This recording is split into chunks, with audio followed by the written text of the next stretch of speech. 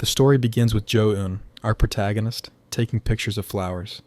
These pictures serve as records to aid his treatment, hinting at a mysterious illness. Meanwhile, outside the school, students are joyfully chatting and laughing. Jo-eun, recently transferred to Seoul, remarks to his mother that it feels no different from Busan. He captures a few more images, only to realize he has accidentally taken a picture of a girl.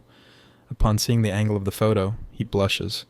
Just as he stares at the picture, his mother calls him, stating that she must return to Busan after completing his transfer process. In class 2 to 3, the teacher silenced the class to introduce the new transfer student. As Jo-eun stands before them, he sweats nervously, prompting the teacher to reassure him. He stumbles through his introduction, stating that he is from Busan and looking forward to getting to know everyone. However, his voice is so low that no one hears him clearly. The students murmur among themselves, questioning his presence and even laughing at his name. Jo-eun, sensing their intimidating aura, realizes he must adapt quickly to avoid past mistakes from Busan. As he moves to his seat, he plans his next step, befriending his seatmate. But to his shock, his seatmate is none other than the girl he mistakenly photographed earlier. Observing her closely, he notices bandages on her face, wondering if she might be a bully. Just as he contemplates this, she looks at him with a pen against her lips. Jo-eun, captivated by her beauty, stares in awe. She suddenly glares at him and snaps, "What the hell are you looking at?" His attempt to befriend his seatmate fails miserably. Hoping for a friendlier classmate, Jo-eun is intimidated. He recalls a YouTube video explaining that bonding with the person you sit next to is crucial. Gathering his courage, he reintroduces himself, laughing at his name to lighten the mood. However, she remains unfazed. The moment turns silent until Jo-eun notices her focused on her studies. This leads him to reconsider. Maybe she isn't a bully after all. Two male students approach Jo-eun, introducing themselves.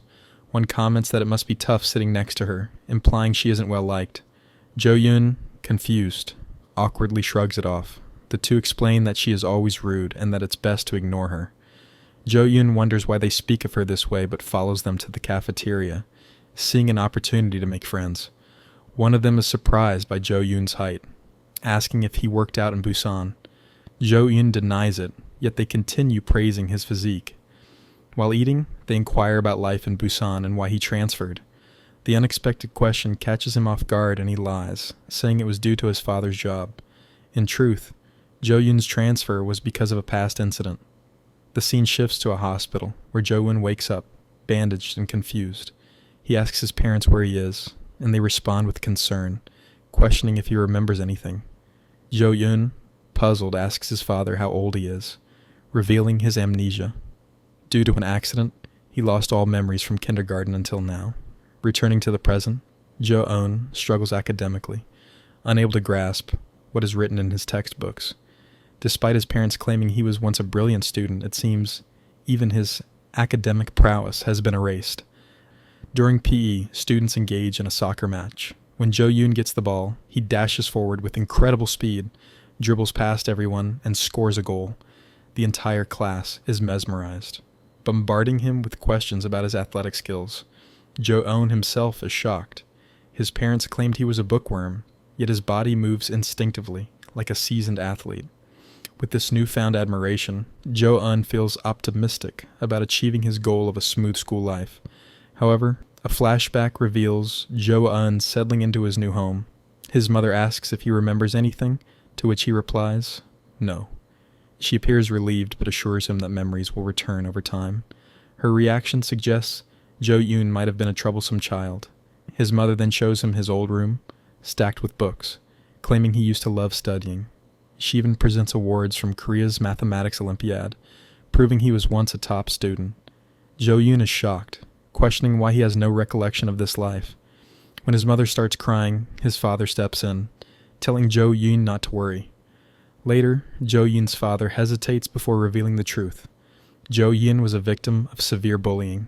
On the day of the accident, he had been running from bullies, which led to the incident that erased his memories. Jo-eun is stunned, terrified by this revelation. His father assures him that he is now safe and that this new school offers a fresh start. Back in school, Jo-eun notices that his seatmate always sits alone, even during breaks. He wonders why she has no friends. Meanwhile, students continue praising him, and he enjoys the recognition. After PE, Jo-eun prepares to put a shirt in his locker when a blonde-haired student questions what he's doing. The student explains that their school has a rule. After PE, shirts must be dried on the rooftop. However, their class has a special shuttle service. To Jo-eun's horror, students begin tossing their shirts at his seatmate, who remains unfazed, absorbed in her book. The blonde-haired student urges Jo-eun to do the same, leaving him at a crossroads. One MC tells the blonde-haired guy that he wants to see the rooftop. He's never been there before, so he decides to fetch his clothes himself. He laughs slightly. The blonde-haired guy tells him there's nothing special about the rooftop. Still, MC asks for directions. The blonde-haired guy looks frustrated and tells MC to just let her dry his clothes. She starts collecting them, then notices a glance in MC's appearance as he heads toward the cafeteria. Inside the cafeteria, everyone is smiling and eating. MC looks for a seat when the blonde-haired guy calls him over. MC sits next to him and feels pleased. He already has someone to eat with. He is relieved, knowing that he won't be bullied while eating. As he scans the room, he searches for the girl from earlier, but doesn't see her. The blonde-haired guy notices and asks MC if he is searching for someone. MC denies it at first, but then admits he's looking for the girl who sat next to him in class. The blonde-haired guy asks if he's interested in CO Biome. The MC, flustered and blushing, denies it, thinking to himself, her name is CO Biome? Huh. The blonde-haired guy looks relieved. If MC had been interested in her, it would have meant trouble for him. After eating, MC tells him he is heading to the rooftop to get his PE shirt. The guy gets frustrated, telling MC that after everything he said, he still insists on going. He explains that the girl from earlier will bring their clothes, so MC doesn't need to go. But MC doesn't listen. He insists he'll be back in no time. On the rooftop, MC wonders how he could let his classmate do his work in the first place. He notices that clouds are forming. It will rain soon. He needs to hurry. Just then, he sees something unexpected. The girl from earlier is sitting alone eating a triangle kimbap. He wonders why she eats here instead of in the cafeteria. MC suddenly recalls something his friend told him. In this school, there is one person no one should mess with, King Hwang Daehan. He excels in both fighting and studying and belongs to a powerful family. He is the grandson of the school principal, which means even teachers don't dare to challenge him. Whatever he says becomes law. If he decides someone should be bullied, then even an ordinary student will instantly become a target. MC asks why the king made CO Biome a target. The blonde-haired guy responds that he doesn't know, but whatever the reason, she must have pissed him off somehow. While MC contemplates this, it suddenly starts raining. He glances at Seo Bayom and sees her collecting clothes. Watching her, MC wants to help, but he hesitates. He remembers what his father told him before he transferred here, that he was a victim of bullying in his previous school. His father advised him to start fresh, make new friends, and avoid trouble to ensure a smoother school life. Remembering this, MC retreats, going back downstairs. Seo Biom senses someone behind her and turns around, but there's no one. Back in the classroom, chaos erupts.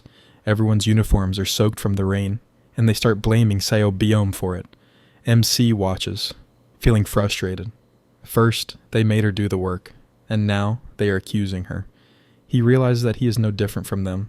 No, he's worse, a coward. They continue cursing her. However, Seo Bayom remains unfazed, quietly reading her book while coughing. Seeing her cough, MC heads to the infirmary and asks for cough medicine. The nurse insists on checking his temperature first. He clarifies that it's not for him, but for a friend. She hands him the medicine. Now, he just has to figure out how to give it to her naturally. After class, MC notices a crowd gathered outside their classroom. The blonde-haired guy asks where he was, and MC replies that he was in the bathroom. The guy explains that no one should get involved with the Seo Bayom. Choosing the wrong side could make someone an outcast, an ordinary student, or even a victim of bullying. Inside, a thug-like student lifts Seo Bayom's book and sneers, curious about what she's reading. It's an English book. Seo Bayom calmly asks for her book back. The bully taunts her, asking why she studies English so hard. MC realizes it's the same book she was reading earlier. The bully mocks her further, pretending to be scared. Then, he spits on her book and tells her that if she wants it back, she has to pick it up from the floor. He steps toward her, asking why she isn't picking it up, Does she not want it anymore? He threatens to throw it in the trash. Suddenly, MC crouches down and picks up the book himself. He wipes it with his uniform and hands it back to Seo Beom. The bully glares at MC, demanding to know what he's doing. He warns MC that as a new student, he doesn't understand the situation, but he says he'll let it slide if MC gives the book back to him. MC remains silent. The bully grows angry. He calls MC a piece of trash, saying he must have gone crazy. Then he shouts at MC, asking if he is deaf, preparing to hit him. But before he can land a punch, MC instinctively throws one first, sending the bully flying across the classroom. Everyone is stunned. Even Seo Beom looks shocked. MC himself is in disbelief. He wonders, what did I just do? This is insane. How much strength does he have? Was he a gang leader in the past? The unconscious guy lies motionless on the ground while his friend tries to wake him up, believing he's just pretending. He shakes him, laughing nervously, telling him to stop joking around. It's not funny anymore. What he doesn't realize is that he actually got knocked out with a single punch. He even slaps his face in an attempt to wake him. Meanwhile, MC is still in shock, unsure of how he managed to do that. He had no intention of hitting the guy. He just got angry when he spat on the girl's book. The moment she saw her precious book being disrespected, his body moved on its own. The unconscious guy's friend keeps trying to revive him, and after a while, he finally wakes up. A heavier-built student, Fatty, tries to downplay the situation, saying this only happened because he let his guard down. Otherwise, how could he possibly be hit by a nerd like MC? However, stares intently at MC, his expression dark.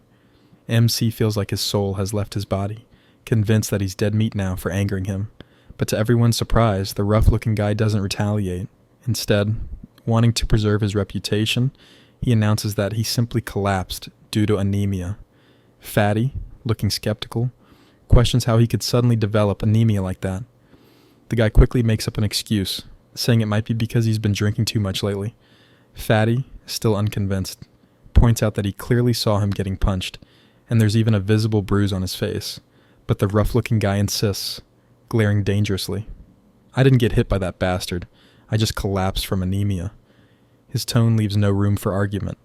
Fatty, realizing the tension, quickly backs down. The guy then gestures towards MC and asks his friend, "Look at him. Does he look like someone who could knock me out?" At that moment, MC unknowingly strikes a clueless Pookie pose while looking at them, further reinforcing the illusion that he's harmless. The rough-looking guy then warns everyone not to spread any false rumors. If any of you have taken a video or something, and I catch you, you'll regret it. With that, he turns on his heel and leaves, taking his crew with him. As soon as they leave, murmurs spread through the classroom. I swear, I saw Dongmin get hit. Meanwhile, MC lets out a sigh of relief. He doesn't fully understand what happened, but at least it seems like the situation is under control. However, unbeknownst to him, Seo Beom is staring at him from behind. She grips her book tightly, recalling what he did for her just now. Suddenly, MC's friend calls out to him, bombarding him with questions. How are you so strong? How are you so good at fighting? What kind of training did you do in Busan? Surprised, MC honestly replies that he doesn't know how he managed to throw a punch like that. But while he's talking, he notices Seo Beom leaving through the door. The blonde-haired guy scoffs, saying, "See? She has no manners. She didn't even say thank you. Even before she was a victim of bullying, she was infamous for being rude and cold to everyone." Seo Beom suddenly turns around and says, "Why should I thank him? Did I ask for his help?" But rather than being offended, MC, being the hopeless simp he is, finds her even more beautiful when she's angry. Later, outside the school, Fatty once again asks the rough-looking guy, "Are you really sure you didn't get hit by that transfer student?" Annoyed, the guy glares at him. "Didn't I already tell you? I didn't get hit. I just collapsed." But deep inside, he's fuming. Did he really run away from that fight by using such a ridiculous excuse? He, a former grenadier, got knocked out by a single punch from that nerd. He still can't process it. How did he lose so easily? Fatty, however, remains convinced. "I swear I saw Dongmin get punched and collapse. Maybe he's just a useless bastard after all." Testing his theory, Fatty suddenly throws a punch at Dongmin, thinking that if MC could take him down, so could he. However, Dongmin snaps, retaliating with a barrage of kicks, leaving Fatty groaning on the ground. That settles it. Dongmin is still as strong as ever. Fatty realizes he was wrong. On his way home, MC notices Seo Baeom walking ahead. He wonders if she lives in the same direction as him, but immediately panics, worrying that she might think he's following her. He also feels relieved that she wasn't bullied after school. Suddenly, Seo Baeom stops. She removes her earphones and turns to face him. "Do you have something to say to me?" she asks. "If you're waiting for me to thank you, then..." Before she can finish, MC suddenly hands her something and quickly runs away, yelling, "It's just a coincidence. My house is this way too. See you tomorrow." Seo Baeom is left standing there, stunned. When she looks down at her hand, she realizes he gave her the cough medicine he got from the nurse. She grips the packet, thinking, what a weird guy. Meanwhile, at a karaoke bar, some students are laughing and making fun of Dongmin. "Hey, I heard you got knocked out by a nerd today." One of them sneers. "It's not just our class that knows about it." The rumor has already spread across the neighborhood. Dongmin clenches his fists. "That's not what happened," he snaps before spitting out, "You little bitch." Guy in a red t-shirt watches him closely. "What did you just say?" he asks, his tone dangerous. Dongmin immediately starts sweating. Nothing. I was just talking to myself." The red t-shirt guy suddenly laughs. "Relax. I'm just messing with you. We're friends, right? Friends can diss each other." Then he leans in and asks, "So, what does this new kid look like? Is he a troublemaker?" A girl beside them chimes in. "Yeah. Is he at least good looking?" Dongmin hesitates before replying. "He's just a nerd. Except, he's kinda big."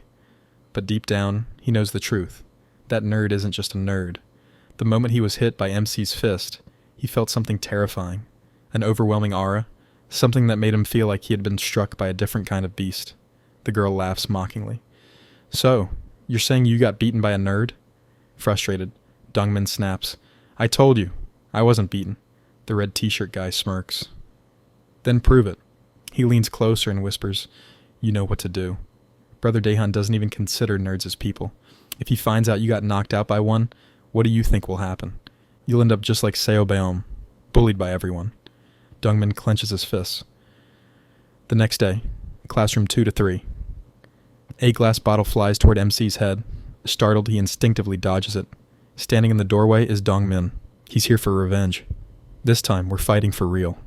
MC stares at him, completely bewildered. The scene opens in the morning inside the MC's house. He steps out of the bathroom, feeling completely refreshed after a, necessary morning ritual. Ready for school, he grabs his bag and heads for the door. But just as he's about to leave, a familiar voice stops him. It's his big brother, who also happens to be the homeroom teacher of his class. With a casual, yet concerned tone, his brother asks, "Isn't it too early to go to school? Everything all right?" MC, caught off guard, turns around. He assures his brother that everything is fine, that his new classmates are nice to him. But then, his brother's expression turns serious. "Has anyone tried to pick a fight with you?" For a split second, MC recalls the moment he accidentally knocked out a bully the previous day. But not wanting to cause trouble, he shrugs it off, saying there was no fight at all. Everyone's been friendly. His brother watches him carefully before giving a small nod. "That's good. Just get along with everyone and focus on your studies. If you do well, you can enter a good university. You know how worried mom and dad are about you, so don't make them even more worried by getting into trouble." Then, with a slightly softer expression, he asks, "Any signs of your memory coming back?" MC laughs awkwardly. "Nope, nothing yet." His brother smiles reassuringly. "Don't rush it. It'll come back someday." Arriving at school. Outside the school, MC realizes he's way too early. He sighs, recalling how his mom told him that before his accident, he used to wake up at 5 a.m. every day to study. So, following his mother's advice, he forced himself to wake up early, and now he regrets it because he's exhausted. As he enters the classroom, he's surprised to see someone already there. Seo Baeom. MC greets her casually. "Did you come early too? What time did you leave your house?" She doesn't answer at first, just glancing at him before recalling the moment he had returned her book from the bullies. Her cheeks redden slightly. After a short pause, she finally responds, "Since we're here early, let's just study quietly." MC blinks in surprise. He wasn't expecting her to talk to him nicely for once. "Oh, yeah, sure, let's do that." For the first time, they study together, but within minutes, MC dozes off, only to wake up later, wiping his drool in embarrassment. Did she see me drooling? As he tries to focus, he picks up his Korean language book, but the words on the page feel completely foreign to him. He remembers nothing. Frustrated, he glances at Seo Bayom, who is writing in English. Taking the chance, he picks up his English book, thinking, forget Korean. Maybe I'll remember something if I study English. As he starts writing, something shocking happens. He's effortlessly solving difficult English problems. MC pauses, confused. Wait, why is this so easy? Seo Bayom, noticing his fluent writing, also looks genuinely surprised. How is this nerd solving such advanced questions so easily? Curious, she calls out to him. Hey! MC looks around confused. Did you just call me? Just as she's about to say something, his friends suddenly barge in, bombarding him with questions. Seo Bayom, realizing the moment is ruined, quickly packs up and leaves. The blonde-haired friend scoffs. Man, you must have felt so awkward sitting next to that rude girl. MC smirks. Nah, for the first time, she actually spoke to me normally. A little later, MC is enjoying a burger, a treat from his chubby friend, Fatty. The taste surprises him. What is this? It's amazing, Fatty laughs. It's called a burger. You seriously don't remember? MC shakes his head. Not at all. Despite the small distractions, he feels that today is his lucky day. As Seo Bayom spoke to him, he's enjoying good food, and everything seems peaceful. He even considers asking her to walk home together, since they live in the same direction.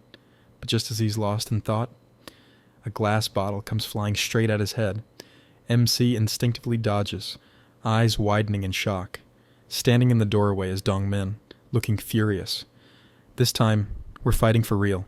In another part of the school, word of the upcoming fight spreads fast. In a dimly lit hallway, a red t-shirt wearing student picking his ear. Did Dongmin arrive yet? He asks lazily. A lackey shakes his head. Not sure. The red t-shirt guy clicks his tongue. Chich! I came to school early just to see this fight. The camera shifts. His friend, a nerdy boy, is nervously cleaning his ear with a cotton swab when red t-shirt suddenly slaps him. What, you trying to rip your eardrum out? He sneers before suddenly shoving his finger into the nerd's ear. The poor guy yelps in pain as red t-shirt cackles. Just then, a lackey rushes in. Boss, Dongmin already started fighting. Red t-shirt's smirk widens. Now this will be fun. Back in the classroom, the battle continues. MC stands confused. Why is he doing this? He needs to calm down first. Dongmin, filled with rage, swings wildly at MC. There's no reason. Just stand still and take your beating. MC dodges every punch effortlessly. His movements feel unnaturally fast. The audience watches in shock. Not a single hit lands. Red t-shirt, watching from the back, frowns. Dongmin isn't weak, but how is that nerd dodging everything so easily? Dongmin, exhausted and sweating, pants heavily. MC notices a weak spot, his jaw. Backed against the wall, MC braces himself as Dongmin throws one final punch. But this time, MC counters. A clean punch lands straight on Dongmin's jaw. Dongmin is sent flying across the room. The entire classroom falls silent. Even Red T-shirt, who had been mocking the fight earlier, stares in shock. So the rumors were true. That nerd actually knocked him out again. MC looks down at his fist, stunned. What did I just do? As Dongmin lies on the ground, the classroom watches in stunned silence. But in his mind, he isn't unconscious. He's just too humiliated to get up. He's been knocked out by a single punch, not once, but twice. The sheer embarrassment keeps him frozen. His mind races. How am I supposed to show my face at school now? And then it hits him. This feeling, it's exactly the same as before. He was wrong, completely wrong. And now, he's more certain than ever. The so-called nerd standing before him reminds him of one person, the king of this school, Senior Juan Dehan. Before he can process it further, a new challenger appears. A sudden blur of motion, Kim Sawan, the student in the red t-shirt, rushes at MC with a flying kick. MC instinctively dodges. Sawan grins, impressed.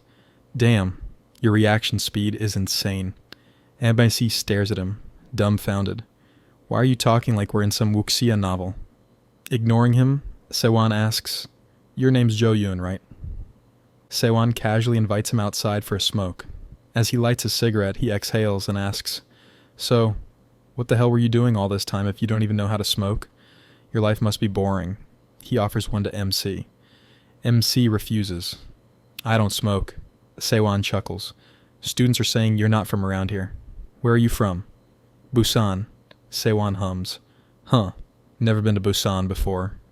MC, watching the cigarette burn between his fingers, suddenly feels a strange craving. Why does this look delicious? He quickly shakes his head. "What the hell am I thinking?" Sewon laughs. "They say Busan girls are pretty. That true?" MC shrugs. "I wouldn't know. I don't remember much." Sewon smirks. "Well, there's Ju Honghi. She's a Busan girl and she's damn pretty." Just then, a group of girls approaches. "Hey, give us a cigarette." "Buy your own," Sewon scoffs. "You're so stingy. We'll pay you back later." One of them eyes MC. "Who's this?" Sewon pats MC's shoulder. This guy just knocked out Dongmin, so, naturally, he's taking Dongmin's place. MC freezes. "Wait, what?" Back in the classroom, MC's friends gather around, congratulating him. The blonde friend grins. "Dude, you just got promoted to a noble class." MC is confused. "A what?" His friend explains, "There are 4 major social classes in this school.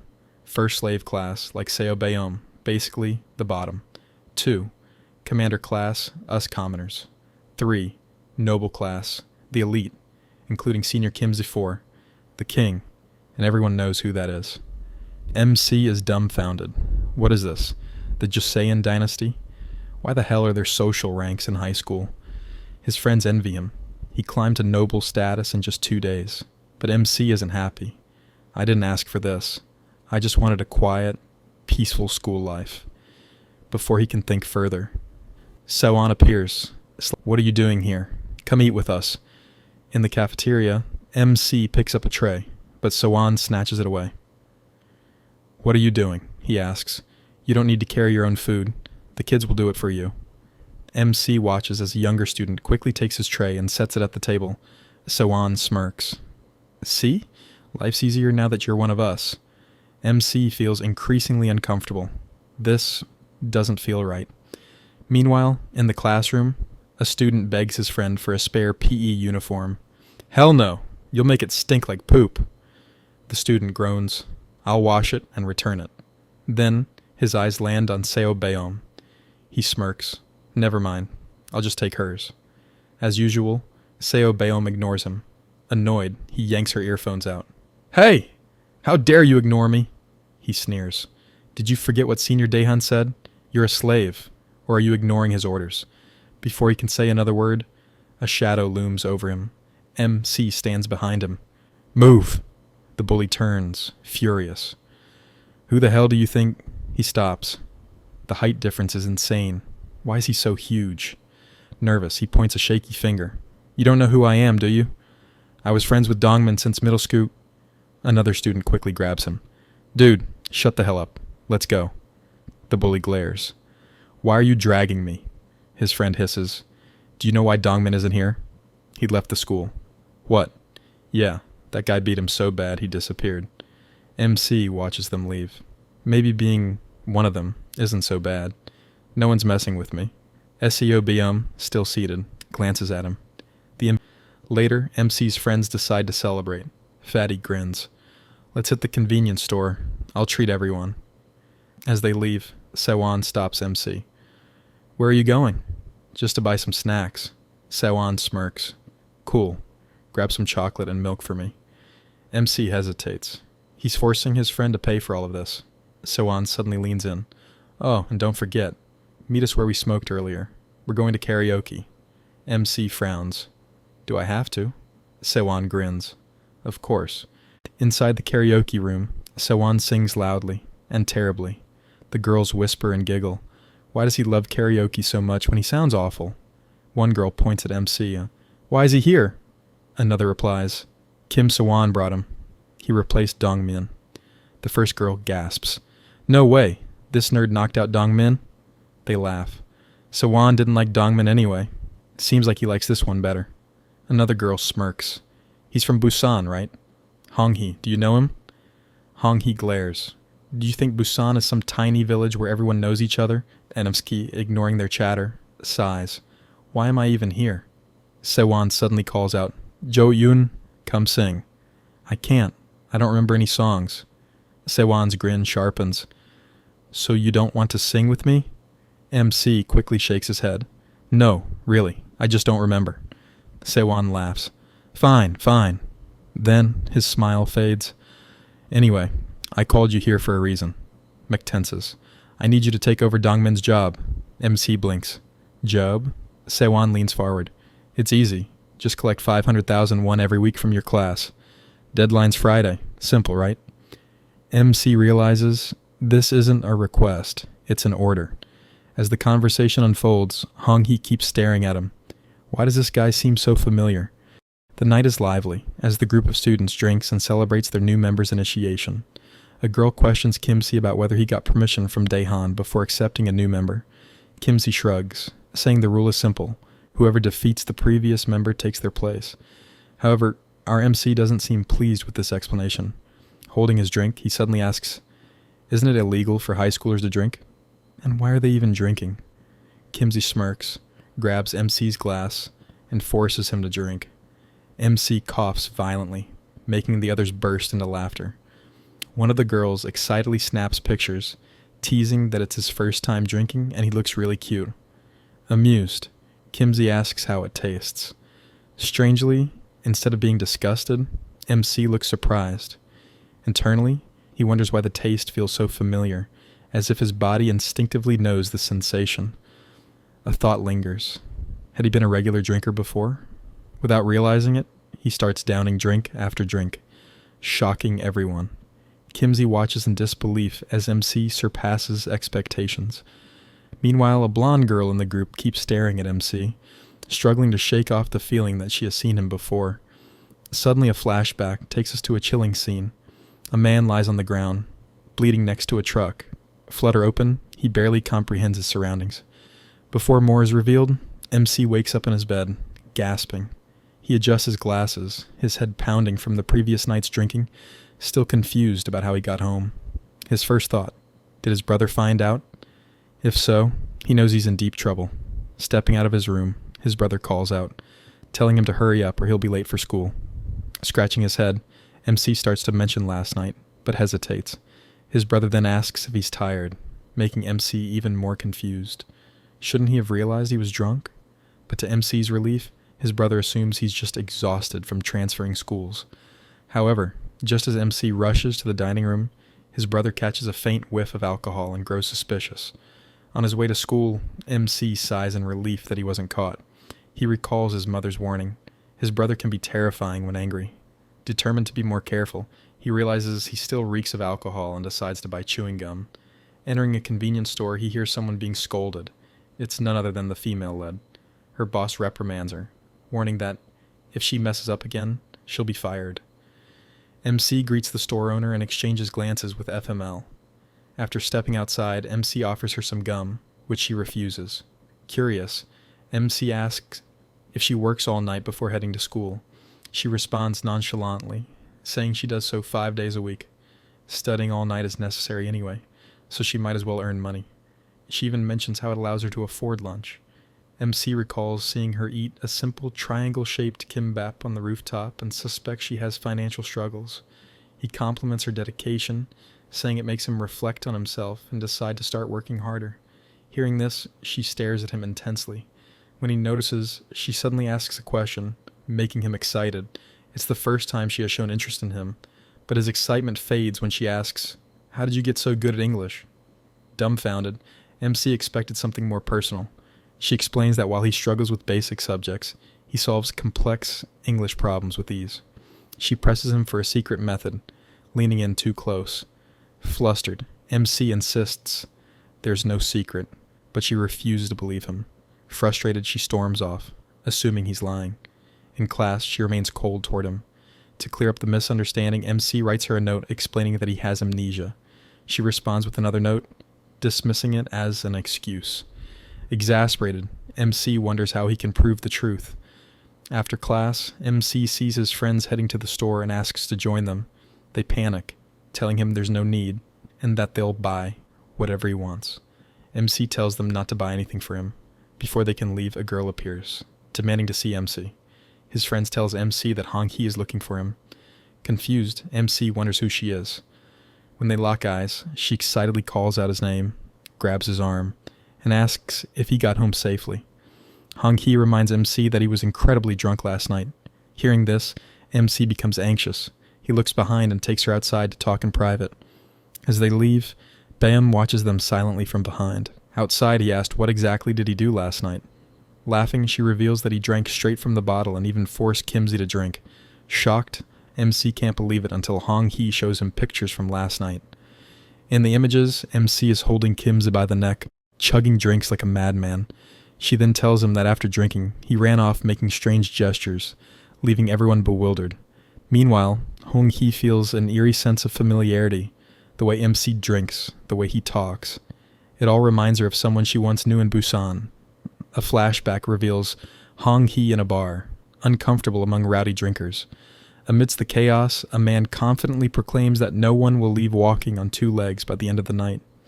Curious, Hong Hee asks her friend about the guy making such a scene. The response? If she doesn't know him, she's not really from Busan. Back in the present, Hong Hee starts to suspect that MC and the infamous guy from Busan might be the same person. But if that's true, why is he here? And why does he look so different?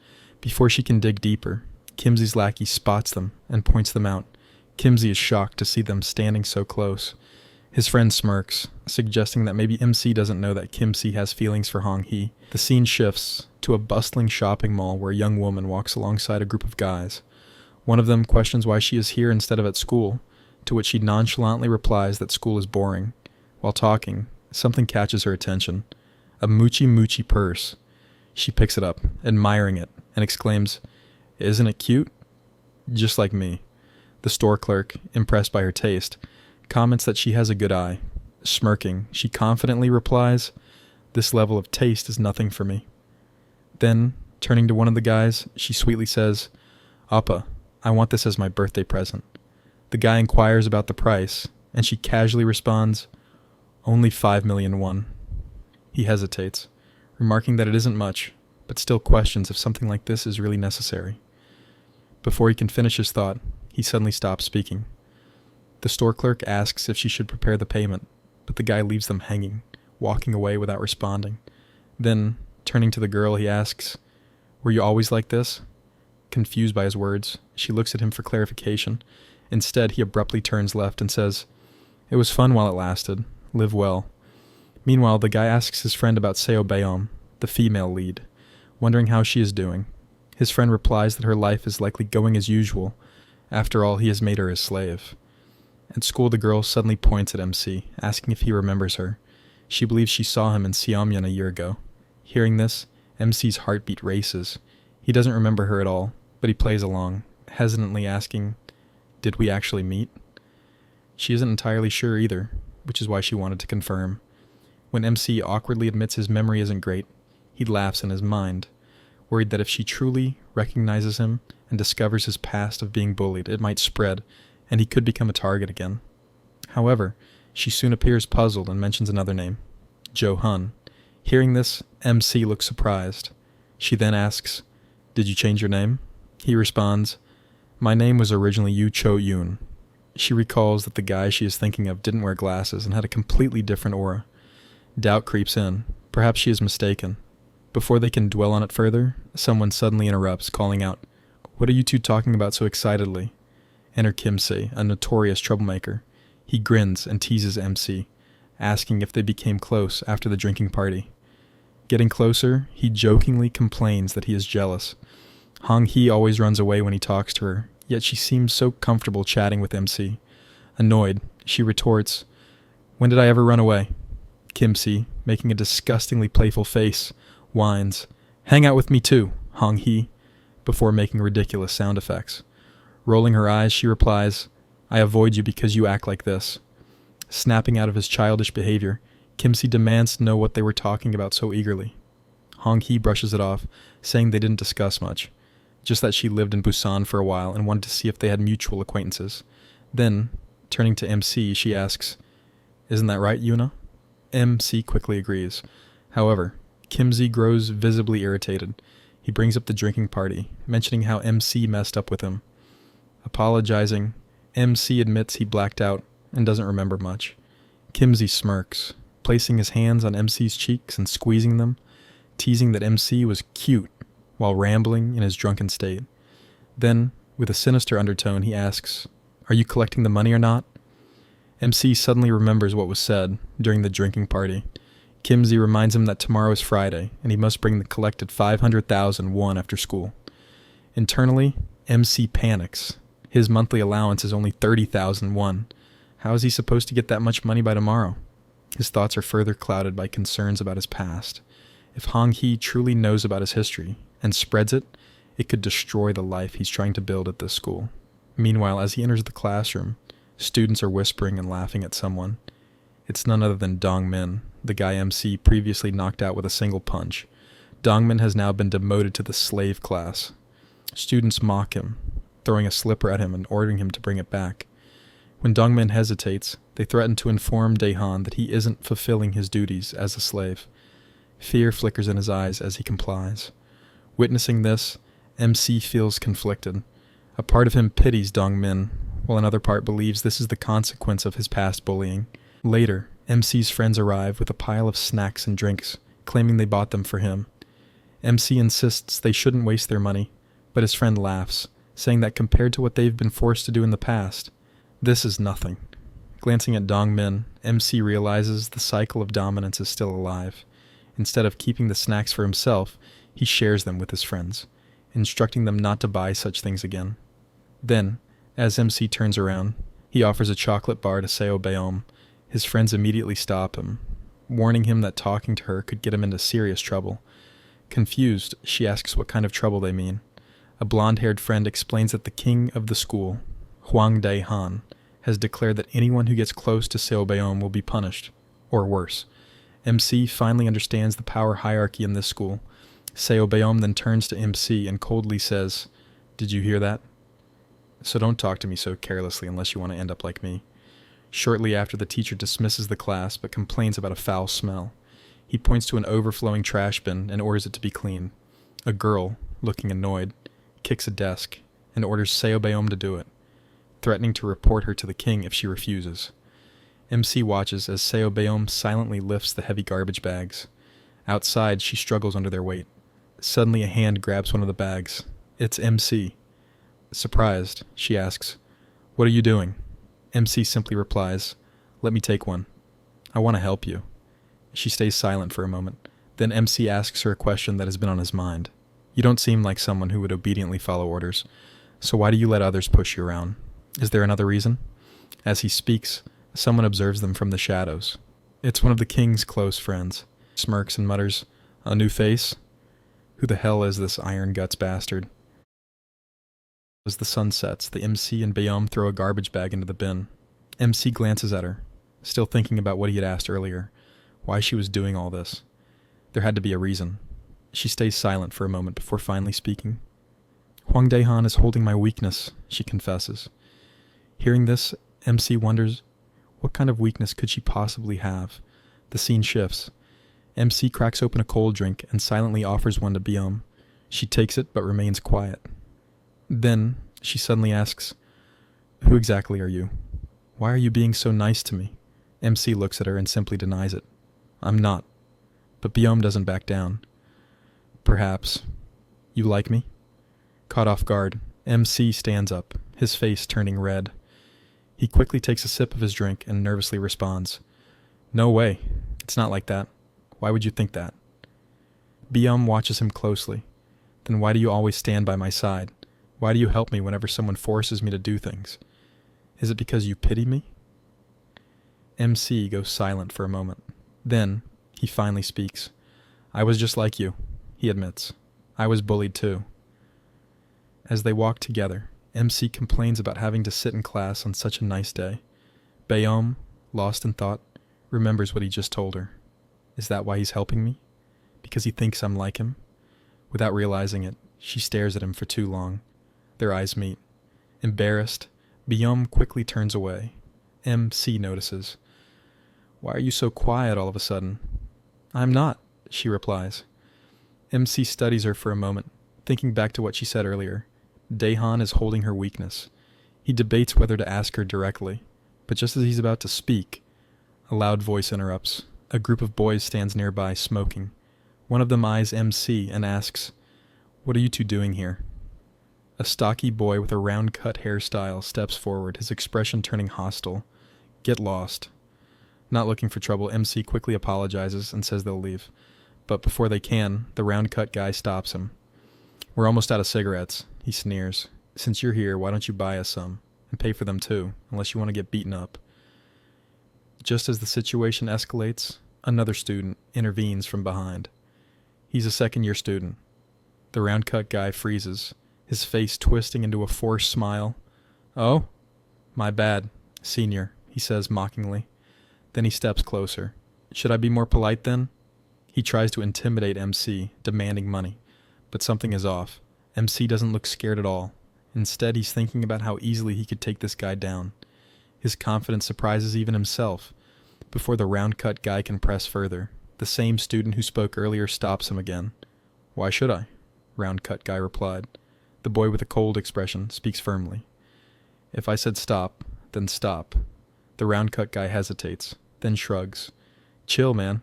Why are you so serious all of a sudden?" Then he glances at MC before turning his attention back to Bayom. "Wait, are you dating this nerd?" Bayom glares. "Watch your mouth unless you want to get beaten by this nerd." The guy scoffs. "Me?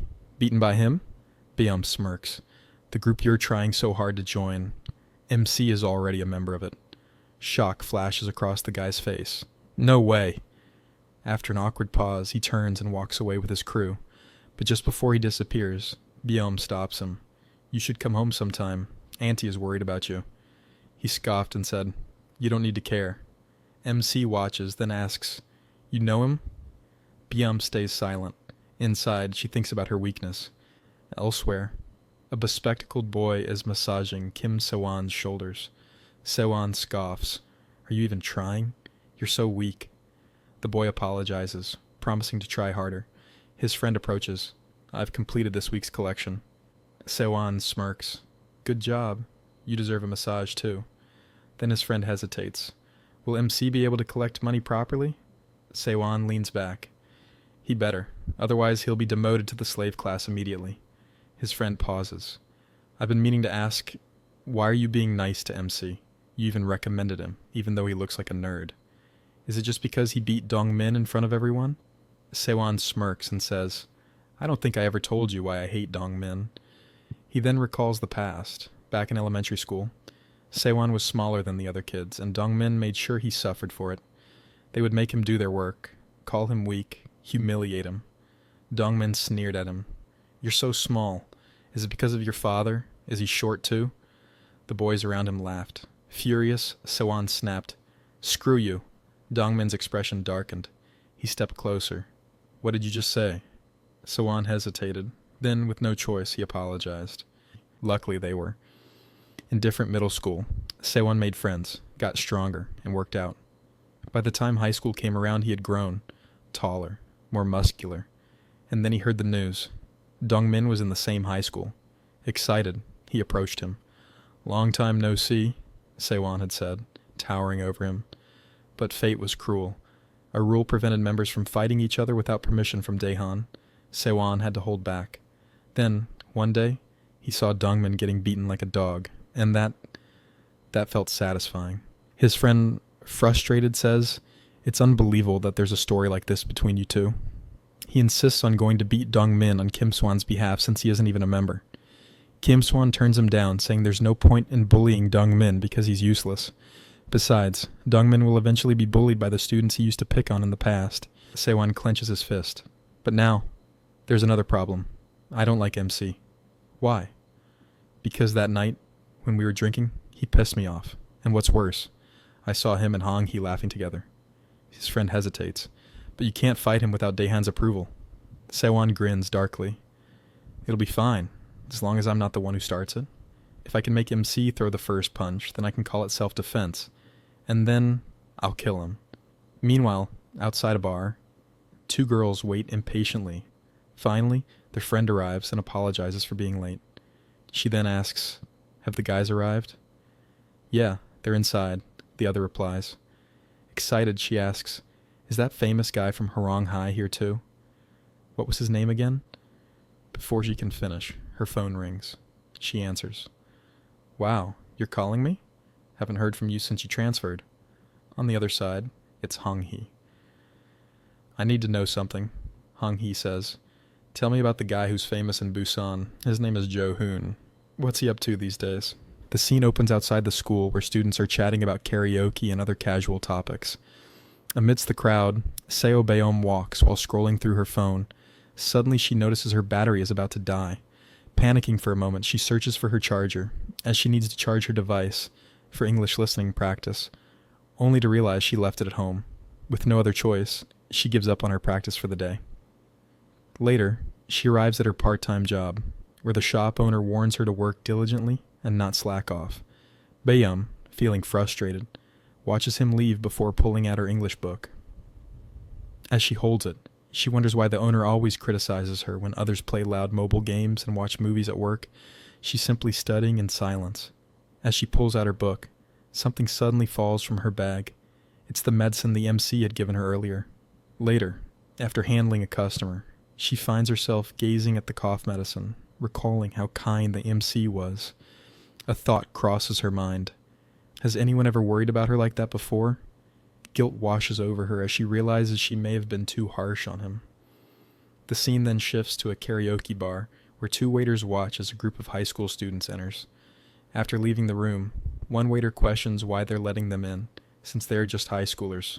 The other chuckles, saying they're not just high schoolers, they're high-class high schoolers. When his colleague looks confused, he explains, "Have you ever seen a servant kick out his young master from his own mansion? We're just servants, and they're our young masters." Inside the karaoke room, students are drinking and enjoying themselves.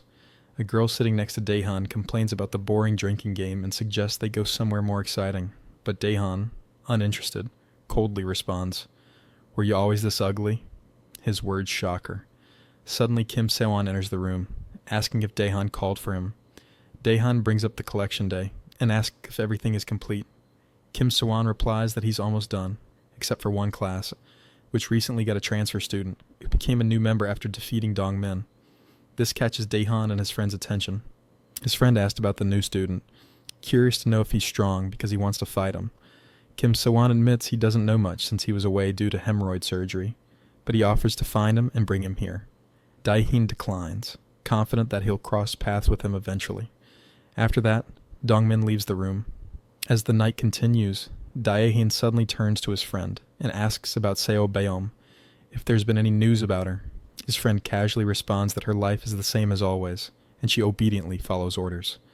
Daehan simply nods, while the girl next to him curiously asks, "Who's Seo Beom?" He ignores her, but his friend smirks to himself. He secretly hopes that Beom and the transfer student end up together, just to see Daehan's reaction. It would be absolutely hilarious. He decides to pretend he knows nothing for now. Meanwhile, at the MC's house, he is in distress. Holding his head in frustration, he complains that he couldn't sleep all night. The reason? Kim Sewon had ordered him to collect money from his classmates, and the deadline is tomorrow. He panics. Where's he supposed to get 500,000 won overnight? He knows if he fails, he'll get bullied again. Desperate, he even considers skipping school with the excuse of being sick. As he stares at his phone, an idea pops into his head. The next day, inside the classroom, Beom sits silently by the window. She notices that the MC's seat is empty, which is unusual since he always arrives early. She finds herself wondering where he is. Is something wrong? But suddenly she snaps out of it, blushing. Why is she even wasting time thinking about him? Who cares if he comes to school or not? She shakes her head, trying to brush off the thought. Suddenly the classroom door slams open. Kim Sewon and his lackeys storm in, demanding to know why the MC hasn't paid yet. One of the MC's friends tries to calm them down, explaining that the MC isn't at school yet, but Kim Sewon grows impatient. He slaps the friend and prepares to hit him again, until a voice interrupts him. The MC enters the classroom, announcing that he has the money. He hands over the cash, and Kim Sewon counts it. The amount is correct, but something feels off. He eyes the MC suspiciously and asks, "Did you really collect this from the students?" The MC hesitates for a moment before forcing a confident response. "Of course I did." Kim Swan asked, "Did you really collect it?" MC thinks to himself that this morning he'd called his mother for money, saying that his friend, his first friend since transferring to Seoul, had no money to eat lunch and would starve to death if he didn't get some help. That's how MC ended up getting the money. Kim Se-won doesn't buy it. He calls over Dong-min, who confirms that the MC never collected any money from the students. The room falls silent. Kim Se-won glares at the MC. "You said you collected it, but he says you didn't. What's going on?" Sweating nervously, the MC scratches his head and awkwardly laughs, saying, "Well, as long as I got the money, does it really matter how I got it?" Kim Se-won's expression darkens. He suddenly throws all the money on the floor and tells the MC he completely misunderstood the purpose of this collection. "Do you really think Daehan's family needs petty cash?" He then calls Dong-min forward. Grabbing Dong-min by the neck, he mercilessly beats him in front of everyone. "Do you understand now?" he asks the MC. "This isn't about money. This is about teaching kids their place in society." As the MC watches in horror, Kim Se-won starts scanning the classroom, looking for his next victim. Then, his eyes land on someone. He smirks and says, "Oh, I see a familiar face over there." The MC's heart pounds in fear as he realizes that Kim Se-won is pointing at Byom. Then, with a smirk, Kim Se-won orders the MC to do the same thing to Byom that he just did to Dong-min. The scene opens in a classroom where a student, Dong-min, has been summoned by Kim-se. As he steps in, Kim-se looks at him and laughs mockingly. "Why do you look so scared, Dong-min? Are you afraid I'm going to beat you up, now that you're not a member anymore? Just like you used to bully me when we were kids?" Kim-se chuckles again, then reassures him, "Relax, I called you here for something else." Dong-min, still on edge, listens as Kim-se questions him about the day he was beaten up by the MC. He wants every detail. Dong-min hesitates, but then recounts the events. That day, nothing unusual happened at first. He had been running his usual scheme, extorting money from students. Each student had to pay 10,000 won, and those labeled as slaves had to cough up 30,000 won. Anyone who refused or resisted would face a beating. His lackey had been going around collecting money, and when they approached Seo Bayom, they demanded the fee. "Didn't you hear what we said earlier? 10,000 won per person, 30,000 for slaves." But Seo Bayom simply responded, "I don't have any money, and if I did, I'd rather buy books than hand it over to you." Her defiance angered Dong-min and his friend.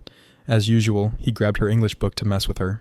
It was nothing out of the ordinary, but then MC appeared. Back in the present, Kim-se listens carefully, then asks, "That's it?" Dong-min nods. "Yeah, that's all that happened." Kim-se narrows his eyes, deep in thought. What could have triggered MC? It wasn't even a big deal. Then suddenly it clicks. Was it her? A smirk spreads across Kim's face. She's pretty. No wonder that bastard MC fell for her. With that realization, the scene shifts. Kimsey is now ruthlessly beating both Dongmin and MC's friend. As he lands blow after blow, he thinks to himself, just as I expected. Even if I beat his friends to a pulp, MC won't react. He won't step in. But that's fine, because there's another way. His gaze shifts towards Seo Bayom. Kimsey smirks and then glares at MC. What are you doing? Do what I just showed you. MC stands frozen. Kimsey laughs to himself. Perfect.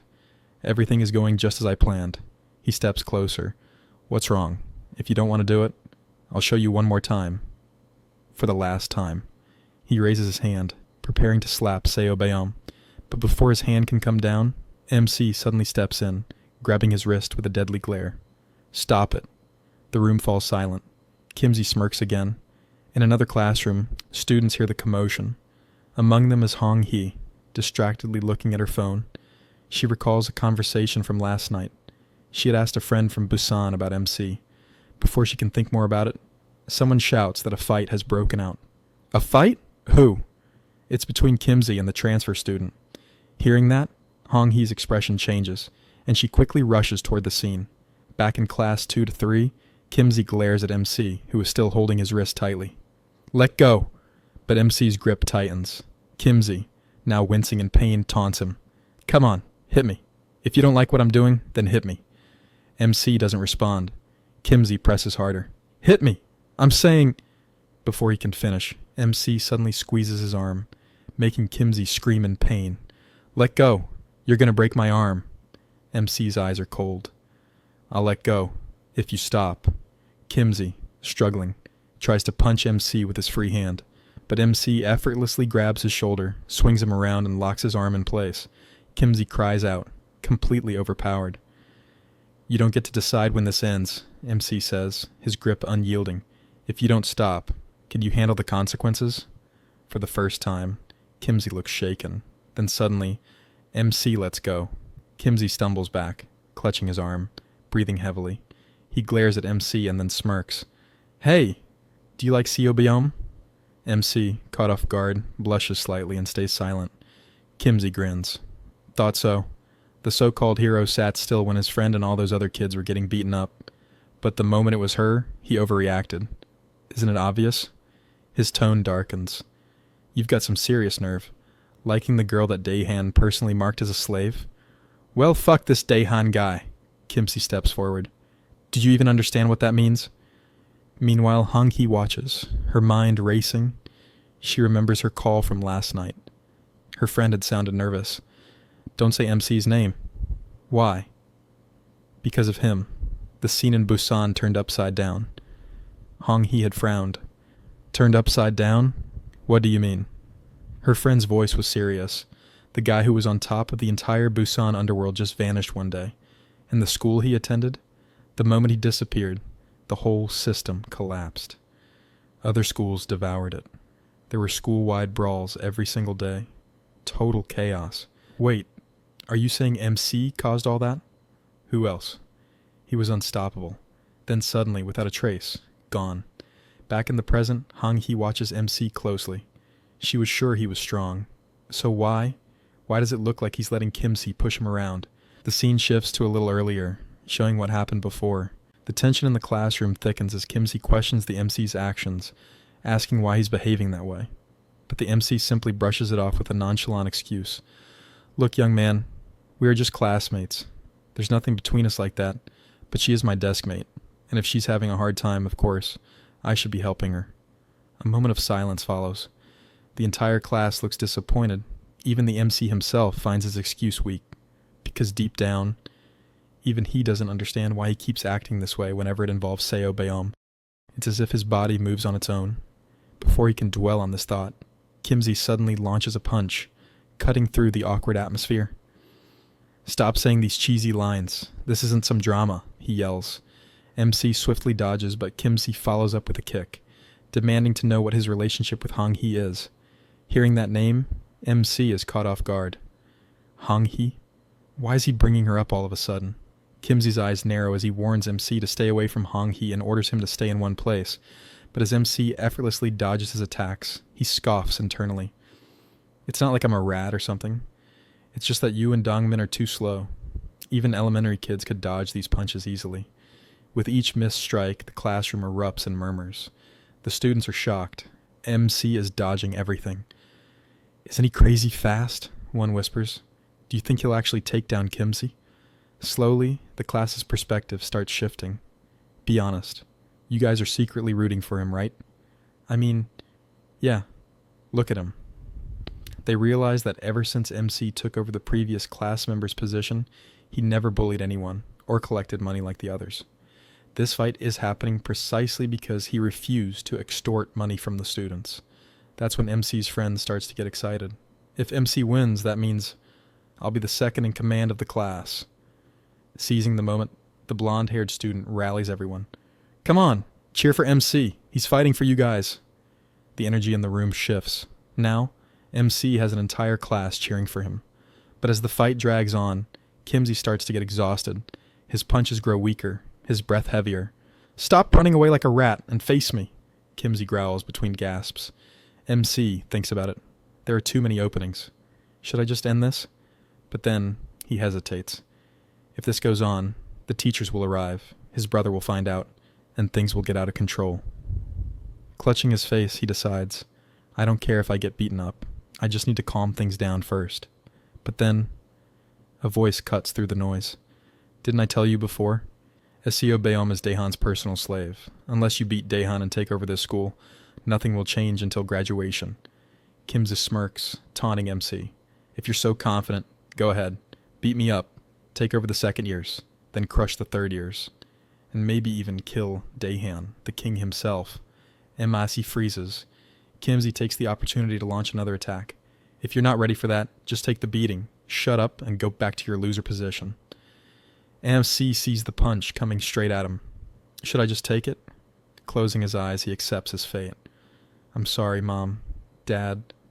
I guess I'm just destined to be bullied wherever I go. The punch lands. Hard. His classmates watch in horror as MC suddenly stops dodging. He's taking hit after hit without even defending himself. Why is he suddenly getting hit so much? He'll die at this rate. But as MC gets pummeled, he thinks to himself, I was just going to take a few hits and fall down. But why do his punches feel so light, like his fists are filled with water? He laughs. I can't even fall if I wanted to. Meanwhile, Hong-hee watches from the crowd, eyes narrowing in recognition. Is he really the same guy? Back in 8th grade, he conquered all of Busan's middle schools. In 9th grade, he took control of all the high school freshmen. As soon as he entered high school, he became the crazy bastard who ruled Busan. There's no way he'd get beaten by someone like Kimsey, right? But Kimsey continues kicking him, finally stopping to catch his breath. MC, lying on the ground, thinks, I guess it's over now. Kimsey turns around, then freezes. Hong-hee is watching. A blush creeps onto his face. Since when was she here? Did she come to see me? Determined to impress her, he suddenly turns and delivers a sharp punch to MC's stomach. This one actually hurts. MC groans, grabbing his stomach as he falls to the ground. Kimsey, thinking he just pulled off the coolest move ever, confidently announces, the class member position is now vacant. From now on, the collection and management will be handled by Class 6, under my rule. And Dongmin will be in charge of this class. Dongmin, shocked but thrilled, thanks Kimsey for the opportunity. From now on, MC is also a slave. Lying on the ground, MC's mind races. I came here to escape bullying, and now I'm a slave. But maybe this is better. Staying quiet, avoiding those terrifying guys. Yeah, this is the right choice. From now on, I should just live like a mouse. Kimsey, still basking in his victory, turns to Hong-hee. When did you get here? Just now, she replies. Blushing, he stammers. You saw everything, right? I didn't want to show you anything cruel. Hong-hee awkwardly nods, but then Kimsey's expression hardens. I was going to let it slide, but this bastard kept provoking me. MC remains still, but something changes. His glasses start to glow. Kimsey turns to Dongmin. From now on, you handle MC. If he acts up, tell me. I'll kill him myself. Dongmin grins. Don't worry, I can handle this trash on my own. They both start laughing, but MC doesn't find it funny. His fingers twitch, his heart pounds. His rage bubbles to the surface. Why is this so annoying? His smirk returns. His eyes glow red. He looks terrifying. As Kimza and Dongmin turn to leave, Hong-hee starts thinking to herself that if the MC isn't the same guy from Busan, it might be better to stick with Kim So-won's side as usual. Hong-hee glances back, then freezes. MC is standing. She watches as his voice cuts through the stunned silence. You started this fight, so where do you think you're going? His voice is low, dangerous. The class feels a shiver down their spine. Then, MC lifts his head, a menacing smile spreading across his face. I'll kill you, you little shits. A monster has awakened. Whoa, now this is something crazy. The next chapter begins with a teacher approaching MC's older brother, curious about the rumor that his younger sibling has transferred to their school. She asks him which class his brother is in, and he casually responds, He's in my class. Surprised, the teacher questions if it's even possible for siblings to be in the same class, to which he simply replies, My brother is a little sick. Realizing her insensitivity, she apologizes. She then comments on the noticeable age gap between them, jokingly asking if his younger brother is scared of him. MC's brother smirks and replies, Do you really think so? Before preparing to leave for class. However, as he turns to go, a group of students rush past him, shouting that Kimsey is fighting the transfer student. This immediately catches his attention, and concern flashes across his face. Could the transfer student be his brother? At this moment, the scene shifts to a flashback, revealing the pressure that MC's brother carries. He recalls their prestigious family background, a lineage filled with educators.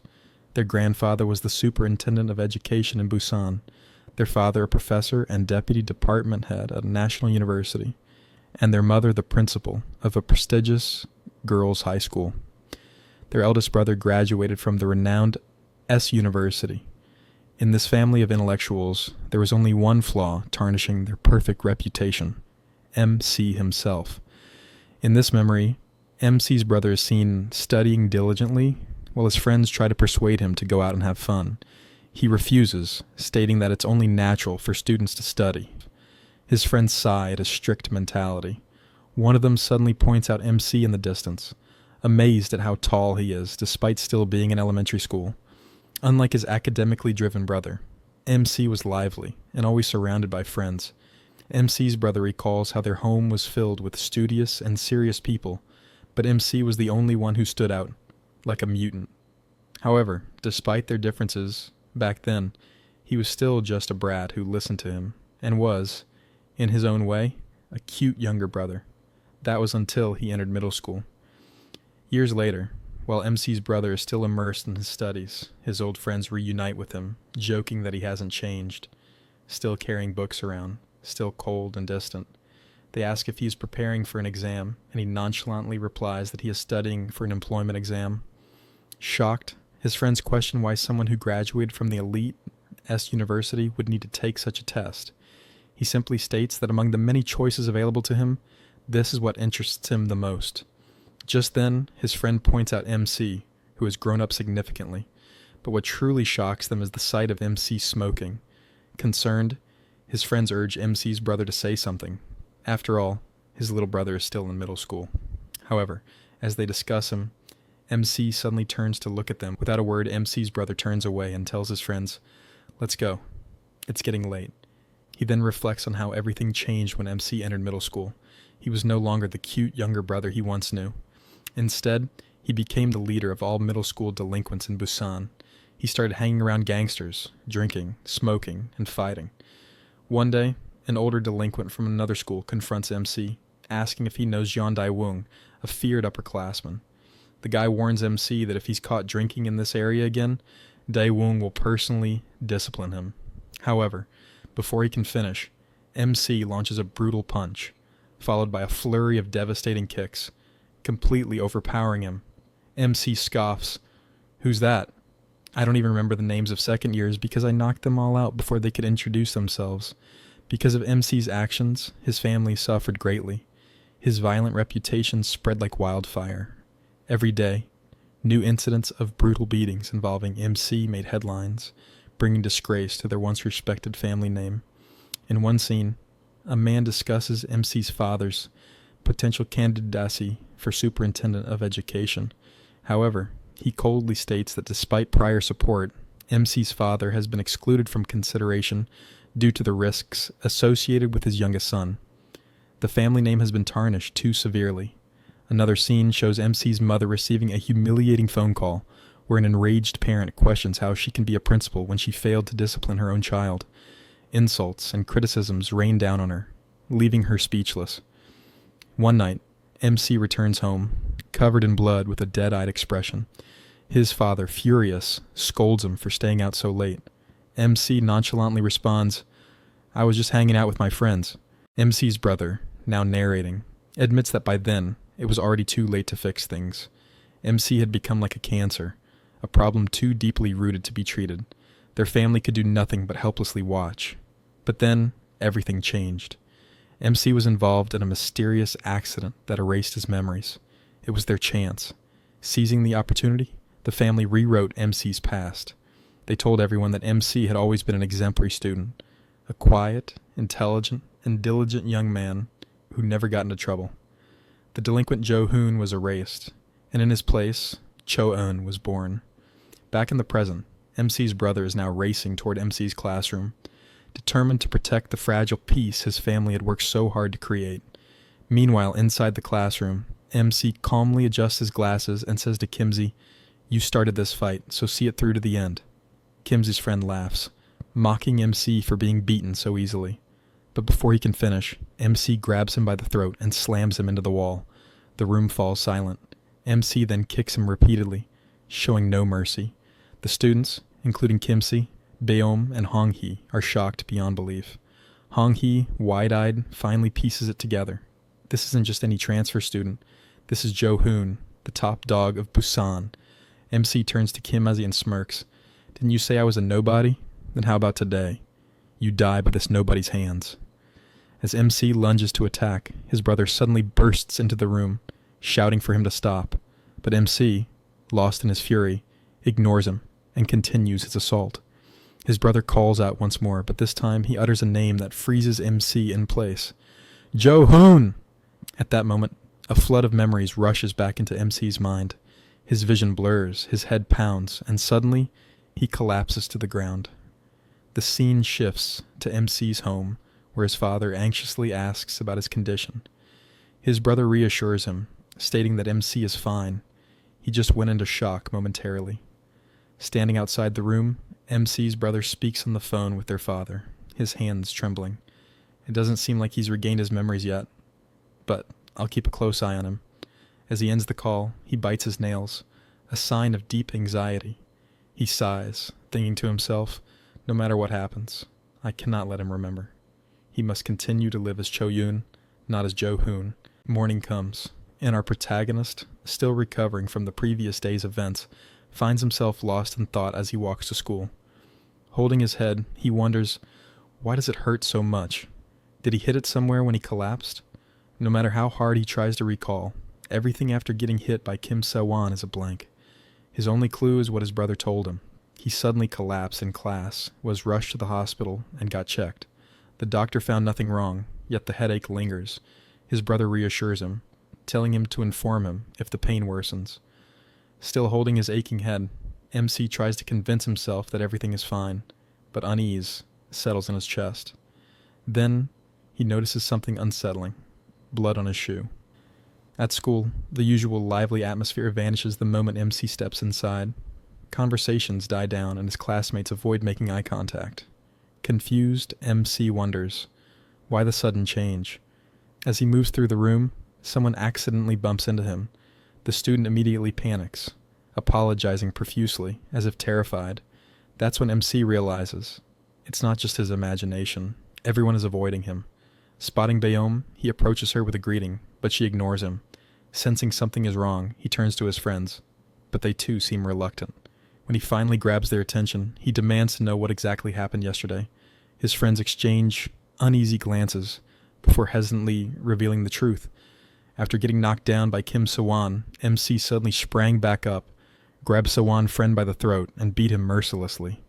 They assumed the fight was over when he collapsed, but what happened afterward was terrifying. Eventually, he passed out, and the teacher broke up the situation. Then his friends started saying that they should leave now because if they hang out with him too much, they might get into trouble. As they walked away, MC thinks to himself, there's no way he did something like that. He has no memory of it at all.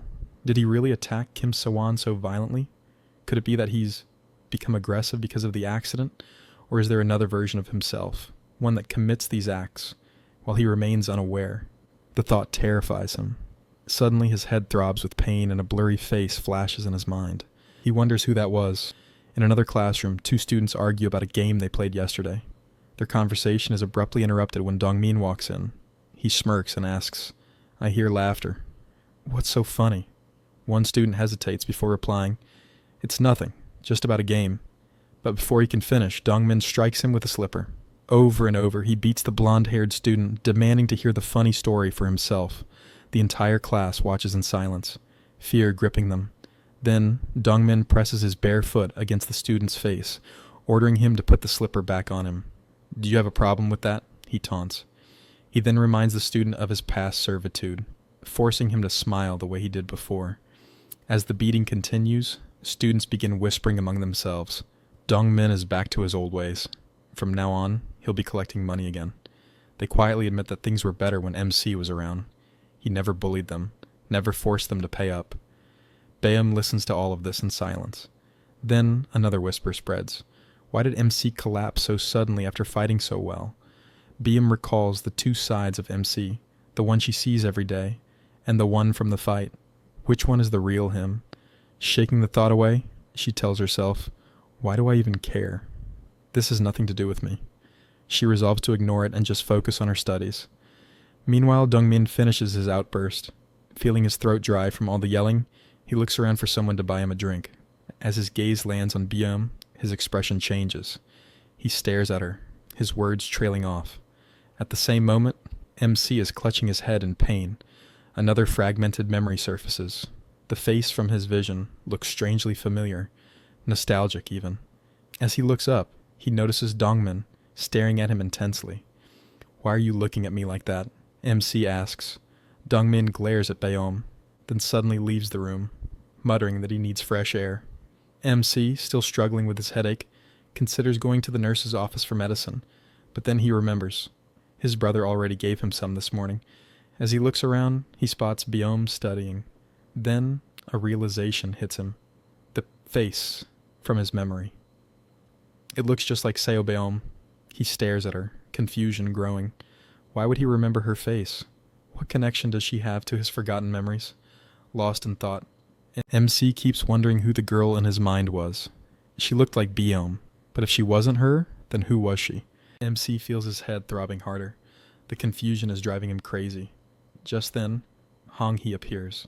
She leans toward him, concerned. Are you okay? She asks. You scared me yesterday. You suddenly collapsed, and I was really worried. Well, it's a completely fake act. What do you think, guys? MC thanks her, but she suddenly reaches out and wipes the wound on his face. She mutters, you should take care of yourself, and then pokes his cheek. MC, embarrassed, wonders, why is she acting like this all of a sudden? Then, she suddenly grabs his arm. I'll buy you food from the store, she insists. As your hometown friend, I need to take care of you properly. MC hesitates. Is there even anything healthy at the store? Don't worry about the money, Hong Hee reassures him. Just pick whatever you want. MC tries to politely refuse, but she insists. From a distance, Byum watches them silently. At the store, Hong Hee tells MC to choose anything he wants. Then, she suddenly makes an odd remark. You probably never had to come to a store much when you lived in Busan, she says. I bet all the kids there bought everything for you. MC pauses, uncertain. Maybe, he replies. I don't know. I think I probably bought my own stuff myself. As he picks out something to buy, Hong Hee stares at him intensely from behind. Something feels off. MC finally decides on a zero cola. Meanwhile, in an isolated part of the school, a group of students is brutally beating a kid. One of them calls out, Ikhwan, Kim Sawan is here. Ikhwan turns, his expression cold. Do you want to die? He sneers at Kim Sawan. Why are you so late? Sawan lowers his head, apologizing. Something came up. What came up? Ikhwan snaps. Your friend got beaten to a pulp by a transfer student, and you did nothing? He then looks at Dongmin and says, Did you at least bring a good sandbag? Dongmin shrugs. I'm just here to smoke. Ikhwan ignores him and glares back at Sewan. Did you handle the situation properly? Sewan hesitates before replying. I was about to, but the teacher showed up. The moment the words leave his mouth, Ikhwan kicks him hard in the leg. Looking down at him, he sneers. So, you just let him go? Then, he calls out to his lackeys. Bring him to me later. Turning to Dongmin and Sewan, he scoffs. One got shamefully beaten by the transfer student. The other just stood there like an idiot while his friend got wrecked. He shakes his head. You guys are disgracing our group. Sewan, now nervous, tries to defend himself. That transfer student, he's tougher than I thought. Ikhwan narrows his eyes. Shut up and stay put. I'll handle him myself. The storm is coming, and MC still has no idea what he's up against. Hong Hee asks the protagonist why he transferred to this school. He replies that it was because of his parents' work. Hong Hee nods, saying, Same for me. She then asks, Which school did you go to in Busan? The question catches him off guard. He hesitates, struggling to recall the name. Noticing his hesitation, Hong Hee questions, How can you not remember your own school's name? Finally he responds, Horyung High. Then, as if recalling something, she says, "Oh, I know someone from Horyang High. His name is Jide-ho." The moment she mentions the name, a blurry face flashes in the protagonist's mind. A sharp headache strikes him, his vision blurs, and dizziness overwhelms him. Before he can react, his body gives out. He collapses, losing grip of his cold drink. The can slips from his hand, and the liquid splashes onto someone's shoes and pants. Hong Hee's expression stiffens, clearly nervous as she recognizes him. The surrounding students begin murmuring in low voices, convinced that the protagonist is in deep trouble for spilling coke on Daehan. They say he's doomed now. Daehan, standing there with a deadly glare, locks eyes with the protagonist. At that moment, he recognizes the face. Hwang Daehan, the infamous senior. Fear grips him, and his mind immediately jumps to thoughts of begging his mother for another school transfer. As Daehan extends his hand toward him, the protagonist flinches, expecting to be hit. Panic takes over, and he immediately apologizes, promising to leave the school and begging for forgiveness. But to his surprise, Daehan doesn't react with violence. Instead, he calmly asks if he's okay and offers his hand to help him up. The protagonist hesitates, staring at the hand before finally accepting it. The moment he grabs Daehan's hand, something unexpected happens. Daehan pauses, as if sensing something.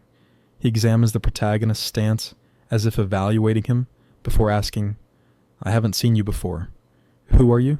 The protagonist responds, saying that he is a transfer student. Daehan asks, "Where did you transfer from?" "Busan," the protagonist replies. Daehan narrows his eyes. "It's my first time seeing someone from Busan." Without saying much else, Daehan turns around to leave. The protagonist quickly asks about his shoes, but Daehan dismisses it. "They're cheap. Don't worry about it." The surrounding students watch the scene unfold. Among them, a few girls whisper, impressed by Daehan's generosity. "Senior's really cool," one of them murmurs. Meanwhile, one of Daehan's lackeys signals another to prepare a fresh pair of shoes and pants for him. Daehan's friend studies the protagonist, recognizing him. "Isn't he the guy who was with Byum?" He smirks before waving at him. "So, today you're with Hong Hee? You're getting quite popular." Hong Hee, still concerned, turns to the protagonist. "Are you okay? What happened back there? Why did you suddenly collapse?" The protagonist apologizes for causing a scene. Hong Hee sighs. "Of all people, it had to be Daehan. You're lucky he let it go. He's not usually this forgiving." The protagonist watches Daehan walk away, deep in thought. So, is he really the senior who made Seo Byum his slave? He seems completely different from what I heard. And yet, for some reason, he's clearly popular among the students. On the rooftop, Daehan sits, smoking a cigarette, while one of his lackeys hands him his freshly cleaned shoes. The lackey advises him, "You should change into these and throw the old ones away." Daehan takes a drag from his cigarette, lost in thought. Is that transfer student the same guy Kim Se mentioned? Curious, he calls over his subordinate. That guy earlier, is he the new member Ik Hwan was planning to bring in? The muscular lackey hesitates before replying. "I'm not sure. Should I ask Ik Hwan?" Daehan exhales a cloud of smoke and shakes his head.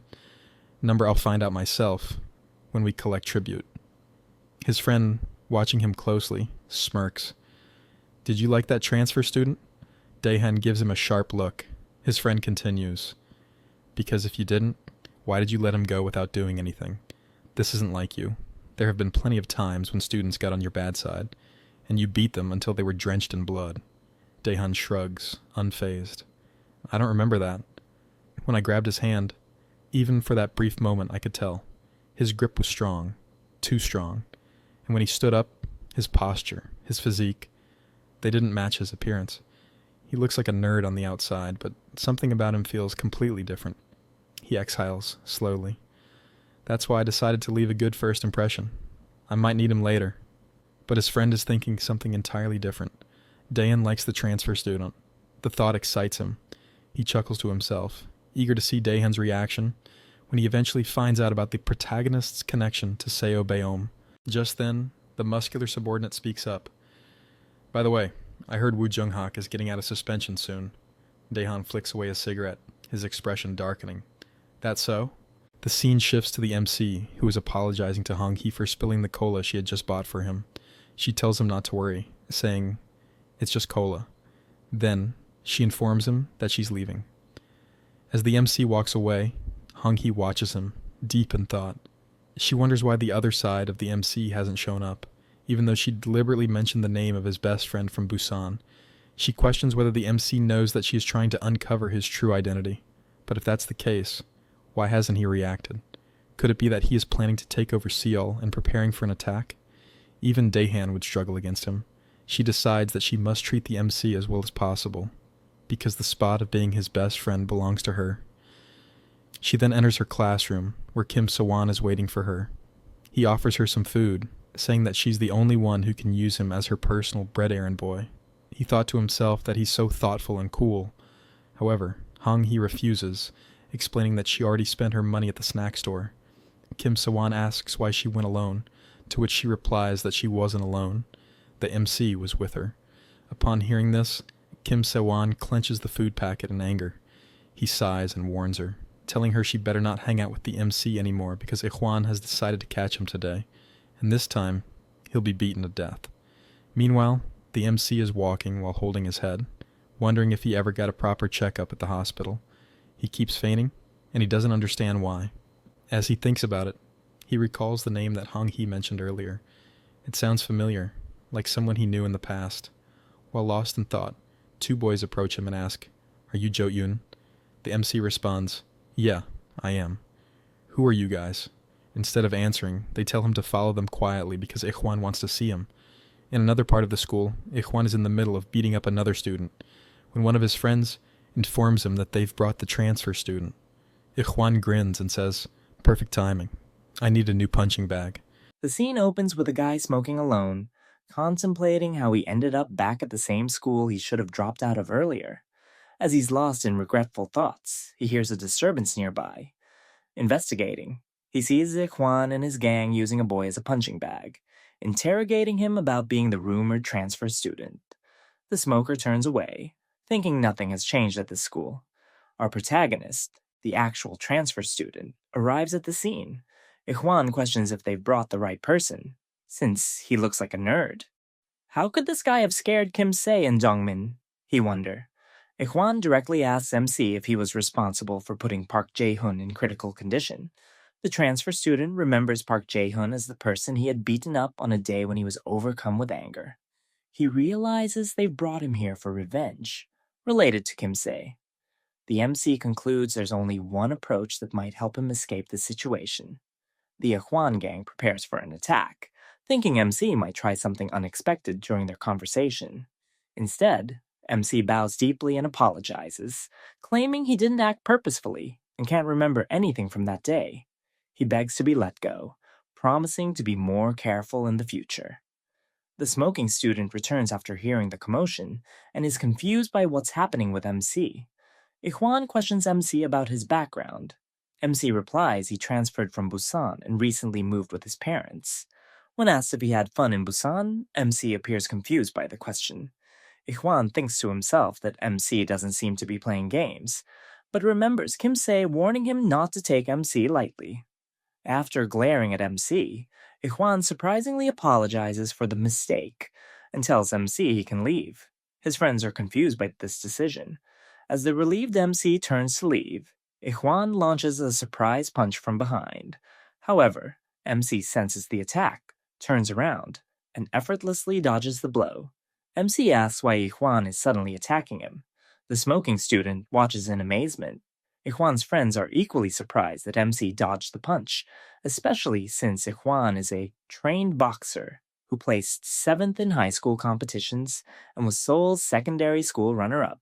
His specialty is straight punches and surprise counter punches, yet MC avoided them with minimal effort. Ikhwan continues throwing punches, but MC dodges them all, until Ikhwan is completely out of breath. Ikhwan's friends suggest it must be coincidence or luck. The observing student thinks differently. MC is dodging with precision, making minimal movements, just slightly twisting his body at the right angles.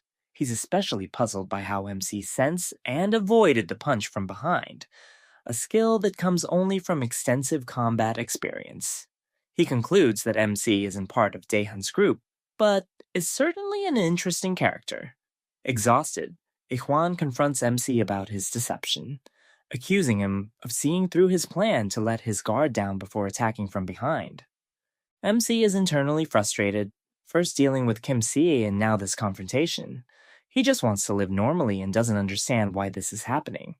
As Ijuan launches another punch, MC continues dodging while crying, wondering why he can't just live peacefully. When Ijuan throws a straight punch, the smoking student intervenes, grabbing Ijuan's arm and warning him that continuing the fight will cost him 50,000 won. The scene opens on the roof of the school building, where Daehan's friend tells him that Woo Jung-woo got his suspension lifted, which was sooner than he expected this time. Back then, when their members went overboard trying to get on Daehan's good side, they were swinging wooden sticks around, and Woo Jung-woo had a shorter suspension for acting in self-defense. The other member asked Daehan if they should just get him suspended again by picking up some guys and framing him, claiming it would be a piece of cake. He questioned if they should do it today. After listening, Daehan replies that he will handle it. His friend gets worked up, saying he has been bored as hell lately and has some unfinished business with Jung-woo. Daehan asks him to just leave him alone and let him be because that guy still needs to graduate. Hearing this, his friend asks, since when Daehan cared about Woo Jung-woo's graduation, Daehan tells him that he probably knows getting suspended again will make it impossible to graduate. He adds that he's also getting tired of using his father's influence to cover everything up. The bulky guy replies that if they let Jung-woo be, he will strike first again like last time. Daehan says that then they have no choice but to get him expelled. The scene shifts to an earlier moment. Ijuan is startled after seeing Woo Jung-woo and asks what he is doing here, noting that Jung-woo was supposed to be suspended. Jung-woo replies that he was suspended but returned to school today. He tells Ijuan that he's been acting a bit rude lately and warns him that if he keeps it up, he'll beat him up, and it will be very embarrassing. The MC observes the scene, thinking about who this guy is, noting his long hair and wondering how he's allowed to grow it like that. The MC initially thinks Jung-woo must be a good guy since he seemed to help him. However, guys from behind start talking, calling Jung-woo a mad dog, and questioning how he lifted his suspension so quickly. They claim he's dangerous, able to move wherever he wants, and attack if something annoys him. They reference a previous fight where he allegedly cut off his opponent's ear. The MC becomes scared as the guys continue warning him not to get involved with Jung-woo. Ijuan tells Jung-woo that since his suspension is over, he should behave and attend school quietly, asking why he's meddling in other people's business. Jung-woo replies he explains he's interfering because seeing Ijuan's face pisses him off, suggesting Ijuan should have been a little less ugly. Ijuan laughs and repeats Jung-woo's earlier warning about getting bitten. Jung-woo warns that if Ijuan keeps talking rudely, he'll knock him out. The MC thinks they don't care about him anymore and decides to leave while they continue arguing. Jung-woo said he should be grateful to him. If he had kept fighting, he would have just gotten beaten even worse and embarrassed further. While pointing at the MC, then he asked Ijuan if he felt it too, that he couldn't win against the MC if he fought to the end. Hearing that, Ijuan snapped and shouted that Jung-woo was done talking shit, then launched a punch at him. Jung-woo smirks, saying he warned Ijuan about talking rudely.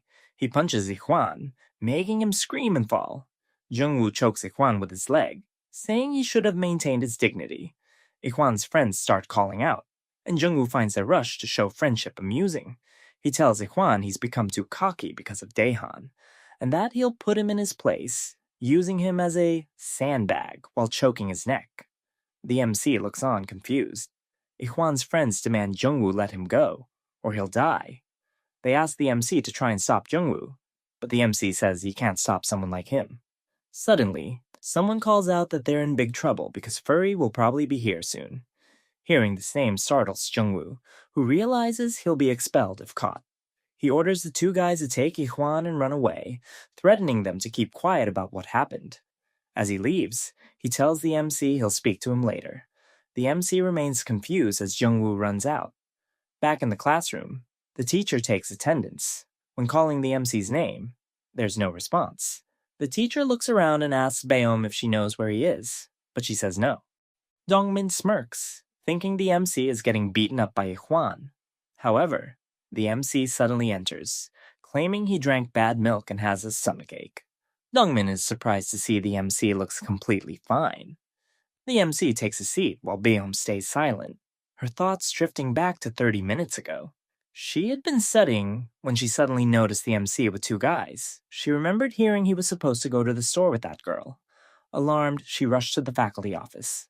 There, she told the teacher that while taking out some clothes to throw away, she saw some kids smoking. When the teacher asked who and where, she said it was in the storage room by the tennis court. Now, sitting in class, she watches the MC, thinking that since she doesn't see any injuries on him, she must not have been too late. A small smirk crosses her face. What a relief. Chapter opens up outside the school where MC and the other kids are playing football. While looking at MC, Dongmin looks really frustrated. His friend tells him that MC is coming closer, and they should get ready. But Dongmin thinks that it doesn't make any sense. MC was supposed to be a ball boy, so why is he wearing a jersey and playing on the ground? His friend tells him that he should go talk to MC. As MC approaches, Dongmin looks at him but can't think of anything. MC quickly passes through him, and Dongmin couldn't even block him. MC then kicks the ball, making it a goal. Girls from behind started talking about MC, saying he scored again and he is really awesome at soccer. Bayom is watching silently from behind as the girls kept shouting MC's name.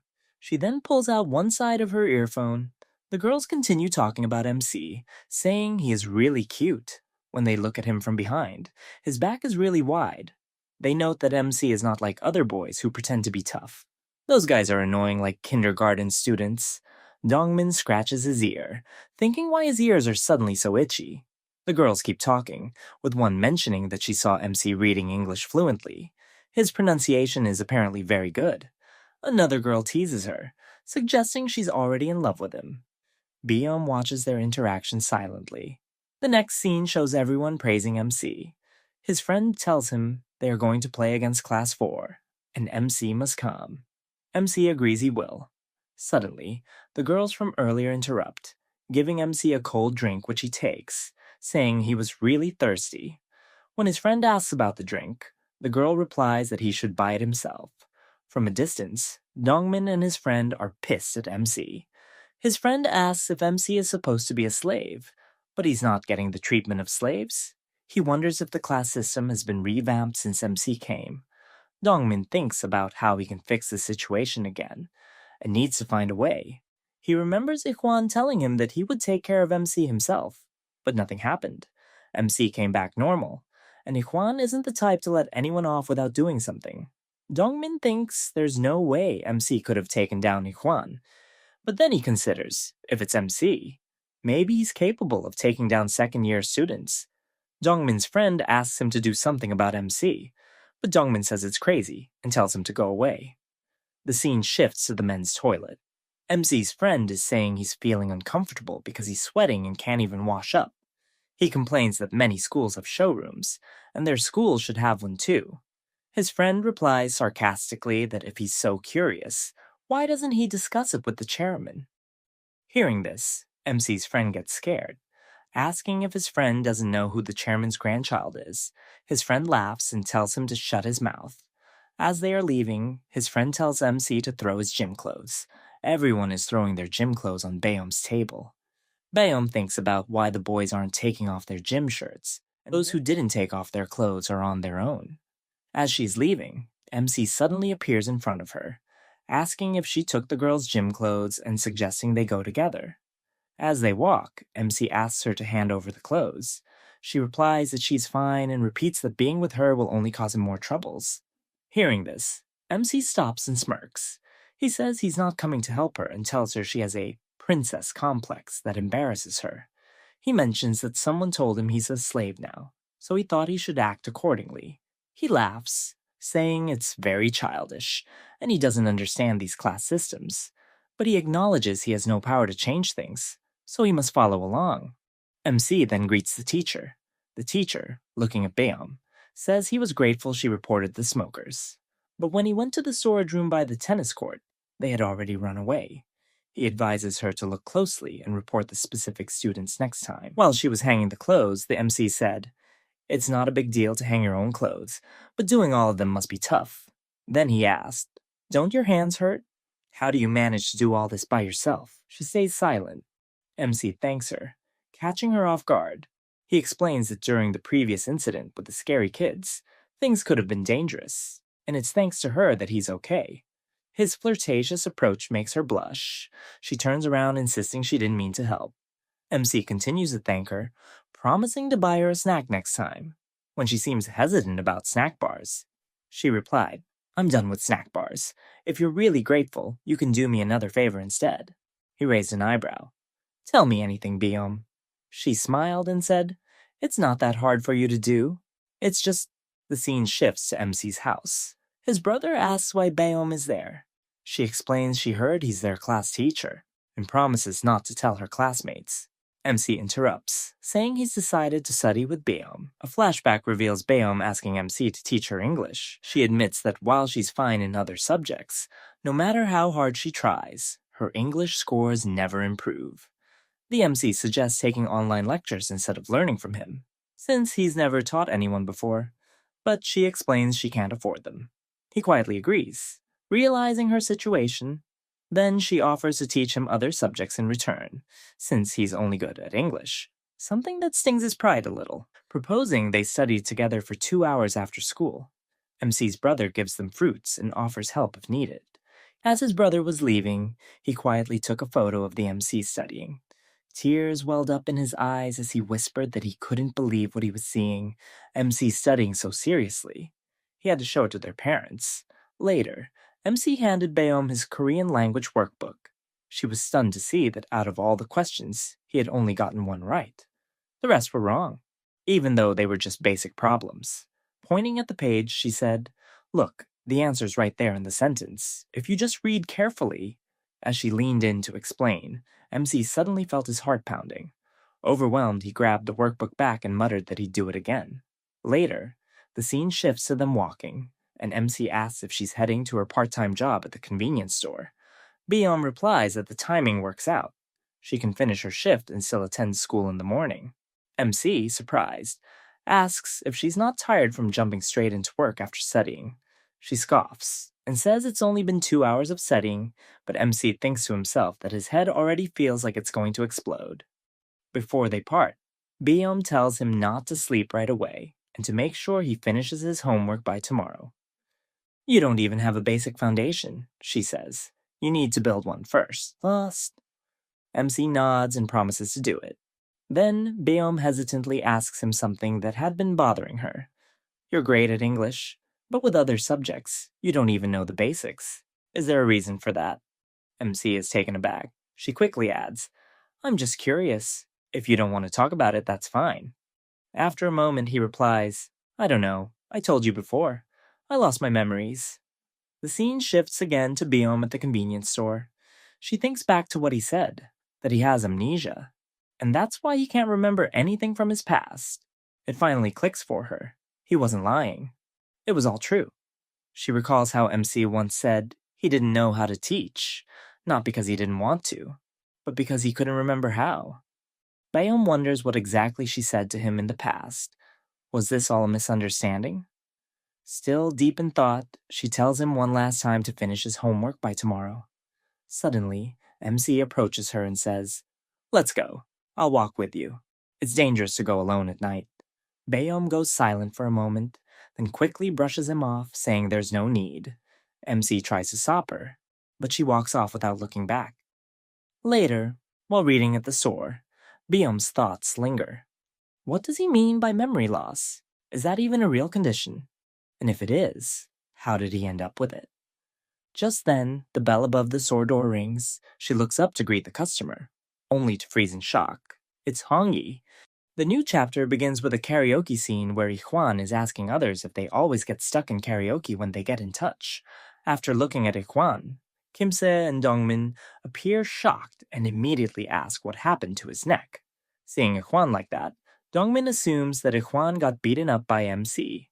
Ijuan quickly denies this, saying he's not going to get beaten up by a nerd like MC. He explains that Woo Jung-woo suddenly stepped in between them. After hearing this, Kimse and Dongmin get scared and ask what's wrong. Ijuan sits next to Hong-hee, who looks disgusted by his presence. He tells the group that he doesn't know why Woo Jung-woo intervened, which is why he couldn't beat MC. Kimse suggests they should report this to Daehan. Kimse continues, saying that from the moment Woo Jung-woo got involved, this situation already went beyond what they can handle. He thinks if they go up against MC again, there's no chance they'll come back alive. On top of that, Woo Jung-woo might be involved with MC. Kimse believes this is already out of their scale. Ikhwan criticizes them, asking, "Aren't you ashamed of yourself that you can't even handle something like this? You're telling me to go tell Daehan while whining. What are you going to tell him? That we can't handle this?" He adds pointedly, "Do you think they'll hire us after we graduate?" Kimse asks what they should do, since they don't know how or when Woo Jung-woo will cut in, or how they're supposed to deal with MC in this situation. Ikhwan admits he doesn't know, then looks at Hong Hae and asks if she's from Busan. He wonders if she knows anything about MC. After hearing this, she stays silent before replying that he really thinks she knows someone like MC. Ikhwan then asks Kimse about the day he fought with MC, questioning how he made MC hit first. Kimse replies that he just pressed MC's seizure button. When Ikhwan asks what kind of seizure, the scene shifts. Ikhwan is laughing after hearing Kimse's explanation, saying, "Really? That's what happened? It's awesome." Kimse and Dongmin look very confused by his reaction. The scene shifts to the convenience store where our female protagonist is reading a book. Suddenly, Hong Hae enters the store. The scene flashes back to Ikhwan telling Hong Hae that now is their time to make a move. Hearing this, she wonders what they should do. Ikhwan explains that she needs to mess with Baeom. That's the only way they can prevent Woo Jung-woo from getting involved. He doesn't know what kind of relationship MC has with Woo Jung-woo, but it's certain that Woo Jung-woo is taking MC's side. He tells her that if male members touch Baeom, Woo Jung-woo will notice and realize they're trying to provoke MC on purpose. Hearing this, Kimse and Dongmin start laughing, saying that messing with Baeom is their daily routine, because she's a slave. Ikhwan responds that's why Daehan treats them like losers. Ikhwan mentions he heard that MC and Baeom are like a pair. He continues, "If we all rush over and openly bother Yo-eun right next to her, wouldn't that look suspicious? Besides, Woo Jung-woo already knows that we're trying to get MC. You really think that sharp bastard Woo Jung-woo wouldn't notice? You dumbasses. He already hates our crew's guts, so he'll probably jump at the chance to butt in." He explains it's different when girls make the first move. He doesn't know the reason, but they've known for a long time that Woo Jung-woo doesn't get involved with girls' stuff. The scene shifts back to the convenience store where the girls are asking Baeom if she's from their school. They greet her and ask about her work. One girl asks Baeom to give her a bottle of alcohol and a packet of cigarettes, telling Baeom to pay with her own salary. Baeom doesn't respond, prompting the girl to say, "Are you deaf or something? I said to give me a carton of Marlboro, and you're just standing there staring." As this argument unfolds, Hong Hee looks at Baeom with surprise, thinking, why is Baeom MC's trigger point? Why does MC like her, even though Daehan marked her as his personal slave? She wonders if MC really wants to go head-to-head with Daehan, and if that's why he's getting closer to Baeom, whom Daehan marked as his personal slave. She thinks this might be part of MC's big plan to take down Daehan. Hong Hee decides she should stay out of this as much as possible. Baeom refuses to sell alcohol, explaining it's illegal to sell alcohol and cigarettes to minors. She says they can only purchase some snacks from among the items they want. She packs their snacks and asks them to pay. The girl in the pink hoodie sighs, then grabs a bottle of alcohol and slams it on the table, breaking it. She threatens Baeom, saying that every time Baeom answers back, she'll break another bottle. She demands Baeom bring her a pack of cigarettes while pointing the broken bottle at her, saying, "It's not a card, but I can put it in your mouth." Baeom flinches at the sight of the broken bottle and starts sweating. She points at the CCTV camera, stating that if the girl wants to break more bottles, she can, but it's all being recorded. The girl says she doesn't care and will show the footage to the police and the store owner. Baeom identifies them. You're Kim Ya-hyun in Class 1, the other girl is Lee Ji-young in Class 2, and the girl in the back is Hong Hee from Class 4. The pink hoodie girl gets angry and grabs another bottle, threatening to break everything in the store. Before she can break it, Hong Hee stops her. asking if she really wants to break everything and risk getting arrested. The girl replies that Daehan Appa will take care of everything. Hong Hae tells her to let it go, reminding her that the second-year members are trying to handle MC without Daehan knowing about it. She questions how the girl plans to ask Daehan to fix this, and what if he doesn't help? Looking back at Baeom, the girl threatens to continue this tomorrow before leaving. When they exit the store, Baeom breathes deeply, her heart pounding fast. She suddenly recalls a similar incident involving a masculine figure with a bottle of alcohol. The scene shifts. We see MC walking on the street, complaining about his eyes hurting from spending the entire night solving homework assigned by Baeom. The scene briefly shifts to MC's house, where his brother is crying while taking pictures, saying he can't believe his brother is studying by himself. Back to present, MC is confused, and his brain can't process anything. He can't remember what he studied, despite thinking that overnight studying would help him remember. He places fingers on both sides of his head, struggling to recall what he did the previous night. The scene shifts to the classroom. MC's friend notices the circles under his eyes, and MC explains he was studying. His friend mocks him, saying nobody studies like that. MC glances at Baeom's empty seat, wondering why she hasn't arrived yet. It's almost time for her to come from her part-time job, and he worries something might have happened to her. Suddenly, his friend calls out to him, saying someone is here to meet him. It's none other than Woo Jung-woo. MC gets scared, thinking, it's that scary guy again. The entire classroom becomes tense. MC's friend wonders how MC knows someone like Woo Jung-woo, thinking MC always gets involved with people he shouldn't. Woo Jung-woo sits next to MC, striking a casual pose. He asks if MC is from Busan, saying it's his first time meeting someone from there. MC thanks him for his help last time, saying he was able to survive thanks to him. Woo Jung-woo finds this amusing, saying, "You lived thanks to me? That's funny." He observes that if MC had continued fighting, he would have won because MC's body kept flinching during the fight, as if ready to take down Ikhwan with one punch. With a serious look, he asks MC to be honest about what he did before. MC replies that he was just an average student, insisting he's not lying. Suddenly, Woo Jung-woo launches a surprise attack, which MC blocks instantly. MC asks why he's attacking him out of nowhere. Woo Jung-woo replies, "See? I told you. You blocked my punch without even noticing. Usually you can't do that, especially if you're a normal student as you claim." MC looks confused. Just then, Baeom enters the classroom and says, "That's my seat." Seeing her, Woo Jung-woo gets up while apologizing. MC asks Baeom why she's late, but his eyes widen when he notices bruises on her face and bandages. He asks her, "Did something happen?" MC notices something unusual when Baeom passes by him. There's a distinct smell lingering in the air, and he spots noticeable milk stains on her bag. This small but telling detail hints at the trouble that's been brewing. The scene shifts to show Baeom finishing her late shift at the convenience store. Her boss reminds her to come in early tomorrow morning. Working 6 days a week is taking its toll.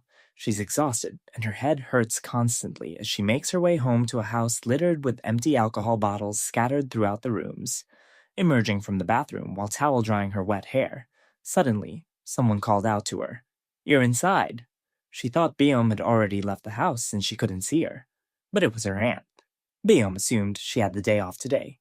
When Baeom asked, "Weren't you working the night shift?" her aunt replied that her schedule had changed again. She was now back on the day shift. Then, her aunt narrowed her eyes and said, "Don't change the subject. Where are you coming from at this hour?" Baeom explains she's working part-time at a convenience store. Her aunt is shocked. Baeom is a minor working nights without proper parental consent. Before Baeom can explain, her uncle's voice cuts in from behind. "I gave her permission. She's not a child anymore. She needs to earn her pocket money." He stares at Baeom, then glances down at her skirts, sneering. "You look like you're dressed for some sleazy bar." Baeom's aunt snaps. "What the hell are you saying about your own niece?" "She's not my niece," he replies, coldly. Her aunt steps forward, seething. "Watch your mouth." The tension is thick enough to suffocate, but Baeom doesn't stick around to argue. The next morning, she's walking to school, lost in her thoughts. Graduation feels like the only escape. If she can just survive until then, she won't have to live in that house anymore. She's so tired she can barely keep her eyes open. Maybe she can sneak in a nap at school. However, Her hopes for a peaceful morning are completely shattered when someone suddenly throws a milk packet directly at her while calling out her name. When Bayom turns around, she sees it's the notorious pink hoodie girl, who taunts her about there being no CCTV cameras in this area, threatening to wash Bayom's hair with chocolate milk unless she follows her commands without resistance. Back in the classroom, Bayom sits quietly cleaning her milk-soaked textbooks. MC notices the fresh bandages covering parts of her face and her obvious distress. Concerned for her well-being, he offers to accompany her to the nurse's office to get some proper medicine for her injuries. When Bayom curtly tells him to mind his own business, MC's protective instincts still kick in. He offers her his own textbook to use and firmly insists on washing her stained bag for her. Despite her protests, he promises it'll be dry by day's end. Woo Jung-woo watches their interaction with interest, finding their relationship intriguing. Class begins. The teacher drones on about exam prep, pointing out a key paragraph. Then his eyes catch something. "Why are you two sharing one book?" he snaps, eyeing MC and Biom. Then, like a commander, he shouts, "Who goes to war without a weapon?" Biom starts to answer, but MC cuts in. "It was me. I forgot mine." The teacher glares. "Excuses. Stand up, arms up." MC obeys, standing with his arms raised. He glances at Biom. She looks back. MC mutters under his breath, "What a waste." The teacher hears it. "Are you flirting during my class?" he yells and smacks him again. Evening. MC stands alone on the school rooftop holding Biom's now dry bag. He feels a strange relief, but his thoughts circle back. Why does someone like her have to suffer this much? He remembers the first time he saw her. Bandages, bruises. He wonders how much longer he has to endure all this until graduation. And the painful truth is, there's still a long way to go. His thoughts are interrupted by a shout. "Why are you bothering me?" He rushes to the edge and looks down. Looking down, he's horrified to see Biom surrounded by girls, with the pink hoodie girl gripping her hair. The bully declares she wants to see Biom beg for mercy today. Inside the school, MC's brother is warning the class to stay seated. No one goes out. Not to the academy. Not home. If the teacher catches you, you'll regret it. He notices something. 2 empty seats. Biom's and MC's. He frowns. Where the hell are they? Back outside, the situation worsens. One of the girls grabs Biom by the collar. "No fear in your eyes. Let's fix that." Another girl mutters, "You didn't hit her hard enough earlier. That's why she's still got fight." The pink hoodie girl growls, telling them to shut up. The girl next to Hong Hee asked, "Why haven't you laid a finger on Biom yet? Are you trying to switch places with the pink hoodie girl or what?" She replied, "I don't think I can. My shoulder's messed up. Didn't get any sleep last night." Then she asked curiously, "What did you even say to her to make her follow you without putting up a fight?" She reveals crucial information. While drinking with Daehan Oppa, she heard he'd give her a magic spell to make Biom obedient. Biom asks if this is what Daehan told her to do. The girl denies it, then makes a chilling revelation. Biom is a slave, and she was enslaved before Biom ever was. Looking at Biom with hatred, she can't stand that pitiful look. Just as she prepares to strike, someone grabs her hand. MC Stan appears. Other girls gasp as MC tells her to stop, asking Biom how she got there while returning her forgotten bag. As MC hands over the bag, someone strikes him from behind with a wooden stick. Biom screams as MC staggers, blood flowing from his head. The attacker is Kim Se-won with 2 thugs. Ihwan declares that with no distractions today, they'll properly take care of MC. However, Dongming is puzzled. Despite delivering what seemed like a solid blow that's making MC bleed, he's shocked MC is still standing. They wonder why he hasn't collapsed. Outside the school gates, students were making their way home when Daehan's friend asked him, "Didn't you mention having a schedule tonight?" "Something like a party?" his friend asked. Daehan shook his head. "I have a dinner appointment with my father tonight." Their conversation was suddenly interrupted by an unexpected voice. "What do you eat when you're dining with family? Steak? Caviar? What's on the menu?" It was Woo Jung-woo who had appeared seemingly out of nowhere. Daehan's friend pointed toward the newcomer, studying his face. "Who is this guy? That's quite a nice face you've got there. No scars either. Want me to give you one?" He sneered, having heard rumors about Woo Jung-woo getting beaten up frequently. Woo Jung-woo's response was equally sharp. "Did you get your ribs put back together? I should have broken your neck bone instead." "That's too bad." The two faced each other with obvious tension. Daehan intervened, addressing Woo Jung-woo directly. "I heard your suspension was lifted, and you're graduating soon. You should study quietly and graduate without causing trouble, as if you're not even here. As Daehan got into his car, he mentioned wanting to eat Korean food, expressing his tiredness of eating the same thing every day. Woo Jung-woo called out to Daehan with a question that revealed his changing intentions. What should I do? You said I should graduate quietly, but my mind has changed. Internally, Woo Jung-woo was strategizing. He thought about the unidentified person he had encountered today, believing he could use him effectively to his advantage. The school environment, which Daehan had influenced, presented opportunities. However, he knew he couldn't stand out too much yet, as these people wouldn't even notice his presence. Meanwhile, at another location, MC had been struck with a wooden stick. The attackers were shocked to see that MC was still standing, despite the severe blow to his head. Suddenly, MC felt something stirring within him. His eyes turned red as he experienced a vivid flashback of himself with a girl who looked remarkably similar to Beom. The memories of his accident came flooding back, causing his heart to race frantically. What is this? These memories? From that day when I had the accident, he thought desperately. Ikhwan, growing impatient, shouted to his friends, "Hit him already! What are you even doing?" The gang resumed their assault, striking MC with wooden sticks and delivering brutal kicks. Kimsey grabbed a brick and struck MC's head, causing him to collapse to the ground. While smoking casually, Ikhwan ordered his friends to continue kicking the fallen MC. He wondered what had happened. MC didn't seem as tough as he had appeared before. Had his previous resistance been just a coincidence? When Beom tried to intervene and stop the violence, she desperately revealed that MC suffered from amnesia, hoping this information might make them stop. However, Ikhwan stepped closer to her and struck her in the stomach. As MC noticed Beom being hurt, he experienced another flashback of the girl who resembled her. This triggered something deep within him. Suddenly, MC regained consciousness and stood up. The girl in pink was asking Ikhwan if she could hit Beom, to which he responded, "Do whatever you want." At that moment, Ikhwan found MC standing directly in front of him, fists raised and ready to strike. MC's punch connected with Ikhwan's face, causing him to bleed. Ikhwan's friends panicked, and the girls were equally surprised by the sudden turn of events.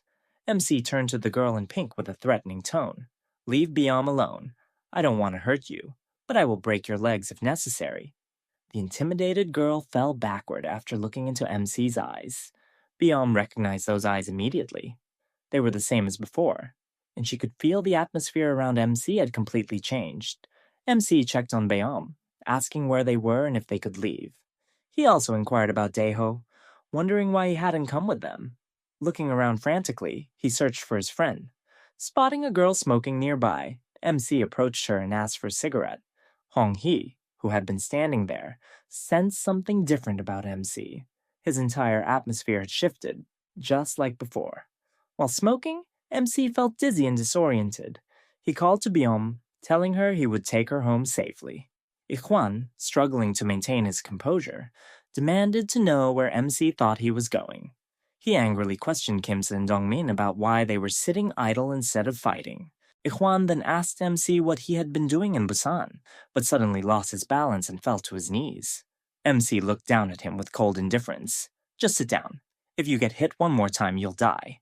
As MC turned to leave with Beom, Kimse and Dongmin prepared for a surprise attack. However, MC was ready for them. He struck and elbowed Kimse while dodging Dongmin's attack, then delivered a powerful punch to Dongmin's throat, causing him to collapse. MC picked up a brick, raising it as if to strike, but ultimately chose not to use it. "I told you I was just going to leave," MC said with controlled anger. "You guys were the ones who escalated this." Kimse called the MC cheap. Before he could finish his thought, the MC landed a swift kick to his face. He retorted coldly, saying that sneaking up from behind with a brick was far cheaper. The onlookers froze in shock. Among them, Hong-hee wondered, was the MC finally revealing his true identity? Meanwhile, Ikhwan stared at the MC, puzzled. He had assumed this guy was just some transfer student sent to Class D to ride Daehan's coattails. But now, he wasn't so sure. Narrowing his eyes, he asked the MC if he'd shown up to take over the school with Woo Jung-woo. The MC blinked, genuinely confused. "Who's that?" Ignoring the answer, Ikhwan prepared to fight again. His thoughts raced. He knew now not to take the MC lightly. Despite looking like a pushover, the MC had impressive speed. agility, and awareness. Earlier, he'd been punched in the face. He was lucky his foot slipped and reduced the impact. But today, the MC's entire presence felt different, like he wasn't holding back anymore. Ikhwan reminded himself that he couldn't let his guard down. This wasn't the same fight as before. He needed to treat the MC like a proper high school champion. He devised a strategy: create some distance, bait the MC with a few jabs, then lure him into an opening, dodge his counter, and land a clean punch to the jaw. With that, Ikhwan launched a sharp jab, but the moment his fist extended, he knew he'd miscalculated. The MC's counter came faster than expected, a direct blow to his cheek. Before Ikhwan could react, the MC grabbed his head and slammed a knee into his face. Ikhwan stumbled back, shouting in panic, "Stop! Stop!" But the MC wasn't done. He slapped Ikhwan across the face and reminded him that he had tried to leave peacefully. They were the ones who picked this fight. Ikhwan pleaded again, "Please, stop." The MC coldly told him to beg properly. With blood trickling down his face, Ikhwan finally apologized sincerely, promising never to mess with the MC again. Only then did the MC let go. Turning to the girls nearby, he asked flatly, "Can I go now? Or do you need something else? Want to be scared for life?" Terrified, they shook their heads. "No, we're good. You can go." And with that, they all hurried away. Bayam approached and noticed something alarming. MC's head was bleeding. Blood dripped steadily, and the moment he touched it, MC's body swayed. He muttered something about dizziness and collapsed right onto Bayam's shoulder. Bayam panicked, trying to wake him up, but MC had blacked out. Sometime later, the MC slowly opened his eyes. His body felt heavy, but his mind was clear. Sitting beside him was Bayam, watching anxiously. She asked gently, "Are you feeling better now?" The MC blinked, looking around the unfamiliar white walls. "Where am I?" "You're in the hospital," she said. "Don't you remember what happened?" Rubbing his temples, he muttered that everything after getting hit with a wooden stick was a blur. His memories were fuzzy, fragmented. He then looked at her and asked, "How did you get out of there?" "Are you hurt?" she said. "They all collapsed." "Collapsed?" he repeated. "What do you mean?" "You collapsed them. You beat them all." The MC stared at her in disbelief. "I did that?" Then Bayom, still visibly shaken by what she'd seen, hesitated before asking, "Is it true, what they said? That you were an outcast back in Busan?" Outside the hospital, MC's older brother urged him to go home and get some rest. His brother asked if he remembered the license plate of the car that hit him. The MC shook his head, lying that everything had happened too quickly for him to see anything clearly. Then his brother told him, "How can you just get into a hit and run? You already lost your memory because of an accident." Then he scolded the MC for sneaking out to buy a workbook without permission, reminding him that just because he was his homeroom teacher didn't mean he could act this freely. Apologetically, the MC stayed silent until his brother asked something else. Did he remember anything at all from his past? The MC hesitated, then asked, "Was I really just a model student in Busan?" His brother raised an eyebrow. "Why do you ask all of a sudden?" The MC looked away, his voice low. "Because nothing's coming back. And it's frustrating. I just want to know what kind of person I used to be." Back at school, his classmates immediately noticed his return. They teased him, asking where he had been since he skipped class yesterday. His friend commented that even his vibe felt different now. The MC gave a simple excuse. He broke his glasses. His friend playfully held up fingers, asking how many he could see, but the MC explained that they were just blue light blockers, not prescription. He planned to fix and wear them again. Still, his friend noted he looked better without them. As the MC scanned the classroom, he noticed someone missing. "Where's Dongmin?" he asked. His friend shrugged. "No idea." That question sparked a memory. The conversation with Biom. She had told him everyone collapsed after being beaten by him. When she had asked if it was true that he was once an outcast in Busan, he vaguely confirmed it, saying he had gotten into an accident while running from the bullies and lost his memory. Biom had grown uneasy after that and apologized. She had even lied to the teacher, saying it was a hit and run, because telling the full truth felt too complicated. Before leaving, she thanked him sincerely. Now, as the MC sat at his desk, Biom quietly approached and greeted him, asking if he was feeling better. He replied that he was fine today. That small exchange sent a ripple through the class. No one had ever seen Biom greet someone first. It was completely out of character. Later, his friends teased him again. "Are you two getting close now?" The MC blinked. "Do we look like that? I didn't know." His friend told MC that they went to the same middle school. Even then, she never talked to anyone. People called her Daehan slave.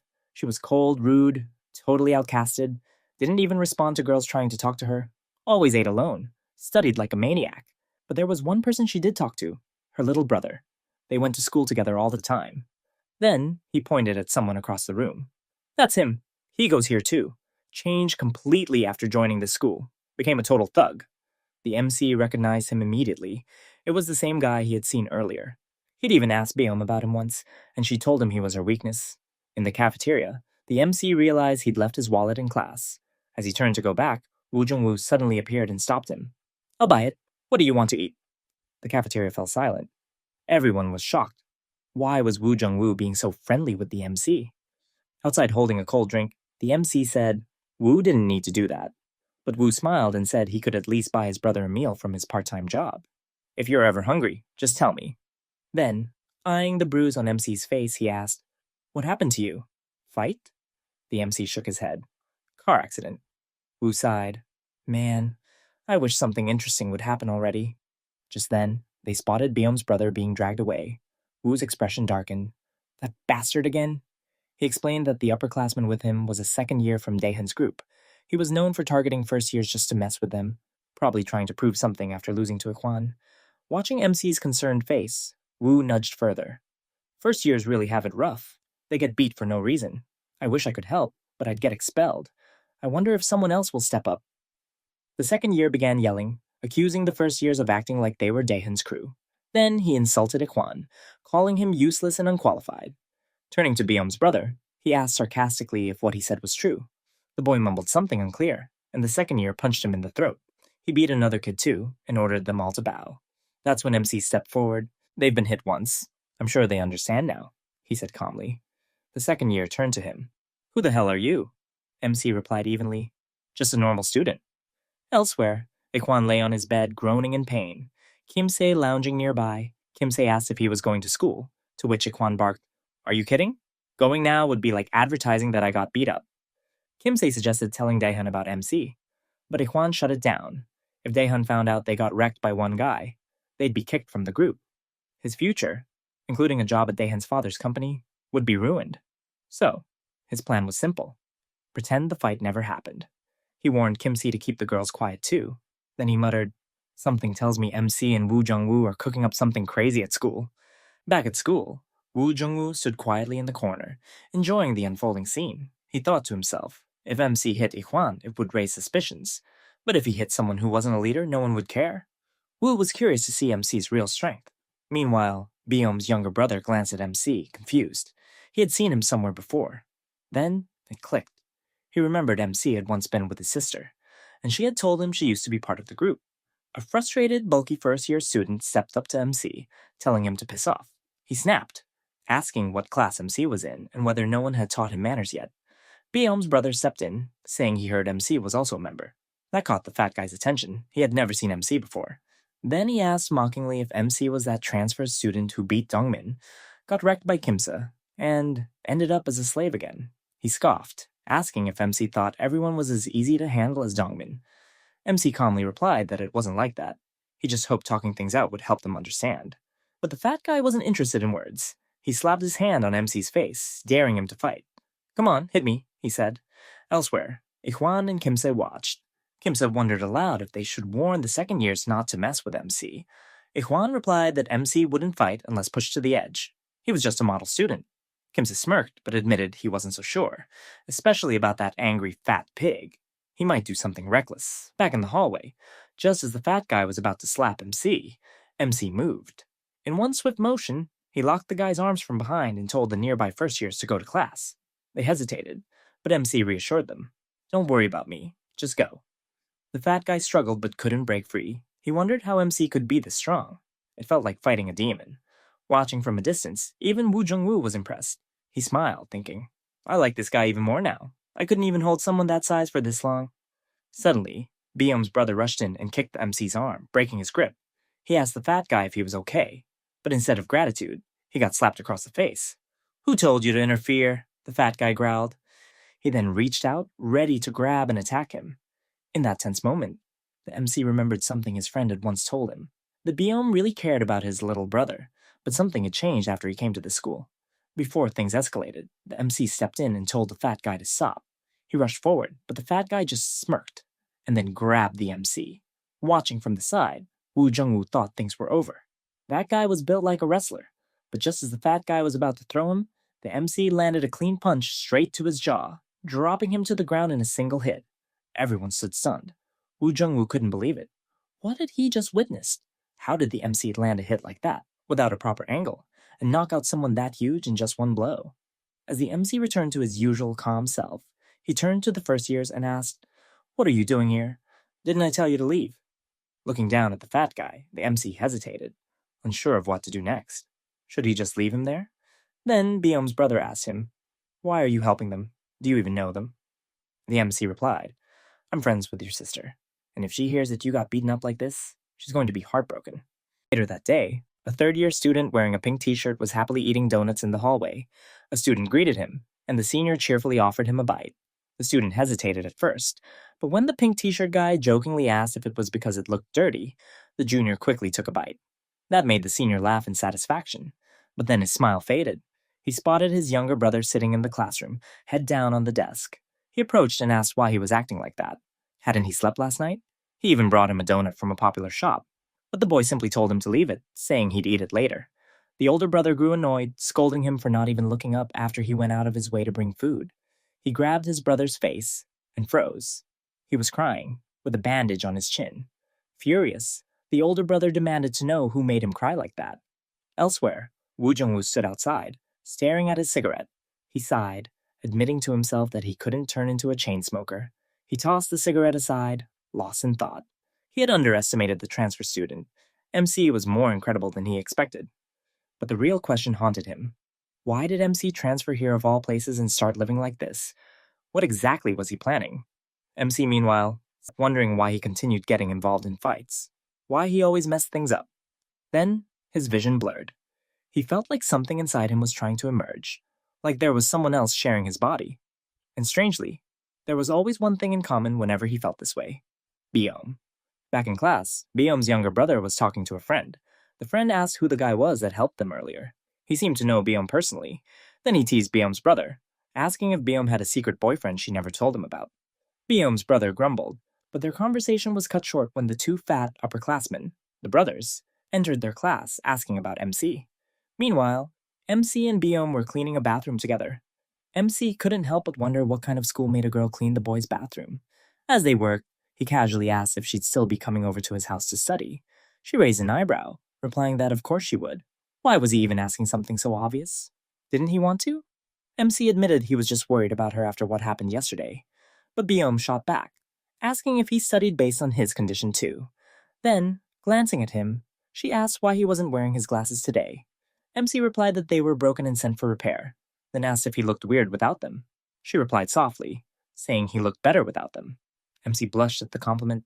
He awkwardly rushed to throw away the trash, his heart racing. Outside, he pulled out his phone and opened the camera, wondering to himself if he really looked that cool without glasses. Maybe he wasn't that bad looking after all. As he was on his phone, a student walked up and called out to him. The MC looked at him and asked, "Weren't you the guy who was with Biom's brother? And what happened to your face?" Back in the classroom, the day was ending, and students packed up to go home. Biom reminded MC that today he was supposed to tutor her in English, just like she helped him with Korean before, but MC told her he couldn't study today. Biom was surprised and asked why. She warned him not to make excuses. Consistency was key to improving, but MC just told her he'd go ahead first and see her tomorrow. She stared after him, frustrated. Why was he suddenly acting like this? Outside, Biom's brother was trying to explain to the fat upperclassman that he didn't really know the guy who helped him earlier. The fat guy wasn't buying it. He grabbed Biom's brother by the throat and said that if it weren't for Daehan's specific order not to lay a hand on him, he'd have already beaten him senseless. Just then, MC walked up. The fat guy immediately pointed him out to his bigger brother, saying he was the one who broke his cute little brother's jaw. Meanwhile, Biom was still thinking about MC. She couldn't understand why he had suddenly left like that, and why he was acting so distant when people clearly cared about him. Just then, someone called out to her. She turned and froze. It was Daehan. He looked at her with a smirk and said, "It's been a while." At the convenience store, the owner reminded Biom to collect goods later, and told her to pull herself together and work properly. While working, Biom recalled her earlier encounter with Daehan. Back then, she had walked away without saying anything, but Daehan had asked if she was doing well in her studies. Biom replied sarcastically, asking if he came just to mock her, and whether he really thought things were going well for her. Daehan laughed and told her something strange. Whenever his group gathered, he often saw her brother. He said she shouldn't worry too much, because he was going easy on her brother. For her sake. That left Beom wondering what her brother had gotten himself into. Back at the scene of the fight, the MC stood in shock as he saw the size of the guy in the pink t-shirt, who was currently choking Beom's brother. MC told him to let go, but the pink-shirted guy refused. Instead, he told MC to fight him if he wanted the boy released. Tightening his grip, he warned that if MC didn't come over now, he'd snap the boy's neck. MC rushed forward, but the guy hurled Beom's brother at him. As MC caught the body, the guy punched him hard in the face, knocking him down. He then sat on top of MC, pinning him down and preparing to hit him 10 times. As the first few punches landed, Beom's brother watched in disbelief. He couldn't understand why MC kept interfering and wondered if he should use the chance to run away. But MC, still under attack, told him to run while he held the guy off. Beom's brother was confused. Why would MC do this for him? The green t-shirted guy nearby warned Beom's brother not to move unless he wanted to get beaten up too. As MC continued getting hit, Beom's brother realized that at this rate, MC might actually die. As the pink-shirted guy raised his fist for the final punch, MC suddenly blocked it with his hand and asked calmly, "Do you even know who you're sitting on?" The thug was shocked. He couldn't pull his hand back. MC tightened his grip until the guy screamed in pain. He warned that if he didn't get off now, he'd become left-handed for life. The onlookers were startled. MC grabbed the thug by the neck and headbutted him, knocking him off. Then he stood up and asked coldly, "Who are you guys? And where is he?" Beom's brother stared in shock. Something about MC had changed. His aura felt different. The pink-shirted guy recovered and pulled out a chain, trying to attack again. MC commented that he must be confident just because he's fat. Then the scene shifted. Outside, a few guys were smoking and joking about why high schoolers drank so much. Suddenly, they heard noises from the building above. Fighting sounds. Soon, they noticed someone coming down the stairs. It was MC. They stopped him and asked who he was. Meanwhile, Woo Jung-woo was running toward the area, clearly worried. He had forgotten something important. The guy MC beat earlier had a much bigger older brother. If that guy found out what happened, he wouldn't stay quiet. Woo Jung-woo reached the scene but found it empty. He guessed they had moved MC elsewhere, and remembered another place they might have taken him. Back to MC, the MC asked Daehan's lackeys if they knew him. One of them replied that he didn't. He had never seen the MC before, and even wondered if someone like him was really from their school. Just then, the MC bumped into him and said, "Then, why are you looking at me like that if you don't even know me? That's not very polite." The guy got irritated and asked, "Who do you think you are? I'm sure you're not a third-year student, so why are you talking down to me?" He continued, "You must know who I am." But the MC calmly replied, "Who are you?" Then, looking down at his own uniform, the MC thought to himself, "That's right, why am I wearing this uniform? Is this someone else's uniform?" His expression darkened. He repeated the guy's words and said, "What nerve did I have to talk like that?" Then, glaring at the student, the MC asked coldly, "And what nerve do you have to talk down to me like that since earlier?" He took a step closer and asked, "Should I just go on my way? Or should I mess with you a little before you leave, just before things could escalate?" Woo Jung-woo appeared. Woo Jung-woo looked confused. What's going on here, he thought. Wasn't the MC supposed to be with those fat brothers? Why is he with this guy instead? He immediately walked over, grabbed the MC by the arm, and said, "Let's get out of here. I told you to meet me outside the coffee shop. What are you even doing here?" Then he turned to Daehan's lackeys and told them to move aside, as the two of them walked away. One of Daehan's friends stood frozen, stunned by what had just happened. Did I just flinch? From the MC's glare. His friend nudged him and asked, "Why are you zoning out all of a sudden?" Then he snapped, "Why did you let that bastard go? You just let him walk away." He blinked. "He left. When?" His friend replied. "Yeah, Woo Jung-woo showed up out of nowhere and took him away." Panicked, he ran to try and catch up with them, but by the time he reached the exit, the two had already disappeared. Frustrated, he muttered, "He's from our school. We'll find him tomorrow and beat him." He looked up toward the building and added, "Earlier, the noise was coming from up there." Meanwhile, the MC was trying to shake off Woo Jung-woo's grip. "Let me go," he said. But Woo frowned. "Why are you being so rude?" Then he asked, "Weren't you with those Piggy brothers? How did you end up in that situation?" The MC stared at him and asked, "Who are you? Do you know me?" He looked down at his school uniform. "What is this uniform?" he wondered. "I'm wearing it again, just like last time." He glanced around. "What is this place?" Woo Jung-woo got annoyed. "Are you ignoring me?" he snapped, raising his fist as if to hit him. "I'm getting pissed." But the MC caught his wrist and asked seriously, "What is this place? Who were those guys from earlier?" Suddenly, a flashback hit him, of his nerdy days when he first transferred. Why, did I transfer here? Before he could process it further, Wu Jungwoo punched him hard, knocking him to the ground. The MC lost consciousness on the spot. Wu looked down at him in frustration. Shh, I can't stand hanging around people this annoying. He turned to walk away, muttering, Whether Daehyun beats you or that big guy does, I don't care. But he paused, glanced back at the unconscious MC, and despite his words, he picked him up and carried him somewhere else. Sometime later, the MC slowly opened his eyes. Wu Jungwoo stood nearby and said, You slept for too long. The MC sat up and looked around. Where is this place? Why was I sleeping here? Wu Jungwoo looked annoyed. What happened to you earlier? You were being rude. Don't act like that again. Back at the scene, Daehyun's friends were stunned to see the fat brothers lying on the ground, defeated. One of them pointed out that the uniform belonged to their school. Another asked who the guy was that had beaten them both. One of them pointed toward Beom's brother. Is that our school uniform? Another asked, Who is that guy who just came and beat them like that? The scene cuts to Busan. A group of thugs was bullying the two students. One of the bullied students pointed at his uniform and said, Can't you see? We're from Horyung High School. Can you even handle that? One of the thugs slapped him across the face. Handle it? Of course we can. You guys were only strong because of the MC. Now that he's gone, you're just pushovers. And then someone behind them spoke up. Are you sure their school is a pushover now? It was Ji Daeho, the same person Hong Hee had once mentioned to the MC, saying she knew him from Busan. The bullies laughed awkwardly. No, it's not like that. We just heard it from someone. The guy suddenly launched an attack, shouting, You guys were only strong because of the MC. But Ji Daeho kicked him straight in the stomach, stopping him in his tracks. Then he grabbed the guy by the hair and growled, Why don't you check for yourself? Are all the students from our high school just pushovers? After beating them down, Ji Daeho turned to the two students and told them, Go straight home. As he watched them leave, he muttered to himself, Because of the MC, everyone's treating us like we're weak. He looked off in the distance, wondering, where the hell did he disappear to? After the incident, Wu Jungwoo couldn't shake off the feeling that he might have blown things out of proportion. He had only meant to test the MC's fighting ability, just a harmless little probe, but things had escalated far beyond what he expected. The MC had somehow run into none other than Young Hui-moon, Daehyun's close friend and arguably the most dangerous one. Now Youngwoo sat with a knot in his stomach. He wondered, what if Hui-moon ended up liking MC's spirit and tried to pull him over to Daehyun's side? Or worse, what if Hui-moon, with his twisted personality, saw him as a challenge and decided to take him on directly? That could make things spiral out of control. But oddly enough, Jungwoo laughed to himself. If it did come to that, it might actually be fun to watch. Meanwhile, back at home, the MC was still lying in bed when his older brother tried waking him. MC lazily replied that he'd gone to bed late and needed more rest. His brother, already dressed and ready for school, said he had something to do early and was heading out. Before leaving, he reminded MC to eat something. As he closed the door behind him, a small smile formed on his face. He figured MC must have stayed up late studying again. The thought made him oddly proud,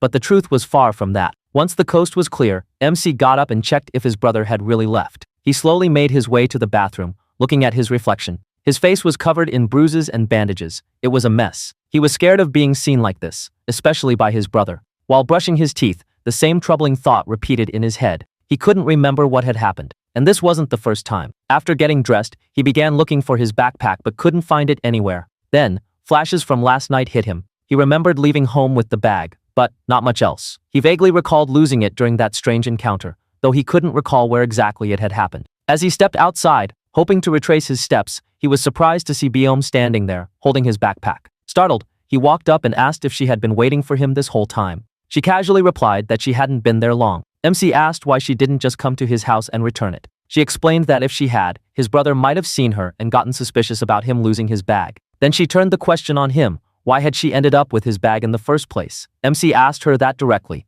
and Beom went quiet for a moment before asking him something unexpected. Do you know my brother? MC paused, confused. She explained that it was her brother who had found the bag and handed it over to her. And then she asked, was that connected to why MC had left so suddenly the day before? MC was caught off guard. He quickly asked what else her brother had said. Beom told him that he didn't say much, just gave her the bag and walked off. That brought MC some relief. His brother didn't talk about the fight, and at least for now, it seemed like he was safe. To explain things away, MC casually said it was nothing serious. There had been a soccer match, and her brother had just happened to be around. Maybe he forgot the bag there. But Beom wasn't letting it go that easily. She pointed at the scratches and bruises on his face and asked if he got hit by a ball or something. MC awkwardly laughed and claimed he took a hit while heading the ball. Stuff like this happened in soccer, he said. Beom didn't seem convinced. That moment triggered a memory for her. Last night at the convenience store, her brother had suddenly shown up, carrying a familiar backpack. She'd asked what he was doing there, and he replied that a friend of hers had forgotten something. She'd looked at the bag and instantly recognized it as MC's. Then came the awkward question, "Are you dating that guy?" Biome blushed and asked what he was trying to say. Her brother looked at her and said that based on her reaction, it didn't seem like she was. Then he added that he couldn't imagine her liking someone like MC anyway. But he remembered what MC had told him the previous day, and it seemed like MC might feel differently about her. Before leaving, she stopped him. "Are you hanging out with Daehan's gang now? Are you really thinking about joining those thugs? Do you really want to end up like that guy?" Her brother had snapped at her, asking, "Who do you think I'm doing this for?" She stood there, confused. He continued, warning her to stop getting involved with Daehan, reminding her how Daehan had already ruined her school life, and that things could still get worse. Back in the present, Baeom walked in silence, her thoughts racing. It was clear something had happened between her brother and Mac. But what kind of incident could it be? Could it really be connected to Daehan again? She had never seen anyone walk away unharmed after getting involved with him. Then, a memory flashed. Daehan and another guy in flashback. Her chest tightened. Was it her fault? Ever since she got tangled up with Daehan, the people around her had only gotten hurt. Lost in thought, she found herself staring at the MC for too long, then suddenly jolted back to her senses and hurried away, wondering why she was even worrying about him. The MC watched her walk off, puzzled by her sudden change in behavior. Meanwhile, over at school, a tense scene unfolded. A boy was suddenly punched in the face. It was Huimun. He grabbed the boy by the head and growled, "Say it. Why have you been talking down to me?" The boy was trembling as Huimun growled at him, demanding he repeat a specific sentence. When the boy hesitated, he smacked him hard. Huimun muttered that it wasn't him either. He was growing frustrated. Since last night, he hadn't been able to sleep. All because of one moment, a single flinch, and he hated how much it had affected him. He was now hunting down anyone who matched the voice or vibe of the person from last night. Every bowl-cut student was a suspect. Then, he heard a familiar tone. He turned and spotted MC. Something about him triggered a memory. Wasn't he the guy who spilled a drink on Daehan? And hadn't Daehan once said that MC felt like two completely different people? As the MC told his friend he was heading to the bathroom, he suggested they go on to class without him. But just as he stepped into the restroom, Huimun suddenly attacked from behind. Sensing something off, the MC quickly dodged a kick, his instincts kicking in just in time. As he turned around, he spotted a fist flying toward him and raised his arm to block it. Startled, he asked, "What are you doing?" But Huimun didn't answer. He just growled, "Say it, why have you been talking down to me?" Back in the classroom, Baeom noticed MC's friends had returned, but not MC. She quietly wondered if he had gotten into trouble again. Her face turned red, and she scolded herself for caring so much. Her thoughts flashed back to Daehan once again. He had asked her about her school transfer and hinted at something deeper. She had learned long ago. People like Daehan couldn't be trusted. Back at the scene, Huimun continued to beat on MC, making him repeat the same sentence. MC stuttered through it, but something felt off. Huimun frowned. The voice, the vibe, it was all different from yesterday. He questioned MC again. "Where were you last night?" MC paused. Then he calmly replied, "At home, studying." "Really? Then what about those scratches on your face?" MC stuck to his lie. "I was in a minor car accident. You can ask my homeroom teacher." Huimun stared him down. This guy looked scared. Definitely not like the one from yesterday. That guy had been ready to fight. Still, he wasn't convinced, so he decided to verify. "If I find out you're lying, you're dead." He dragged MC to someone who had been there the night before. Baeom's brother. He asked him plainly, "Was this the guy who beat the fat brothers?" MC subtly shook his head, signaling Baeom's brother to stay silent. After a moment, the boy replied, "It was dark. I couldn't see clearly. The guy from last night had a different vibe." Huimun accepted the answer, for now. But he warned both of them, if it turned out to be a lie, they'd both be dead. Up on the rooftop, Daehan and his crew were discussing the same incident. One of his guys informed him that the fat brothers were in a coma. Daehan responded coldly, they were now expelled from his group. He asked who was behind it. The big guy said it hadn't been confirmed yet, but the attacker was likely from their school. Daehan snapped. "You're saying he's from our school but you can't identify him?" He warned him that if he kept failing, his father's job at the company might be at risk. The guy panicked and promised he'd find out. Then Huimun stepped in. He said he had a suspect, someone Daehan already knew, the one who had spilled a drink on Daehan's foot. Daehan raised an eyebrow. The big guy asked why Huimun didn't just go beat him up if he was so sure. But Huimun warned him, "Don't touch that guy, he was his. If anyone else laid a finger on him, it would ruin his appetite." Daehan chuckled. "Fine, he's your prey, but handle it properly. If you screw this up, you know what'll happen." Huimun nodded. If he failed, Daehan could beat him or expel him, whatever he wished. Meanwhile, MC let out a sigh of relief. Baeom's brother had covered for him, but something still gnawed at him. He recalled the moment he woke up yesterday. No memories, only reactions. Both Woo Jungwoo and Huimun had noticed something off about him. It was frustrating. Every time he lost his memory, A different version of himself seemed to take over, one he didn't understand or control, and that scared him. Back in the classroom, his friends teased him about being gone for so long. Just as he tried to explain, Hong Hee approached and asked if he had heard they were going on a school trip soon. Byom watched silently from the back. Hong Hee then asked him if he had any plans on Saturday. When he said he'd probably study, she interrupted. He could sacrifice one day for shopping, right? Later, MC stood outside, awkwardly surrounded by unfamiliar people. He wondered if coming here was a mistake. Then Hong Hee arrived, apologizing for being late. She seemed nervous. This was their first time meeting outside school. She smiled, then grabbed his arm. What do you want to do first, or should we eat? For some reason, ever since that day, she couldn't stop seeing MC differently. Nearby, a group of delinquents were smoking and casually talking about girls. One of them, wearing a pink jersey, turned to the guy in the green cap and said there was a girl at his school he liked. He even suggested calling her over for some fun. The guy in the green cap suddenly spotted someone. There she is, he said, pointing across the road. Walking with a guy? That's her. The guy in the pink jersey turned around to look. His expression changed as he squinted at the two. Who's that loser next to her? He asked, clearly irritated. The story shifted back to the night before, where the main character stood in his room, staring at his closet in confusion. He wondered what he usually wore. Was it always just tracksuits? Looking around, he realized there wasn't a single decent outfit to be found. From behind, his older brother watched quietly, remembering how their mother had thrown out all of MC's delinquent-style clothes in the past. The MC sighed, questioning himself. Maybe he didn't know much about fashion, but even he could tell these clothes were terrible for a school trip. He wanted to look different this time. His mind wandered back to an earlier conversation with Byom,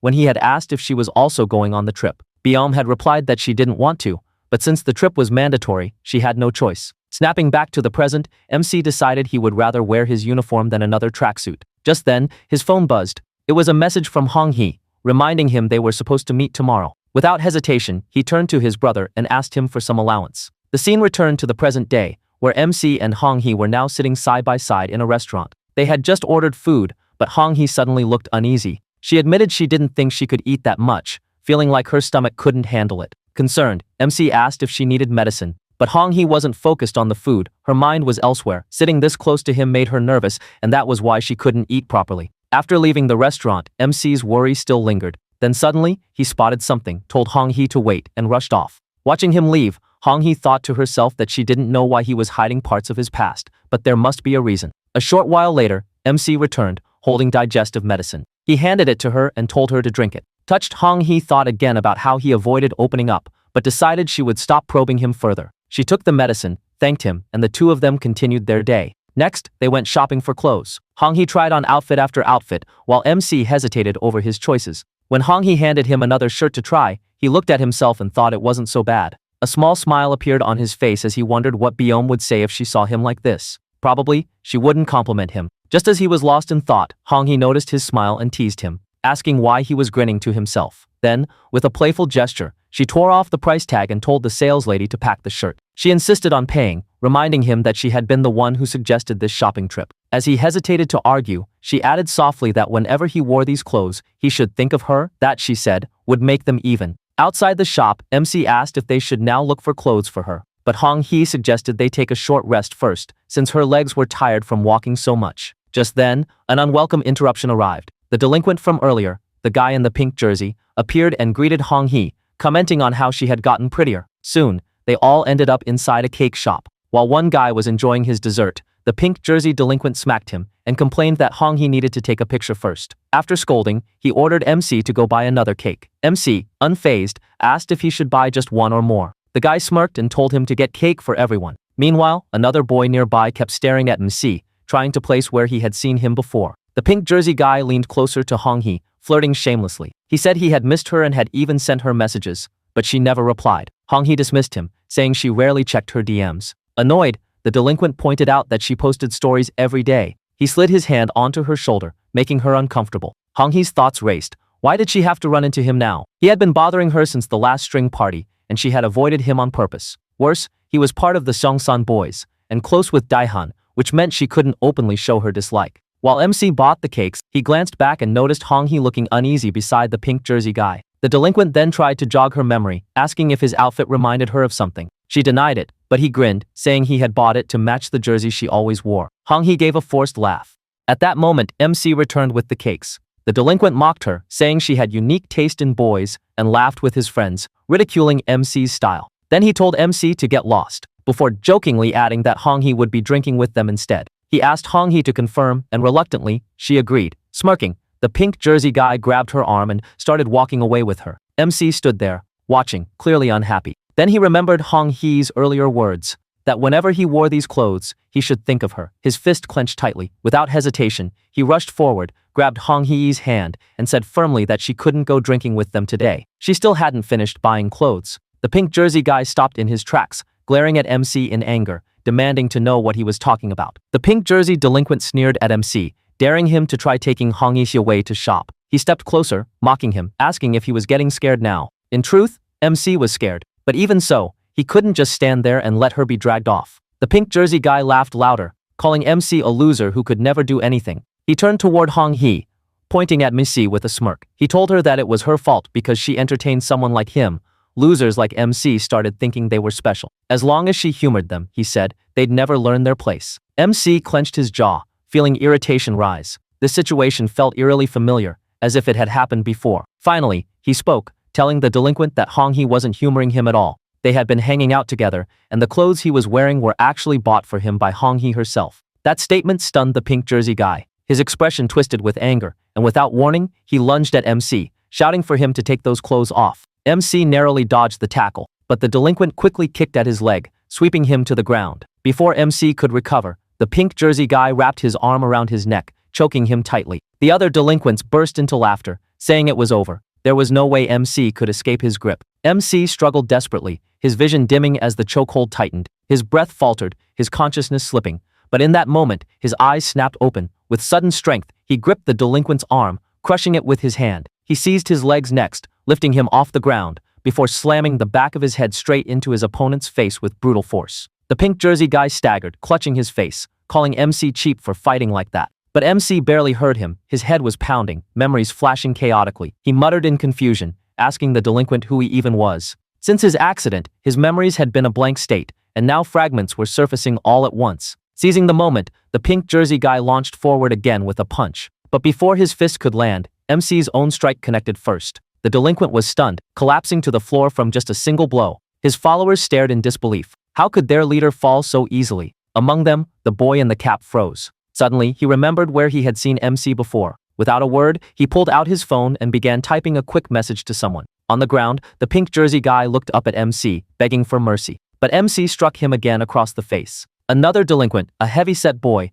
tried to lunge at MC, but he was instantly dropped with a sharp kick to the face. Glancing at the boy in the cap, MC asked coldly if he wanted to be beaten as well. The cap-wearing boy shook his head quickly, insisting he had no intention of fighting. Meanwhile, Hong-hee rushed forward, asking MC if he was all right. But to her shock, MC looked at her with distant eyes and asked if she even knew him. Then he said something that shook her completely. His name wasn't Jo-eun, it was Jo-hoon. The moment he said it, the air around them changed. His expression, his aura, it was completely different, just like that time before. He swayed slightly, feeling dizzy, and asked Hong-hee if she knew him. He said he had countless questions for her. Still disoriented, he asked who those delinquents were and why he was even here. Hong-hee stood frozen, unable to answer. MC finally said they should leave and talk somewhere else. But before they could go, the cap-wearing boy stepped forward, stopping them. He warned that MC couldn't leave yet, because someone had been desperately searching for him. And then, from the distance, a figure appeared. Waimon charged straight at MC at full speed. He leapt into the air, aiming a vicious kick, but this time, MC raised his arm and blocked it. Waimon smirked darkly, telling him that he had finally found him. A little earlier, Waimon had been sitting inside a karaoke bar, clearly irritated. His thoughts lingered on MC, fueling his frustration. Just then, his phone buzzed, a message from the cap-wearing boy. The moment he read it, Wamon's expression shifted. Excitement replaced his annoyance, and without wasting another second, he rushed out. That was how he ended up here. Now, standing in front of MC, Wamon grinned sharply. He told him that he had been searching everywhere for him, but MC only tilted his head in confusion and asked the same question he had asked others before. Who are you? Do you somehow know me? Wamon laughed and said, I'll make sure you never forget me again. He swung his fists, but the MC blocked the strikes. Then Huimun launched a straight punch that landed on the MC's face, yet the MC remained completely unfazed. MC let out a laugh of his own. He told Huimun that he had allowed him that one hit, just to see how strong he really was. But judging from the result, MC said it looked like Huimun was about to forget his own face instead. Mocking his strength, he added that his punches felt no heavier than a baby's tap. But even as he said this, a sharp headache suddenly pulsed through MC's head, throwing him off balance. Hwaemun noticed immediately and began laughing, asking if MC was finally feeling it now. Then he unleashed another flurry, fists and kicks raining down, but each one was blocked with ease. And then, in the middle of the clash, MC's mind drifted. A sudden flashback struck him, memories of his past, where he saw his old friends standing together with a girl who looked strikingly similar to Biome. The sight left him shaken. Why were they together? Lost in thought, MC's guard dropped for just a moment.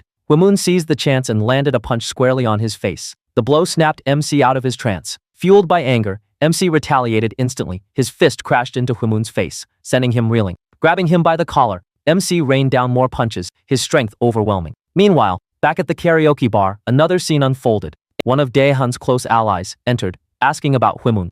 The girl at the counter told him that Hwaemun had already left in a rush after receiving a message from his friend. She suggested he contact Hwaemun's companion directly if he wanted answers. The story shifted back to the fight. The cap-wearing boy could hardly believe his eyes. Hwaemun, the one they all relied on, had been knocked out with just a single punch from MC. Stunned, he could only stare. MC, unfazed, turned to Hong Hee. He told her to follow him. He had too many questions and needed answers. But just as they were about to leave, Hwaemun staggered back to his feet. His face was bruised, but his grin remained. He growled, asking where MC thought he was going. The fun, he said, was only just getting started. And then, the scene shifted far away, to Busan, MC's old school. In the quiet corridor, one of his old friends walked slowly toward a classroom. As he entered the classroom, he called out to a girl, telling her to come outside and have a smoke. Her name was Young Seon Hwa, and she looked strikingly similar to Biom. On the rooftop of their old school in Busan, Ji Daeho and Jung Seon Hwa stood side by side, smoking. The silence lingered until Daeho finally asked what she had been thinking about earlier in the classroom, wondering if she was thinking about MC again. Seonhwa laughed, reminding him that he used to call MC his best friend. Yet now, he acted as if being best friends didn't mean anything. Daeho sighed, saying of course he remembered MC, but no matter how much he thought about it, there was no way to find him. So what was the point? Still, Seonhwa pressed further. She asked if he had heard any recent news about MC. Daeho shook his head. The only thing anyone knew was that MC's parents had once said they were taking him to America for treatment. But even now, if they went to his old house, they couldn't find his parents anymore. Seonhwa muttered that MC always hated America, so why would he ever agree to go? The story then shifted into a flashback, revealing how Hwaemun first joined Daehan's group. Even back in elementary school, Hwaemun's strength was legendary. His fighting skills were so terrifying that even nearby high schoolers avoided crossing him. That was when Daehan discovered him and brought him into the fold.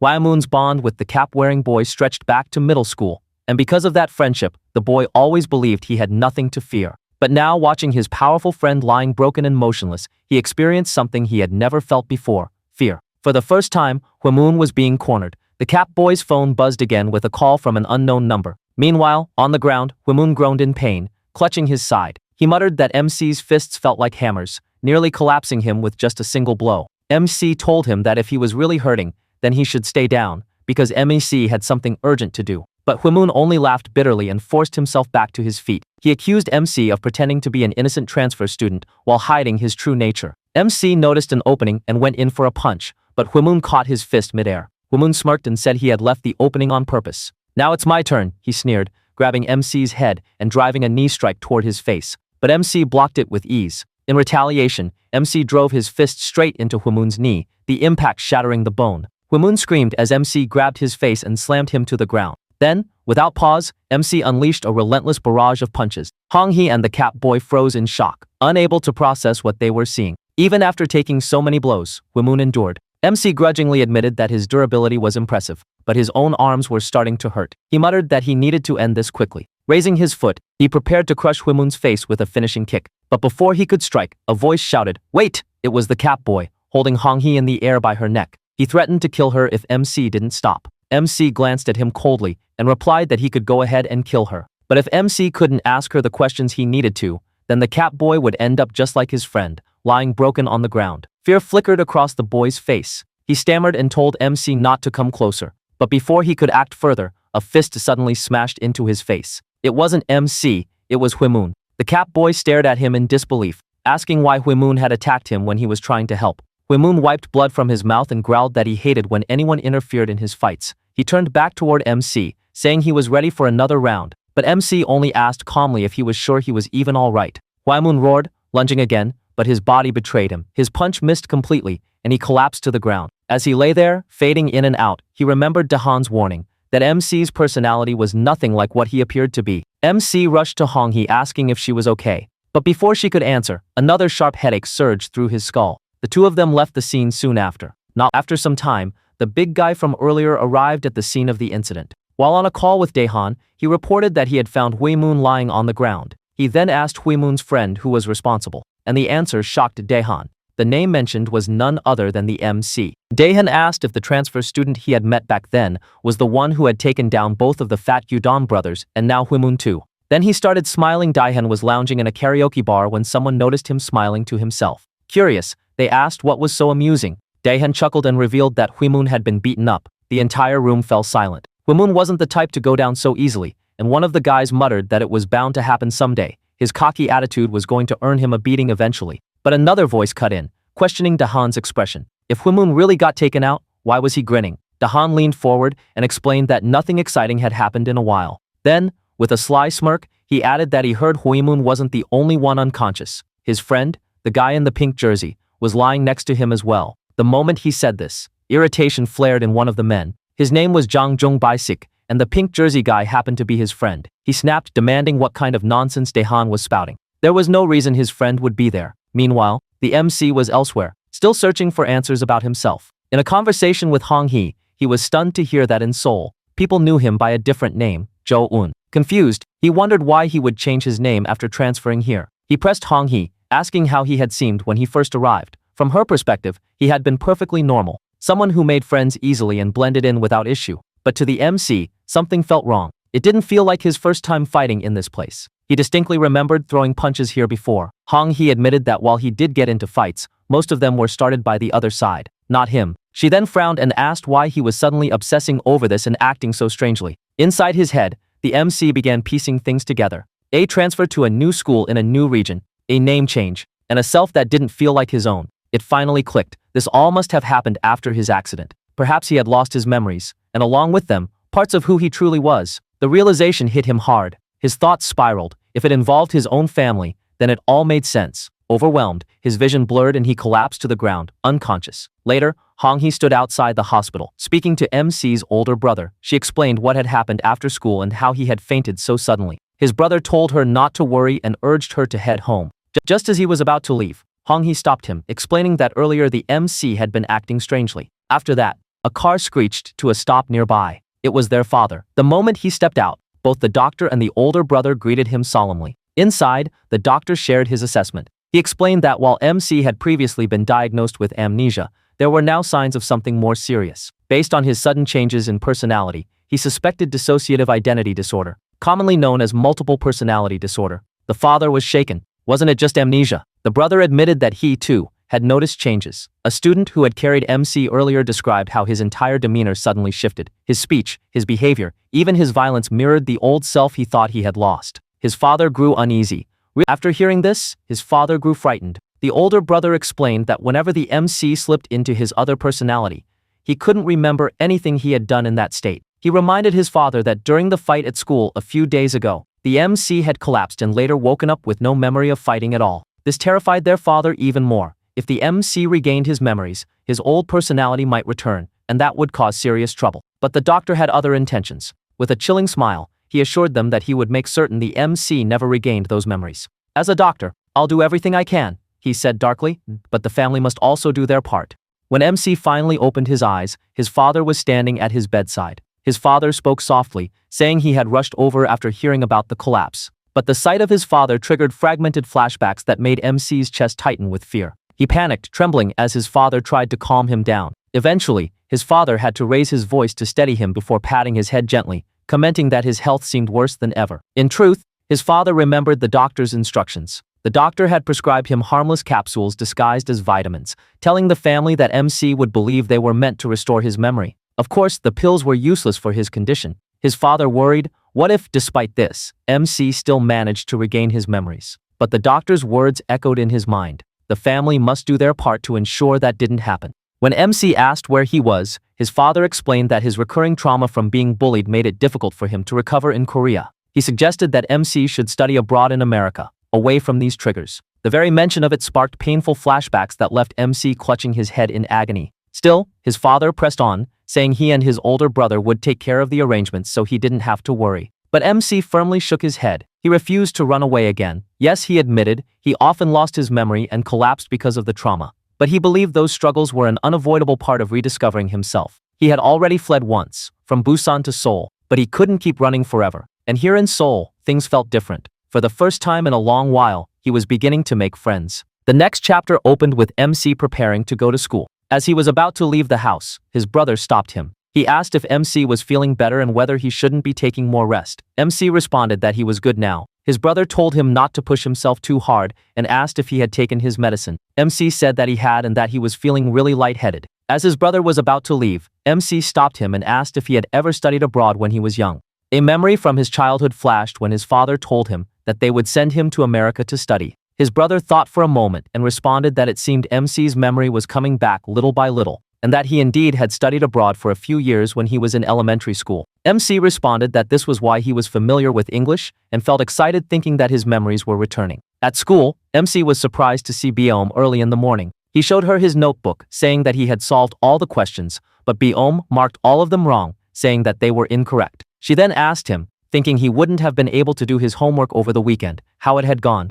"Did you have fun buying clothes?" she asked. MC was kind of hesitant when she asked again, "Was it fun? Did you have fun on Saturday?" MC responded that it was fun, and that it was his first time roaming around the city. Suddenly, he got the feeling that something might have happened that day, because he felt uneasy and didn't remember what happened after getting into the argument with that guy. He looked at his phone, thinking that he was supposed to meet Hong-hee by now. As he searched for the message, Biom was beside him. She asked, "Who are you chatting with so early in the morning?" But instead of responding, MC suddenly read the message and left, saying he would tell her later. In her mind, Biom thought that he must be going to meet Hong-hee, and that MC seemed to be getting close to her. She calmed herself down, saying that it wasn't like it bothered her. She was not even that close with MC. Outside, MC was searching for Hong-hee and spotted her in the corner. He asked why she was hiding. She responded that it was just in case someone saw her, because she didn't think it would be good if Dahan spotted her with MC. She then asked if he was feeling better now. MC seriously responded that he didn't even remember what had happened that day,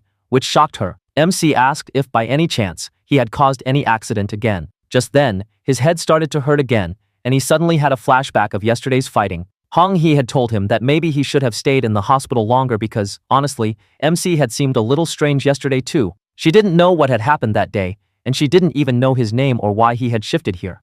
It was as if MC had become a completely different person. MC remembered that his brother had told him about his disorder, where he had two different personalities and didn't remember what the other person did when it surfaced. He realized that this might be happening due to the strong stress he experienced. Now, MC understood why everything seemed strange and why he didn't remember anything. Thinking about yesterday's incident, he became scared, wondering if he was in trouble now and regretted not listening to his father about going abroad to study. Hong-hee asked MC again, saying that there was something she had wanted to ask him. Why did he transfer here and change his name? MC asked her how she knew about him. She responded that she had seen him in Busan. The scene shifted to MC's friends as they were on their way to school, discussing martial arts and games. One of Daehan's allies from yesterday stopped them and asked if they knew MC. MC was shocked to hear that his actual name was Jo-hoon. Suddenly, he recalled a few memories from his past. Hong-hee told MC that when she saw him back in Busan, he had been really scary, which was why she hadn't recognized him when he transferred here. In Busan, all the kids were afraid of him. Shocked, MC asked if he hadn't been the one getting bullied. Hong-hee laughed, saying that it was the funniest thing she had heard all year,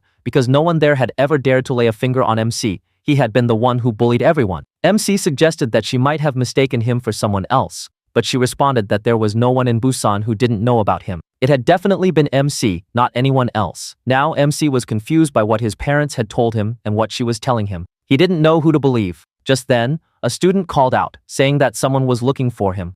The chapter opens at Daehan's house. Early in the morning, his father noticed him getting ready and asked if he was heading to school. As Daehan nodded, his father mentioned that he had heard good things about Daehan's progress on the assignments he'd given him. With a proud yet stern tone, he told his son that those who excel at small tasks often succeed at bigger ones too, a subtle reminder to stay disciplined. "You understand what I mean, right?" his father added. Later that day, Daehan was seen standing before a group of his allies, the very ones who had recently been defeated by the MC. They nervously warned him to be cautious, admitting that they didn't know why MC had come to this school in the first place. But their words only angered Daehan. Grabbing one of them by the collar, he lifted him off the ground and glared into his eyes.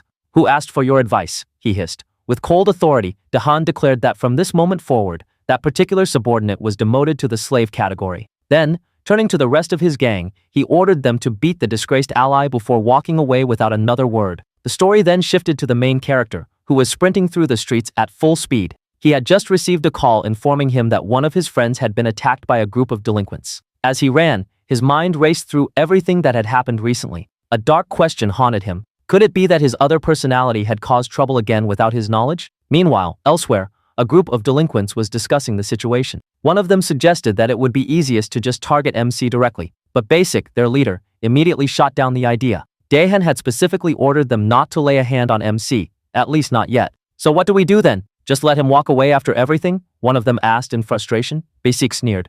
What do you mean, let it go? He beat you, and you're just going to leave it like that. I'll deal with Daehan myself later. Just then, the MC arrived on the scene, breathing heavily from the sprint. But instead of thanking him, his injured friend shouted at him, asking why he had come. Basic stepped forward, smirking as he spoke. This is annoying, isn't it? You messed with my friend, so now I'm messing with you. He squared up, ready to fight, but MC did something unexpected. He bowed his head and sincerely apologized, asking them to release his friend. Basic stared at him in disbelief and turned to his gang.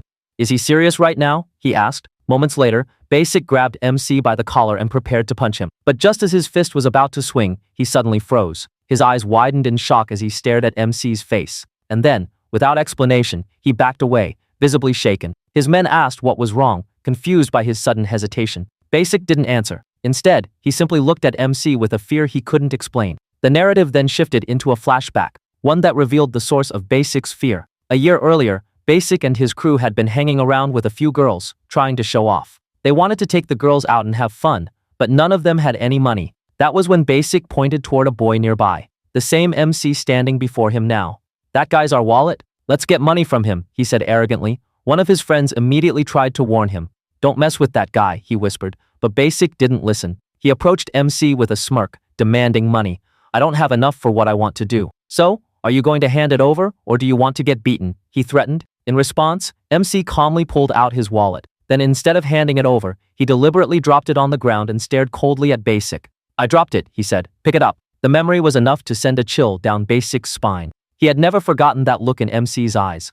Basic stared at MC in disbelief, before suddenly bursting into laughter. Are you guys serious? He mocked. MC calmly asked why he was laughing. Didn't he need money? MC reminded him that his wallet was right there on the ground. If you're embarrassed, you can always pick it up when no one's watching, he added, turning to leave. As they walked away, MC's friend whispered to Basic that MC was rich. His wallet was always stuffed with cash, and there was plenty of money to be taken. Hearing that, Basic's expression changed. Without warning, he launched a punch straight at MEC's friend. But the friend dodged every blow with surprising agility. Basic was impressed despite himself, and commented on his speed, especially for someone his size. MC, watching from the side, laughed and asked if that was really considered fast. Basic shot back that it was fast for a fat pig like him. The situation quickly escalated, drawing the attention of nearby students and bystanders. Basic's friends laughed, confident that MC's group was in serious trouble now. Basic's punches were known to be heavy. Fueled by anger, Basic rushed toward MC again. MC turned to his friend and said he had something to take care of and didn't want to ruin his school uniform. He told him to handle it instead.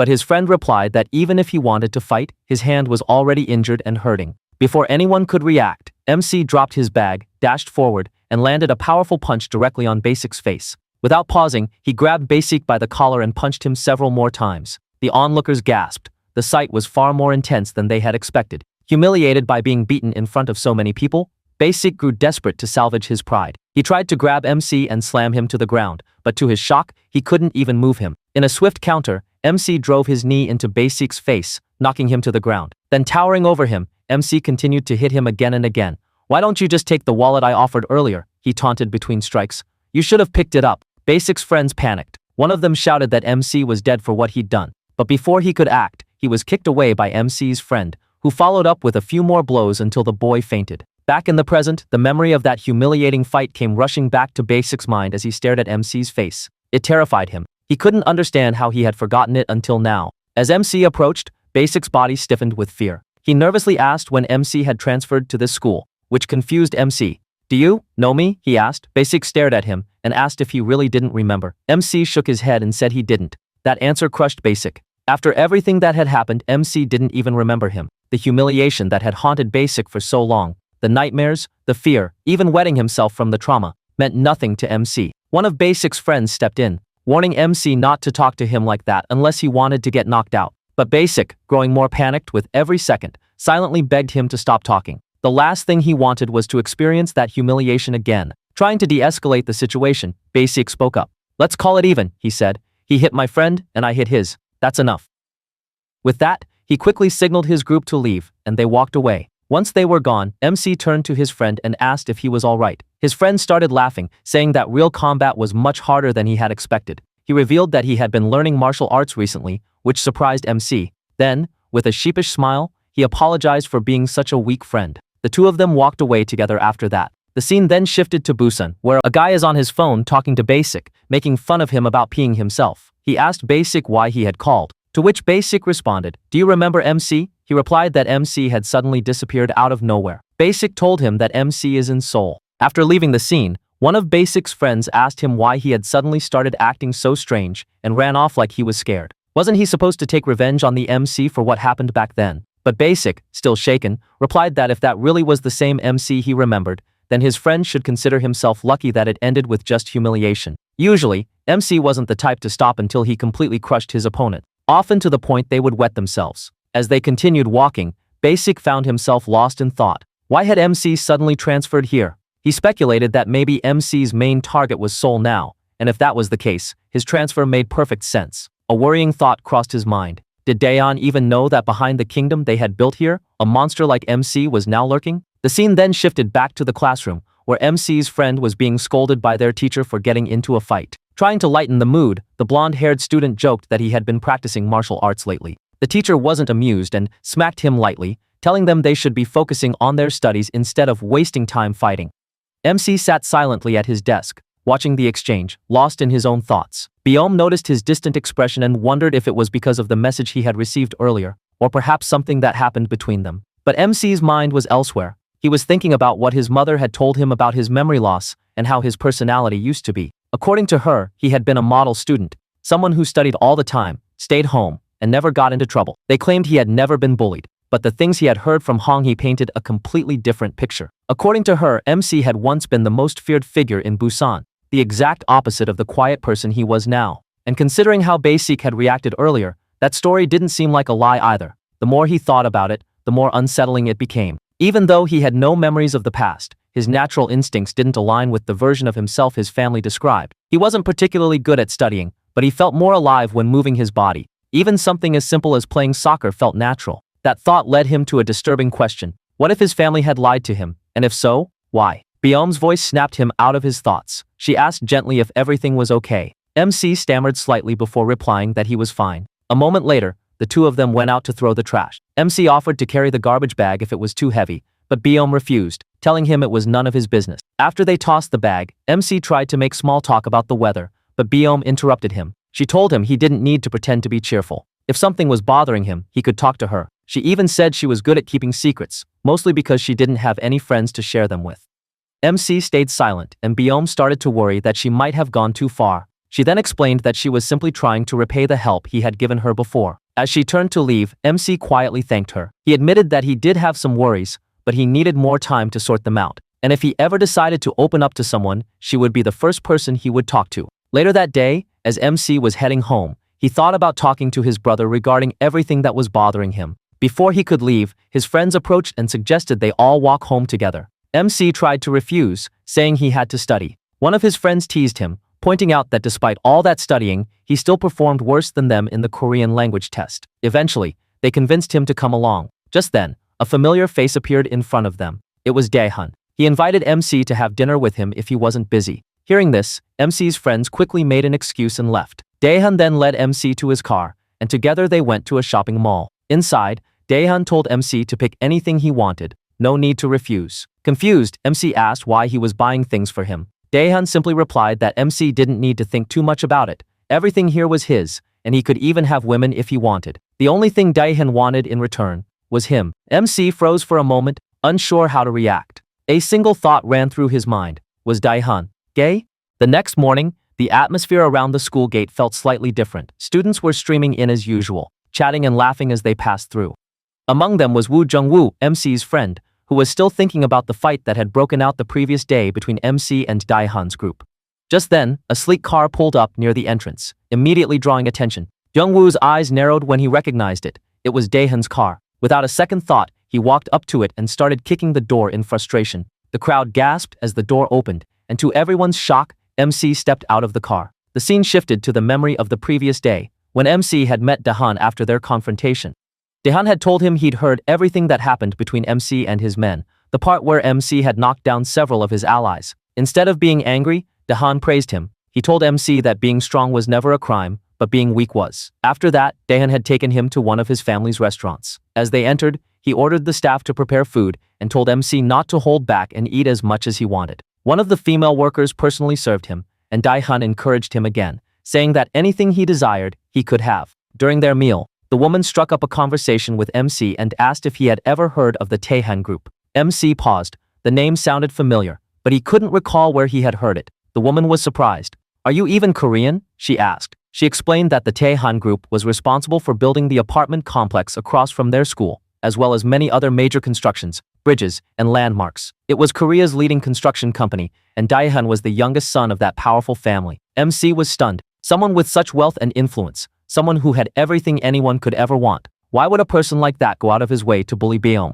Daehan then shifted the conversation. He explained that he had already promised every member of his group a position in the Daehan group once they graduated. For Huimun, it wasn't just a job. He had even been promised a place in the company's official executive program. Then Daehan made the same offer to MC. He promised him wealth, power, and status, with only one condition. MC had to follow his orders completely, without question. "It's a simple condition compared to what you'd gain," Daehan told him. MC calmly asked what would happen if he refused. Daehan just laughed. He admitted he didn't know, because no one had ever turned down his offer before. He told MC to take his time and think it over, adding that there had never been a time in his life when things hadn't gone his way. The next morning, the story continued at MC's house. As he was about to leave for school, he noticed Daehan's car parked outside. The family butler was waiting to give him a ride, and MC reluctantly got in. And that was how he ended up arriving at school in Daehan's car, the very sight that had caused Jungwoo to lash out earlier. His friends immediately surrounded him, asking if he had decided to join Daehan's group. As MC tried to explain, Beom walked by. Their eyes met briefly, but she quickly turned away and kept walking without a word. Before MC could respond to his friends, the situation escalated. Out of nowhere, Huimun lunged at him, tackling him aggressively. MC was caught completely off guard, wondering why he was being attacked so suddenly. Huimun shouted at him furiously, demanding to know why he had stepped out of Daehan's car. In the classroom, a hushed buzz filled the air as the girls gathered in small clusters, all whispering about the same person, the main character, or MC. Their curiosity centered on one baffling sight. Why had MC emerged from Daehan's car that morning? Speculation ran wild. Some wondered if MC had secretly agreed to work under Daehan after all. The implications were tantalizing and troubling. Among them, Beom sat quietly, lost in thought. A sharp memory flashed through her mind, the moment Daehan had forcefully shoved Beom into his car, insisting they ride to school together. Now, seeing MC step out of that same vehicle only deepened the mystery. Why would he get out of Daehan's car, she wondered, her expression clouded with concern. Meanwhile, MC himself was reeling from a sudden, violent confrontation. Out of nowhere, Woo Jungwoo had lunged at him, fists flying, demanding an explanation. Confused and on the defensive, MC blocked each strike, insisting it was all a misunderstanding. Just as the tension peaked, a familiar voice cut through the chaos, someone greeting a teacher nearby. The sound jolted MC back to reality. Panic flickered in his eyes as he remembered his brother. What if he saw me like this, he thought. Getting caught in a schoolyard brawl would be disastrous. Acting quickly, MC seized the moment. He grabbed Woo Jungwoo by the arm, hoisted him up, and firmly suggested they talk somewhere private, away from prying eyes. Once they were alone, MC laid everything bare. He confessed that Daehan had approached him with an offer, one that came with conditions. When Woo Jungwoo pressed him, asking if he'd already responded to his wishes, MC admitted he hadn't replied yet. Woo Jungwoo's expression darkened. "So, the rumors are true," he said slowly. "You really did defeat Huimun." MC didn't deny it. He acknowledged receiving the offer, but admitted, with quiet honesty, that he was worried. That admission seemed to wound Woo Jungwoo more than any punch could. "I should have known," he muttered bitterly. "You're no different from the rest." Disappointed and disillusioned, he turned to leave. MC called after him, desperate to clarify. "It's not like that." But Woo Jungwoo didn't stop. Over his shoulder, he delivered a chilling warning. "They might be praising you now, saying they'll protect your liver, your bladder, your whole body for you. But the moment Daehan decides you're useless, he'll throw you away without a second thought." That's the kind of person he is. He abandons even his closest friends without mercy. To drive the point home, a flashback unfolded. Years earlier, a group of students loitered near the school gates, smoking. Among them stood Daihan, cool, aloof, already exuding an air of dominance. One of his cronies, a burly boy with a sneer, spotted a bespectacled student walking by. "Hey, Four Eyes," he barked. "Come here." The boy hesitated. "Are you talking to me?" "Yeah, you. Go buy us 3 colas and some noodles." The student, tired of being pushed around, snapped back. "If you want to eat, buy it yourselves." Enraged, the bully charged, only to be intercepted mid-lunge by a swift, powerful arm. It was Wu Jungwoo. With practiced ease, he dismantled the group, protecting the smaller boy. As the two walked away together, Daehan watched from the shadows, intrigued. He turned to one of the defeated bullies and asked, "Who's that?" "Wu Jungwoo," came the reply. "He's been known for fighting since elementary school, hates bullies, and popular guys like you." The boy beside him, the one with glasses, was his best friend. Moments later, Daehan appeared behind them, smiling. "I like that," he said. Then with a flourish, he pulled out a sleek black card. "Let's be friends. We can have real fun with this." The bespectacled boy's eyes lit up. "Can I buy gaming stuff with it?" "Anything you want," Daehan assured him. Even Wu Jungwoo, initially skeptical, softened until Daehan added with a smirk, "And yeah, you can even get beer." That was how their unlikely friendship began. Back in the present, MC listened, stunned. "But, if you two were so close?" he asked. "Why are you enemies now?" Wu Jungwoo's gaze grew distant. "It's not that I changed," he said quietly. "It's that Daehan's true nature finally showed itself." Another flashback followed, this one darker. Wu Jungwoo stood alone in a dimly lit alley, surrounded by a ring of thugs. And at their center, Daehan himself, watching coldly as his former friend was cornered. The scene then shifted to a hospital room. Woo-moon lay in bed, bandaged but grinning wickedly as he received news of Daehan's latest maneuver. "So he's trying to put MC in my place now?" He chuckled. Typical Daehan, he always chases the newest, shiniest thing. And MC? He's performing even better than I did. Woo-moon's laughter grew sharper, almost manic. "I need to get discharged fast. At this rate, I'll miss the best part, the look on Daehan's face when he realizes the 2 people he's obsessed with don't care about him at all. They care about each other." The narrative zoomed out to Busan, where a group of local guys were chatting idly. One mentioned hearing from a friend that MC had been spotted in Seoul just the other day. Unbeknownst to them, standing nearby, MC's friend overheard every word. In the next chapter, we see that Wu Jungwoo and his friend Udon are having fun at Daehan's house. Then Daehan asks Jungwoo how he became friends with Udon. Jungwoo responds that Udon's father and his father are friends, and they were always together since childhood. That's how they became friends. One of the reasons is that his father asked him to take care of Udon so he wouldn't get beaten up so often. After that day, naturally, the 3 of them became friends who hang out together and have fun. But one day, Jungwoo found out that Daehan wasn't how they thought he was. As you can see, he is beating a boy. When Wu Jungwoo asks him, "What are you doing?" he responds, "He was loitering in front of the classroom, which bothered me." And after that, he told them they should go and have some fun outside. That's when Wu Jungwoo realized there was something strange about him. But that unusual moment wasn't directed at them until they went to high school. In high school, Wu Jungwoo and his friend Udon are walking together to the school store. On their way, they spot Daehan, and Wu Jungwoo asks him if he wants to go along with them. But Daehan just turns around, telling them to go by themselves. He changed after entering high school. There are lots of people around him, and they were all thugs. He created ranks in the school. He reigned like a king. Even the teachers and seniors were afraid of him. Now, we see the fat boy. He is one of the fat brothers, and he was hungry and looking for the class slave. A student responds, saying that the class slave is hospitalized after he beat him. Then the fat boy says they can make a new one. He points at Wu Jungwoo's friend Udon and tells him, "From now on, you are the new slave," and orders him to buy snacks. But Udon responds, "Are you a child or something? Playing slave and king?" He gets slapped on his face. After that, the scene shifts. Wu Jungwoo is in front of Daehan. He asks him, "Why are you ganging up on him? What are you trying to achieve?" Daehan tells his thugs to move aside. And after that, Wu Jungwoo sees his friend Udon lying on the ground, beaten up. Daehan tells Wu Jungwoo, "You have 2 choices to make. Either you work under me, or you become a slave like your friend for 3 years. This confuses Wu Jungwoo. He asks Daehan, "How can you say something like that about your friend?" Daehan responds, "It's funny, but I never thought of you like that. I just wanted you to become my worker. Your friend who is lying on the ground was just a way to get closer to you." This annoys Wu Jungwoo, and he lunges at him to attack. One of Daehan's men gets in front of him, blocking the attack. After that, they all go all out on him. Daehan tells the fat guy to step on Wu Jungwoo's friend, who is lying down, and give him some massage. Wu Jungwoo tries to stop him, but he is attacked by a bunch of people again, and he tells Daehan, "Why are you doing this all of a sudden, you damn bastard? I will never forgive you." Now back to the present, MC asks him, "What happened to your friend?" Wu Jungwoo says, he is dead now. That day, when he was getting beaten up by Daehan's lackeys and while trying to escape, he was hit by a truck. Then Wu Jungwoo tells MC, If you decide to side with Daehan, I will not stop you. But then, you will become my enemy too.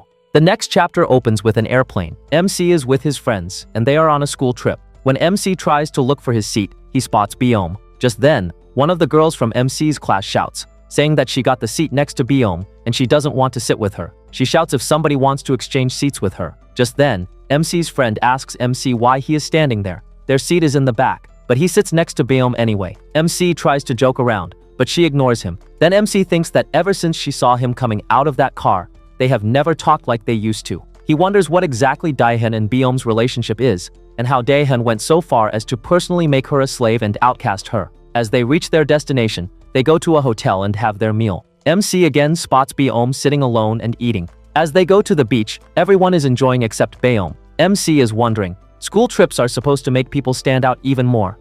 But he's thinking of a way to approach her without getting embarrassed again. Just then, Hong Hee approaches from behind, telling him that he wore the clothes they bought together.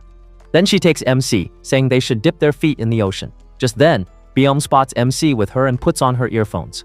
The scene shifts somewhere else. A few boys are out for the school trip. It's a different school, and these boys are annoyed after thinking, what type of school goes to see the damn sea? Then these boys spot MC's friend enjoying himself, and they are annoyed. Just then, one of them bumps into MC's friend. MC's friend apologizes to him, and as they are leaving, the delinquent boy grabs him by the head and tells him to apologize properly. The blonde-haired boy tries to defend himself, saying that he already said sorry, but all three delinquents start laughing, saying that his way of speaking is so cheesy. The blonde-haired boy responds to him, saying that bumpkin-type boys don't teach how to speak standard Korean, which pisses them off. As they are about to hit him, they are stopped. Our heroes Kim Sewon and Ikwon step in. Now they both have them as slaves, but they can't stand their school being disrespected. As MC is also having fun with Hong Hee, he hears the commotion. As he turns around, he spots his friend over there. Ikwon is having an argument with the delinquent boys. The delinquent boy turns toward MC's friend to attack him, but suddenly MC grabs his hand. MC asks his friend if he's all right.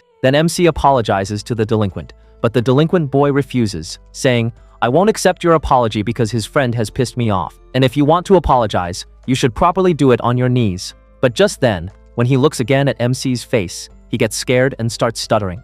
After that, the scene shifts to the doppelganger of Biome. She is smoking and is approached by MC's old friend, Jidaeho. He asks her if she isn't scared of teachers. Then he asks her, there are many good Star brand cafes. We should go there, but she refuses. Jidaeho asks her why. In the past, she used to go there a lot with MC. Just then, she recalls a few memories of her with MC. But as he is about to say more, they are interrupted by the earlier delinquent boy, who is now huffing heavily. He tells them that he saw MC just right there. He explained that he had seen someone who looked exactly like Jo-hoon. The moment Jidaeho heard that, he ran toward the location the man mentioned. When he arrived, he questioned two boys who had been there earlier. They told him the person, who looked unmistakably like the MC, had just boarded a bus. They added that the group seemed to be from Seoul and were likely visiting the area on a school trip. The story shifted to a resort, where the MC and his friends were walking inside. One friend glanced back at him and asked if he was okay, noticing that he had been looking pale since earlier. The MC said his head just hurt a bit, but he couldn't shake off what had happened.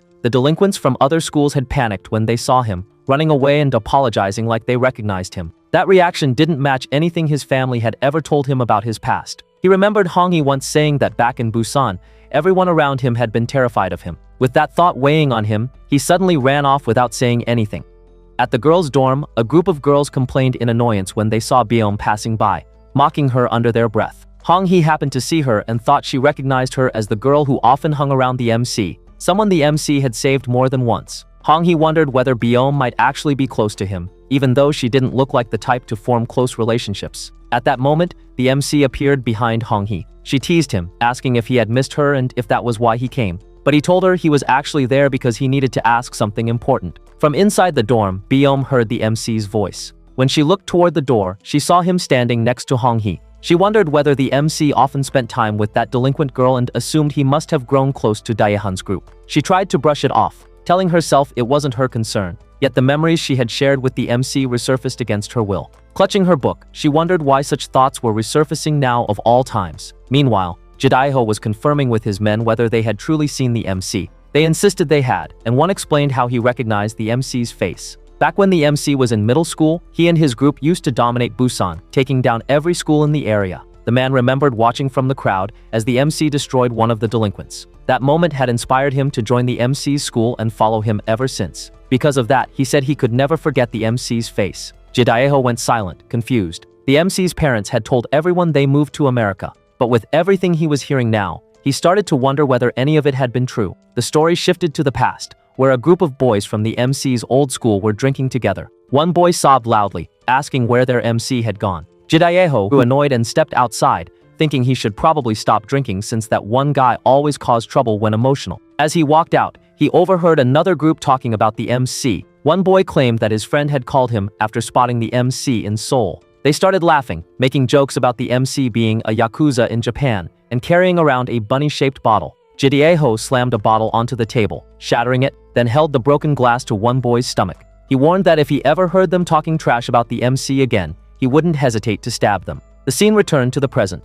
A teacher was telling all students to gather at 3 p.m., and Jidaiho stood among them. Someone suddenly called out his name. It was the girl who looked like Baeom. She asked him why he had seemed so serious the day before. After a brief silence, he said it was nothing important. The narrative moved back to the MC, whose older brother was supervising the trip. He was telling all the students to return to the buses by 3 p.m. The MC listened quietly. Just then, one of the MC's friends asked him whether he was going upstairs with them. Before the MC could answer, he noticed a few unfamiliar boys standing around the area, students from another school. His friend wondered aloud if those were the same bullies they had encountered yesterday. The MC suddenly remembered how those boys had run away the moment they saw him. He recalled what Hongyi had told him, that many kids from Busan knew his face, and even though he had changed, they still remembered him. He wondered if those boys might be from Hurong High School, or possibly one of the other schools that had been affected by his past. Without saying much, the MC quietly began walking away. His friend called after him, asking where he was going, but the MC didn't answer.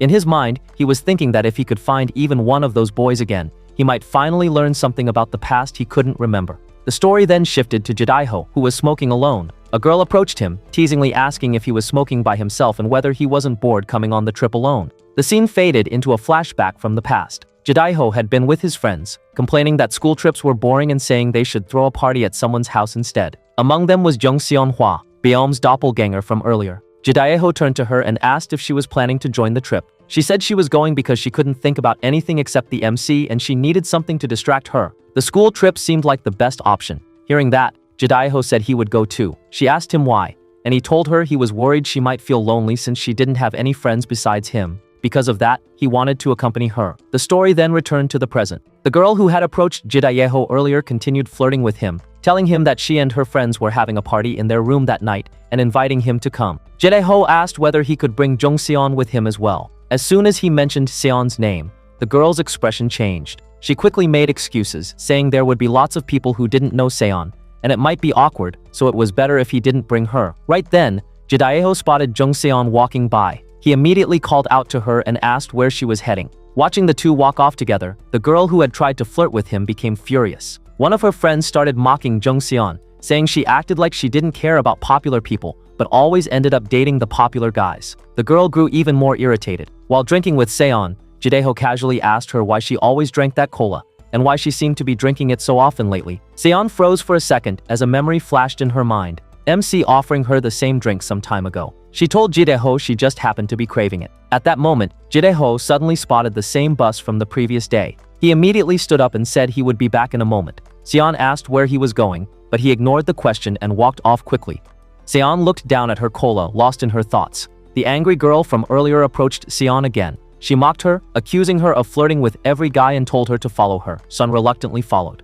Meanwhile, the MC was still searching around the grounds, looking for the boys from yesterday. He wanted to be cautious, but more importantly, he wanted answers about who he used to be. While scanning the area, he saw someone at the corner of the building. It was Seonghwa. The delinquent girl was harassing her, accusing her of immediately trying to hook up with Jidaiho the moment the MC disappeared. Seonghwa asked her to speak properly. What did she mean by that? The girl responded smugly, saying that Seon had been getting close to Jidaiho lately. Another delinquent mocked Seonghwa, saying that MC had almost died, yet Seonghwa was busy chasing after his best friend. Hearing that, Seonghwa slapped the girl across the face. She shouted that none of them had the right to talk about the MC like that. The slap enraged the delinquent. She grabbed Seonghwa by the head, raising her hand to strike her. But before the blow could land, someone caught her wrist. It was the MC. Seonghwa's eyes widened, shocked to see him standing there again. After the confrontation, the story shifted to the past, back to when Manhwa first transferred to the MC's school. She stood in front of the class, introduced herself, and told everyone where she was from.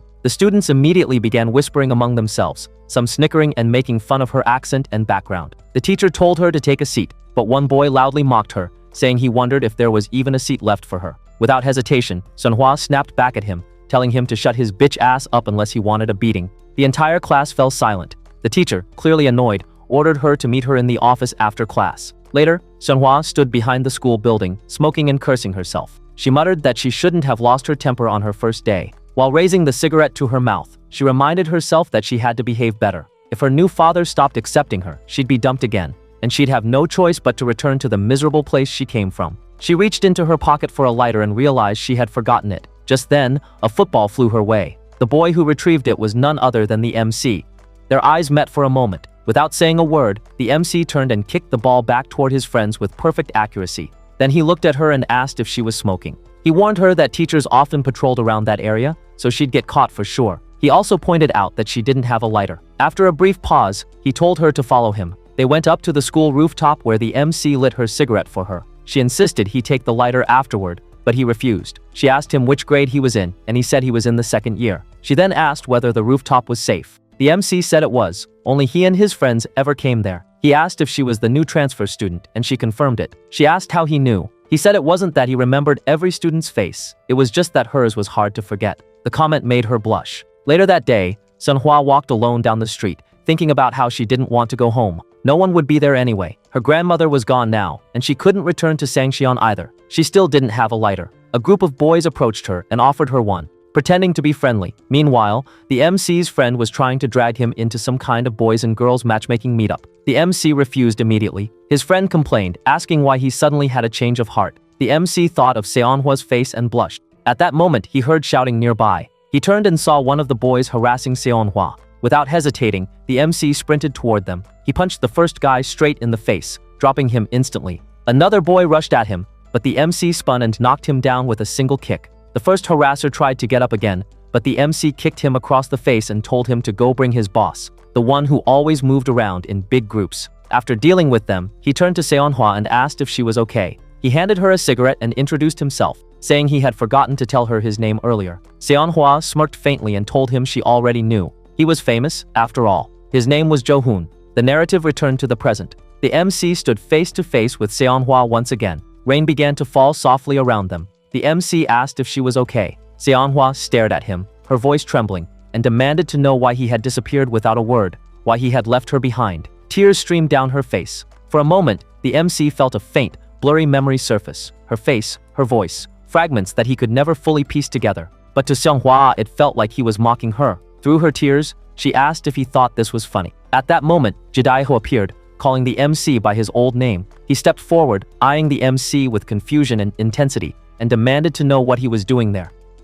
The chapter opened with the MC's brother being stopped by a fellow teacher who offered him a cup of coffee, mentioning that he must be worn out from looking after all the students. He thanked her and replied casually that, luckily, there hadn't been any major accidents so far. The moment he said that, the teacher stiffened in shock. She told him sharply to stop saying things like that because the last time he said, "There's no accident." Something bad happened almost immediately afterward. She scolded him for jinxing the trip, and he apologized repeatedly while she kept muttering under her breath. As they continued walking, he noticed that the area seemed unusually crowded and asked if other schools were participating. She told him that several schools from Busan were on the same trip. When she mentioned one name in particular, Huronghai, his eyes widened. He stopped for a moment, startled by the name, but before anything else could be revealed, the scene shifted away. The focus returned to the MC, who stood in front of Jidaiho when Seonhwa suddenly appeared. Without hesitation, she ran toward him and hugged him tightly, tears already streaming down her cheeks. She asked where he had disappeared to and what had happened to him.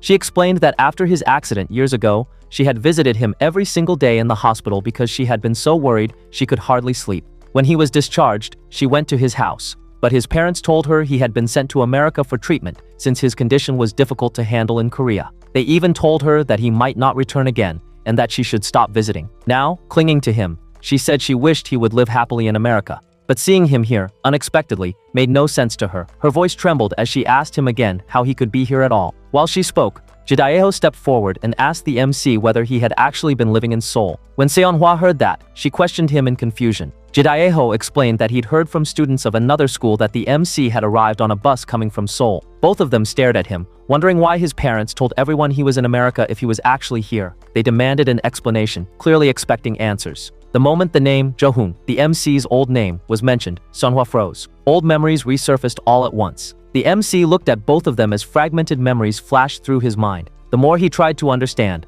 the more overwhelmed he felt. He finally asked whether they even knew him. Both were shocked and speechless. Seonhwa asked why he was talking like that and why he didn't recognize her. The MC covered his forehead, struggling to understand the sudden flood of memories coming back to him. After a moment, he remembered who she was, and the instant he recognized her, panic overtook him. He suddenly turned and ran. His breathing grew heavy, the world spun around him, and his mind felt like it was collapsing. Everything blurred together, faces, memories, voices. Then he saw a bus coming toward him, and the sight triggered a vivid flash of his past accident. His legs gave out, and he collapsed on the ground, unconscious. Students screamed, and chaos spread quickly. From a distance, his brother spotted him lying in front of the bus and rushed toward him in panic. Soon, news spread everywhere that the MC had gotten into another accident. Byom hurriedly asked one of the MC's friends what had happened and whether it was serious. Later, the MC was resting in a room. His brother sat beside him and asked why he returned to the trip when he was supposed to stay in the hospital. The MC said he felt fine and that the doctor said it wasn't serious. His brother told him to rest, but was about to leave when the MC suddenly asked if he knew the students from earlier because they seemed to recognize him. His brother said he didn't know them since he had already been living in Seoul when the MC was still attending school in Busan. He awkwardly suggested that maybe those students simply recognized him from the same school. Then he asked whether the MC remembered anything. After a short pause, the MC said he remembered nothing, and his head felt completely messed up whenever people acted like they knew him. His brother told him those students were probably the ones who bullied him back then, the ones who just stood and watched everything happen. So it was natural for him to feel overwhelmed. The MC quietly agreed. When his brother finally stepped out, the MC lowered his head and whispered, "Thank you."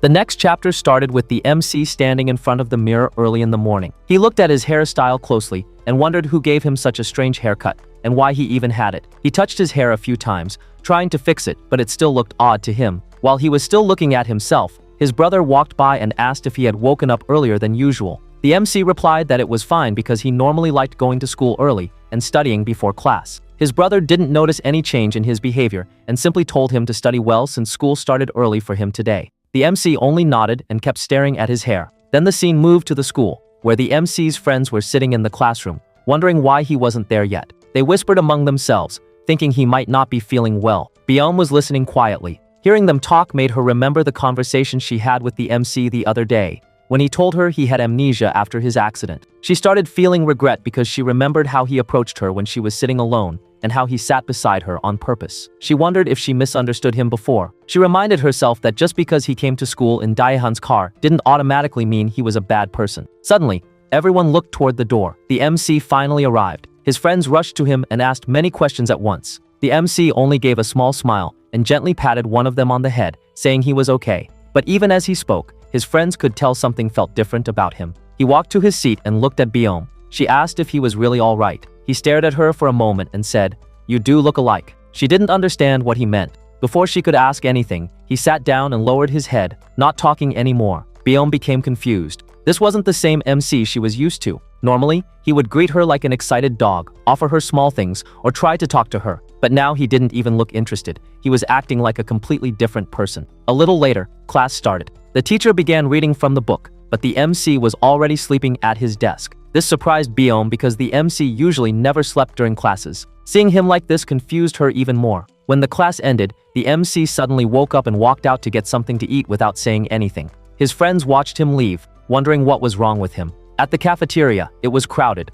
The MC stood in line with his friend, waiting for their turn. When they finally reached the counter, his friend told him it was time to order. But before the MC could say anything, a group of third-year students pushed in from behind, told him to move out of the way, and ordered a large amount of food for themselves. The MC was annoyed but controlled himself after remembering something related to his parents. The seniors then told the MC's friend to pay for their meal. When they walked past the MC, one of them told him to fix his expression. After they left, the MC turned to his friend and asked if those guys were their friends too. His friend shook his head quickly and explained that they were third-year students, known for stealing food and money from younger kids. He warned the MC not to get involved with them because they were dangerous. The MC didn't respond and walked away. On the other side of the cafeteria, the seniors sat down and started eating the food they had ordered. They talked about the MC, saying they heard Daehan was trying hard to recruit him. One of them said the MC didn't look like the person who could put Hoimun in the hospital, and he doubted the story. But while they were talking, the MC suddenly ran up from behind them. He kicked one of the seniors in the head, knocking him to the floor. Then he punched the second one. The MC demanded they return his friend's money. Back in the classroom, his friends were waiting for him, confused because he still wasn't back. Byom wondered where he had gone since he was with them earlier. Meanwhile, the fight continued. The MC had one of the seniors on the ground, pressing him down with his leg and telling him to apologize for cutting in line and interrupting him. He demanded they pay the money back. The senior on the floor tried to threaten him, saying that if Dahan found out, the MC would be in trouble. The MC didn't care. He kicked him again and told him to go ahead and call Daehan, because it would be Daehan who got beaten up in the end. Hearing this, the other senior lying nearby realized that the MC was definitely the person who put Hwamun in the hospital.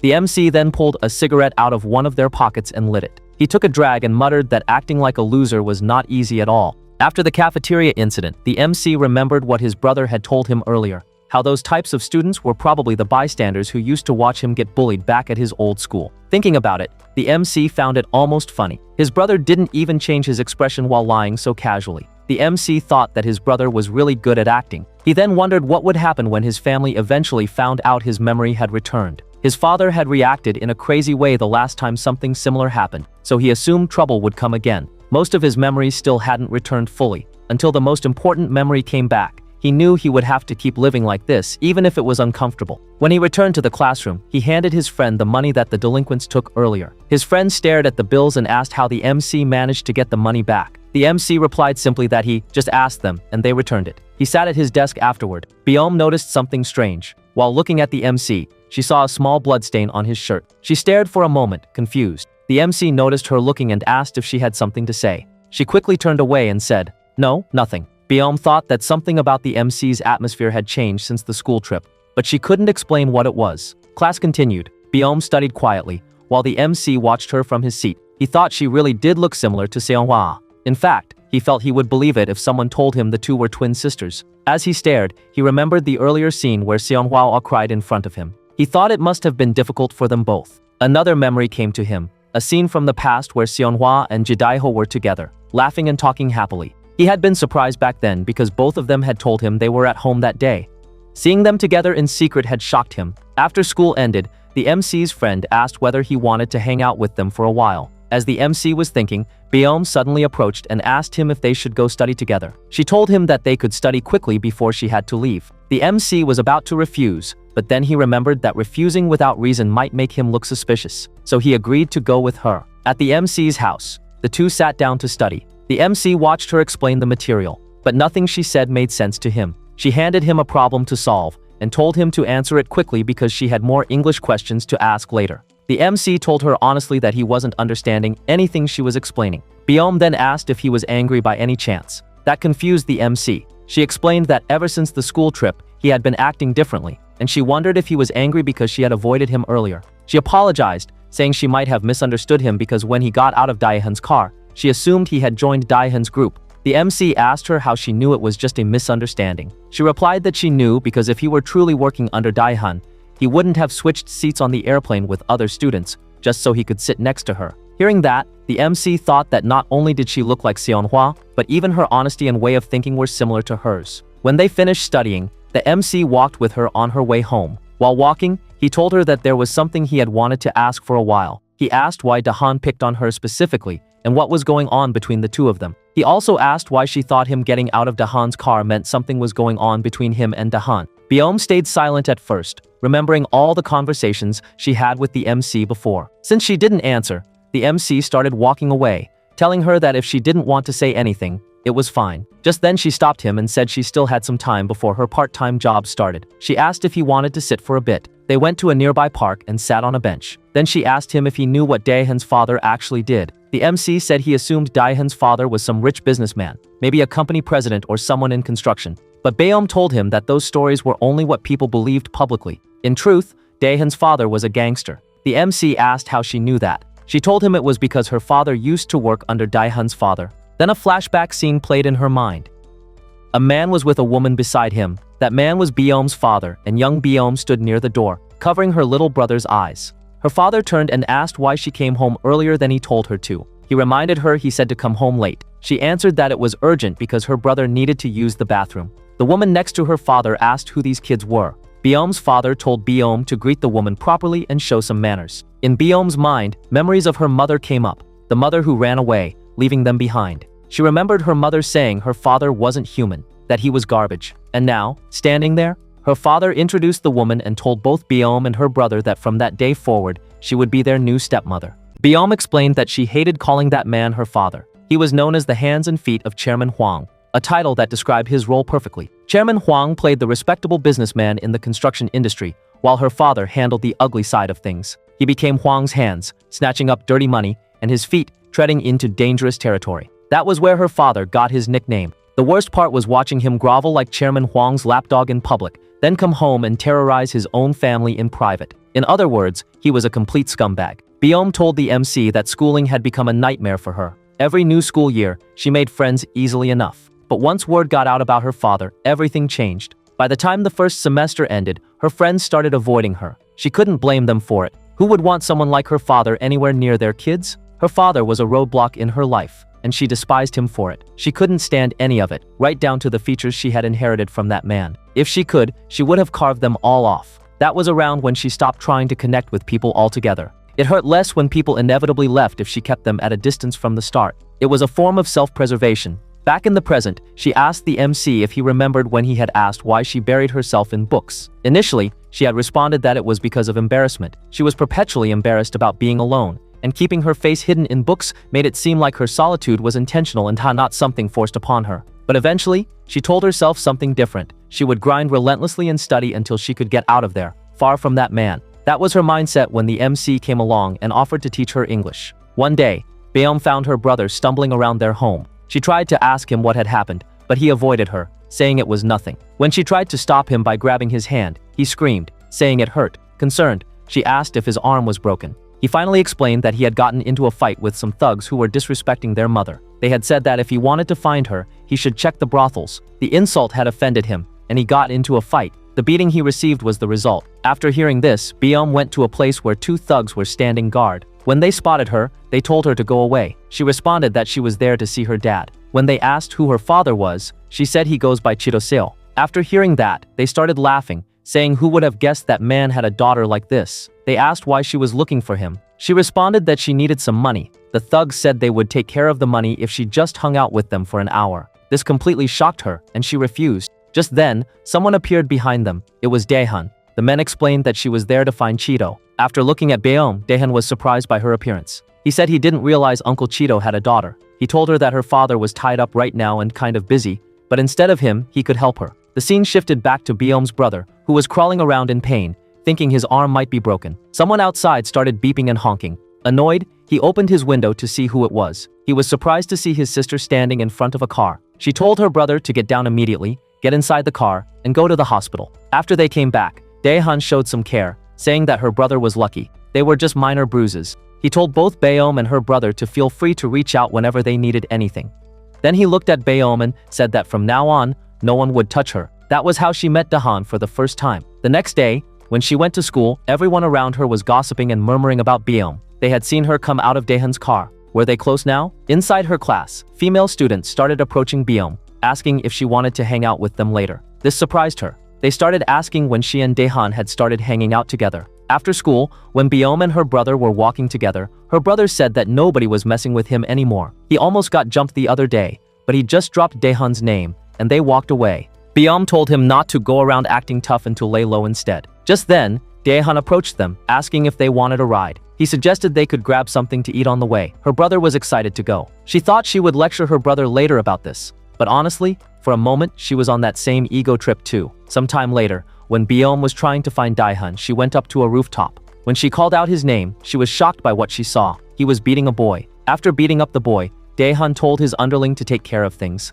Then he looked at Beom and asked her what she was about to say, but she stood frozen, shocked to see him like this. Daehan turned back to the boy he had just beaten and started mocking him, saying that from now on, he was a slave. The casual cruelty in his voice made something inside Beom twist. She told the MC that Daehan had changed when he entered high school. After hearing this, the MC realized he had heard the same story before, from Woo Jungwoo. Jungwoo Jebu had mentioned that when Daehan entered high school, he had changed completely. Byum continued, saying that Daehan had transformed into someone just as uncomfortable as her father. The comparison hung heavy in the air. The scene shifted to show Daehan walking through the school with his friends. Inside one of the classrooms, a few students were discussing him in hushed tones. One boy was saying he had heard from someone that if they became a member under Daehan, their school life would get really easy. He was definitely going to join. Just as he was about to turn around, he spotted Daehan coming through the door. Daehan walked straight up to him and asked if he had seen Byum. The boy responded that she had just left. After hearing this, Daehan looked confused. She hadn't messaged him before leaving, which was unusual. Sometime later, Daehan was smoking outside when Byum approached him. He looked at her and said he thought she told him she wouldn't come, yet here she was. Then he asked her what had happened. Why was she avoiding him these days? It was hard to see her even at school. After a moment of silence, Byum responded carefully. She told him that previously, there was a time when she felt superior being close to him. She was finally getting some recognition and making friends. But what she saw at the rooftop, what he had become, and what he had done to this school, separating students into classes, hanging out with bad guys, watching them bully weak kids, it had changed everything. She said that Daehan had been becoming the same guy as her dad, the person she despised most. Her father had been doing wrong things under Chairman Huang's orders. And now Daehan was following the same path. She admitted she had made many excuses not to see him, pretending to blur her eyes, pretending like nothing was happening. Daehan asked her if she was planning to avoid him from now on, just like this. Then he told her that the reason he had been good to her until now was because, just as he was about to continue, Byum stopped him, asking if he was going to confess right now. He responded that it was something similar. Byum refused him immediately. She said sorry, but she had never thought of him as a romantic interest. She turned around, saying that he had been good to her until now, and she was grateful for that. But Daehan started laughing hard. The sound was cold and bitter. Then he told her something that made her blood run cold. He asked if she remembered what he had told her inside the car. He said that starting today, she would finally realize how comfortably she had been living until now. The MC asked her what talk he was referring to. Byum explained that inside the car that day, Daehan had told her something chilling. He had said he never failed to get what he wanted, even if it meant getting it by hook or by crook. He got everything he set his sights on. She remembered responding to him that she was really envious of him, a life where he could get everything he wanted. She had never gotten what she wanted. Daehan had responded with words that now seemed like a warning. He said that sometimes there were things he couldn't have, things that slipped away, and in that case, what he chose to do was break it. If he couldn't have it, no one else could have it either. Living in fear, back in the present, Byum told the MC that from that moment until now, exactly what Daehan had told her was happening. What the MC saw when he transferred to their school, that was her normal now. It had become her daily life routine to get bullied. That continued until the MC arrived. He had stood up and spoken with her without condoning the bullying, risking danger to himself. The way he had helped her meant everything. Byum thanked the MC, saying that he was the first person in a long time who had been genuinely nice to her without expecting anything in return. Then she shifted the mood, saying that today, she definitely wanted to say this. She paused, looking at him directly. The MC froze. His heart started beating fast. He wondered what she was about to say, why she had brought him here, why she had shared all of this. The anticipation built as he waited for her next words, knowing that whatever came next would change everything between them. The scene shifted to somewhere else, where the MC's friends were gathered together. One of them turned to Jidaiho and asked if it was true that he had seen the MC on the school trip. They had heard some rumors about the MC from other groups. They told Jidaiho to stop drinking and talk to them. Jidaiho stayed silent. His mind went back to a previous incident when the MC's brother had called both him and the MC's doppelganger aside to explain the MC's condition. The brother had told them that the MC had lost his memory in an accident, and the MC they knew was no longer there. Their family was also involved with some old organization and wanted to send him to Busan. The MC's brother had requested them to think of it as if the MC had found a new life and left his old self behind. They should not come looking for him anymore. Back in the present, Jidaiho looked at his friends and wondered what would happen if these guys found out that the MC had lost his memory and wouldn't be returning to Busan. They would definitely be sad and disappointed. Even he had been shocked after hearing what had happened to the MC. The scene shifted to a different location where a bunch of students had gathered, watching a fight and placing bets on the fighters. A blonde-haired guy took down his opponent. After watching his man get beaten, the opposing leader got annoyed and pulled out the money he had bet. He walked over and handed the money to Daehan. As the leader turned to leave, the blonde-haired fighter who had just won grabbed the arm of the guy he had just beaten and broke it. He said coldly that one guy has to die in the end in a dogfight. The leader of the beaten fighter started panicking, telling Daehan to make him stop. Daehan congratulated the blonde-haired guy, then asked him why he was acting like this today. The blonde-haired guy looked at Dae-han and told him that the one who suited the Hwaemun position was him, not that transfer student. It was annoying because he had served Dae-han for many years and had become his dog without any complaint. Now some newcomer was being considered for a position he felt he had earned. Dae-han laughed and said, all right, he would give him a chance. He told the blonde-haired guy to prove himself, to show that he was more capable than that second-year student, more fit to be a leader. The blonde-haired guy smiled, saying that if he was allowed to kill that guy, he would do it. Just then, another guy approached them, saying there was something he wanted to tell Dae-han. The scene shifted back to the school, where the MC was feeling heavy. He remembered the conversation he had with Baeom yesterday, and what she had been about to say. He tried to calm himself, telling himself not to overthink and misunderstand things. He went to his classroom where he spotted Baeom. He approached her and greeted her. The MC sat down, internally telling himself not to misunderstand, that she probably wasn't what he thought. Baeom handed him something to eat. She explained that it was leftovers she had gotten from the convenience store, and if he didn't want to eat it, he didn't have to. Just as the MC was about to grab it, someone interrupted them. A guy approached and told the MC to come with him quietly because Dae-han was looking for him. They went up to the rooftop. The blonde-haired guy was standing there, and when he saw the MC, he turned to ask the other guy if this was the second-year student everyone was talking about. He looked at the MC,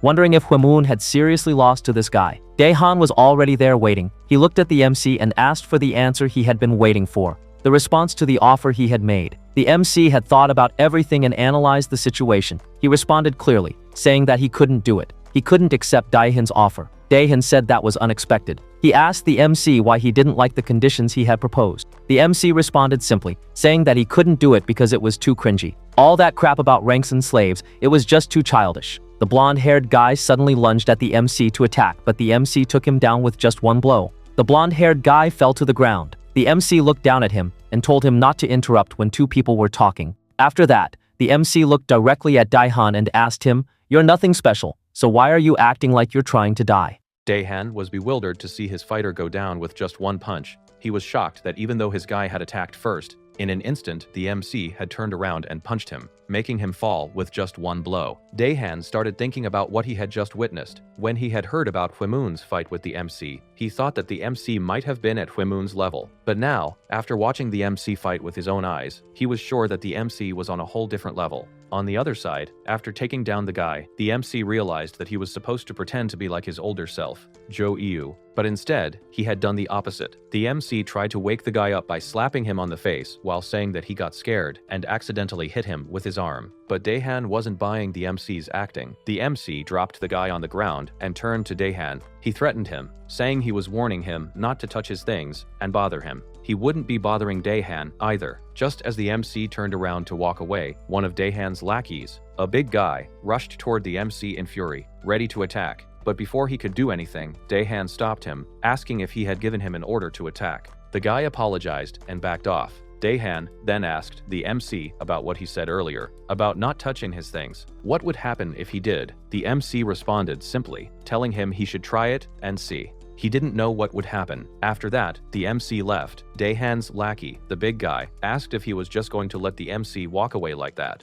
If he did, everyone would lose their discipline. Dae-han asked him if he had seen what happened a moment ago. He had almost gotten his jaw broken. He asked if the lackey could take down that guy in just one punch like the MC had done. The lackey froze for a moment. Dae-han told him he couldn't do that, could he? On the other side, the MC was walking down the stairs when a boy rushed up, heading toward the rooftop. Just as he looked at the MC, his face went pale. He rushed toward Dae-han, shouting that the MC was the guy he saw yesterday with someone.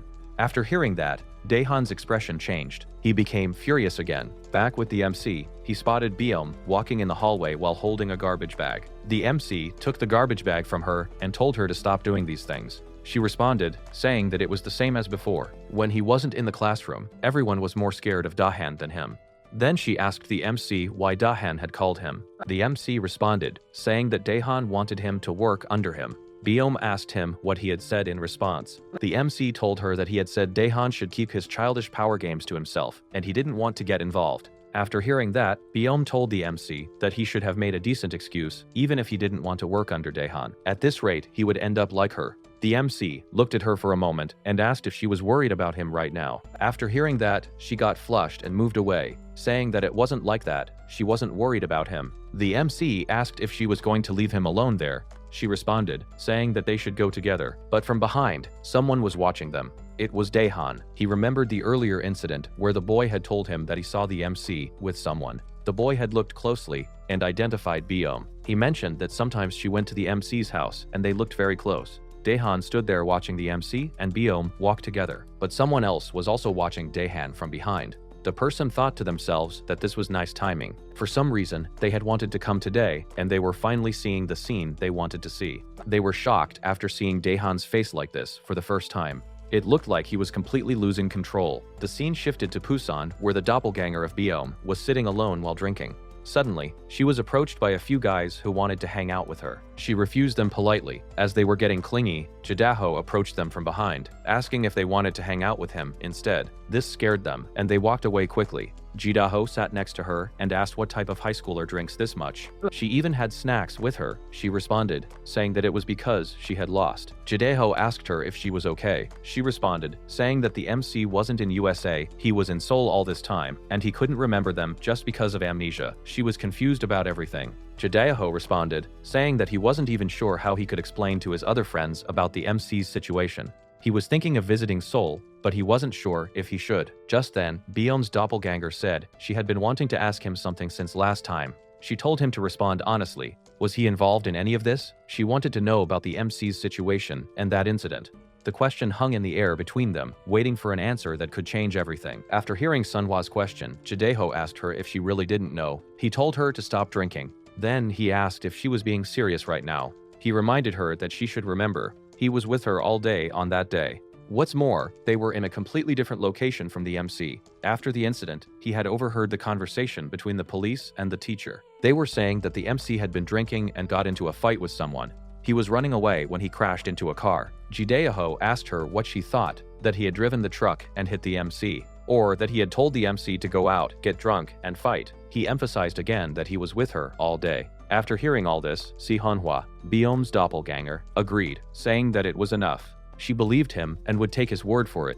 Jidaho responded that she was too much. He told her he had been wondering why she called him out, and she knew how he felt about all this. After that, he stood up to leave, saying that he would go first because today, looking at her face, he didn't like it. He told her to stay a bit longer and then go home safely. As he walked away, Sihonhwa thought to herself that he was right. They were together all day, and she thought maybe she had misunderstood. She would love to believe him completely, but that day, when she had run into the MC again, she had suddenly remembered something.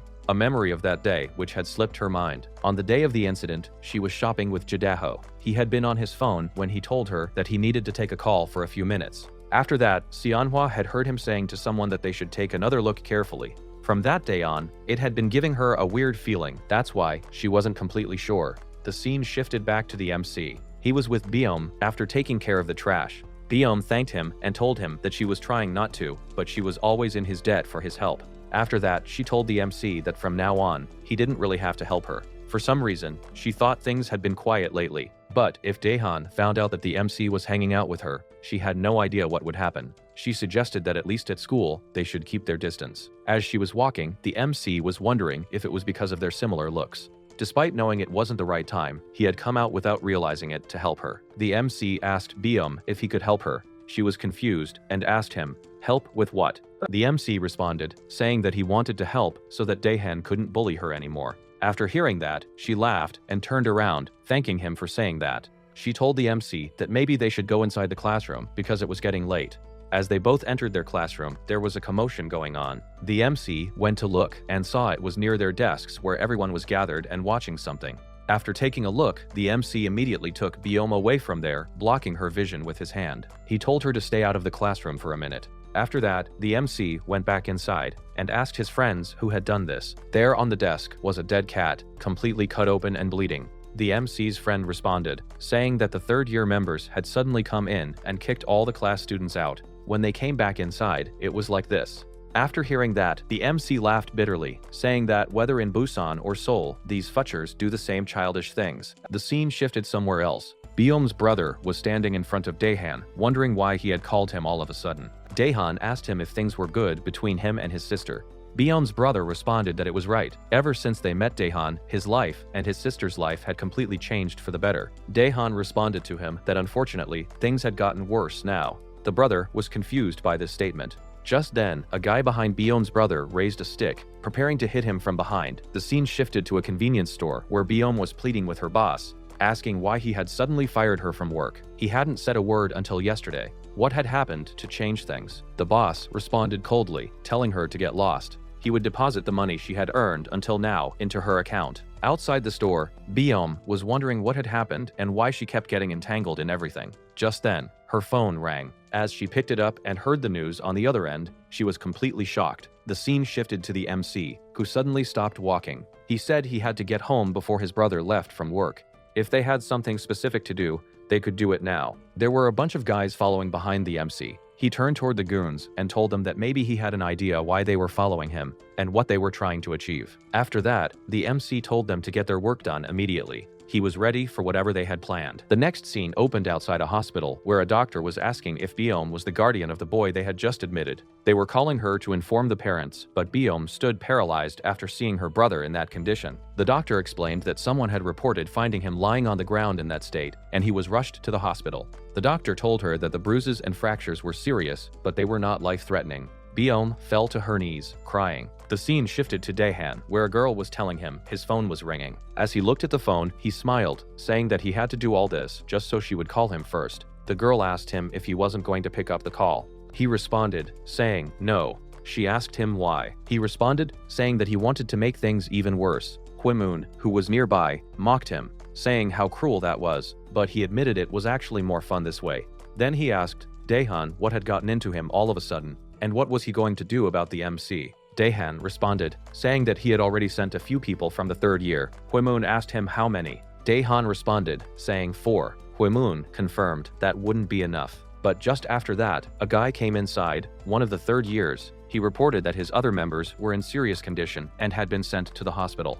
The MC had knocked them all out, but he had knocked out the Mac. After hearing that, Hwaemun was shocked. He called the guy a liar, mocking him by saying he wasn't even strong enough to beat Hwaemun himself, but the guy showed them a picture of the MC on the ground, bleeding from his head. The scene shifted to show what had actually happened an hour ago. The MC was beating these guys when suddenly one of them from behind was about to strike the MC with a wooden stick, but the MC turned around and kicked him. After that, he beat the other guys, breaking the jaw of one of them. Only one guy was left, the one who would report back to Daehan. But the MC ignored him while kicking the other guys on the ground, saying mockingly that he couldn't see the last guy. Where was he? He should come hit him. As the last remaining guy was about to panic, the MC took blood from one of the fallen guys and rubbed it on his own head, making it seem like he was bleeding. After that, he called the last remaining guy over and told him to take a picture of him pretending to be knocked out.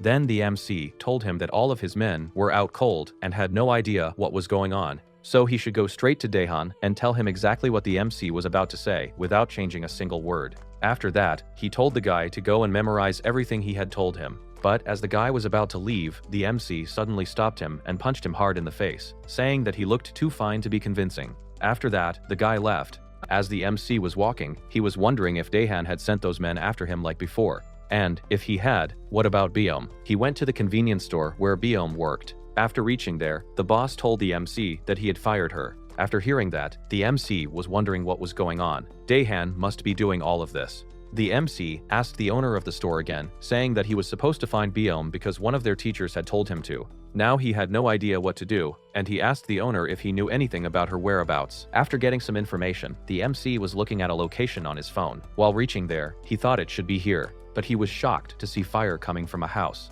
Just as he rushed toward the fire, he spotted Biom standing there in front of the house. He approached her and asked her what was going on and what she was doing here. She should be careful. Biom was crying while looking at the MC. He was shocked when he realized it was her house that was on fire. She told the MC that her brother had been hospitalized after being beaten by someone. When she came home to take care of her brother's stuff, she found her house like this. The MC asked her if her brother had been hit by someone. Who was it? She responded, saying that she had a suspicion about someone. She hadn't heard it directly from her brother yet, but she told everything to the MC. What had happened until now? After hearing all that, the MC got really furious, cursing under his breath about Daehan. That futcher. After that, both the MC and Biom went to the MC's house. The MC's brother welcomed her, telling her that he knew about her situation because the MC had already informed him by phone. The MC gave her some clothes to change into. While the MC was making some noodles, Biom came out and asked where she could put the used towel. The MC was telling her where to put it when he looked at her and thought that she was thinner than he expected. After that, he gave the ramen to Biom. She asked the MC if he wasn't going to eat with her, but the MC responded that he wasn't hungry. The real reason was something else. The MC couldn't control himself. He had been feeling different from that day when Biom had opened up about herself to him. While eating the ramen, Biom thanked him. The MC told her not to thank him every single time. It was just annoying. After that, Biom was on a phone call, telling her aunt about the situation and where she was staying right now.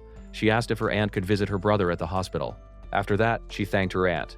When the MC asked her if everything was okay, she responded that there was no one at home when the fire started, and her aunt would be staying next to her brother at the hospital. But the MC asked her again, not about that, but was she okay? She responded that she was, but the MC noticed her hands shaking. She explained that her hands were shaking because she had experienced so many things, one after another that day. The MC asked her if all of that was Daehan's doing. She responded that she didn't know, but if he did all of that, she was scared. She was scared of seeing the people close to her get hurt, and the fact that she couldn't get out of this situation. Everything was too scary for her. That night, when Biom fell asleep, the MC thought to himself that he knew from his head that it wasn't a matter of interfering with light sympathy.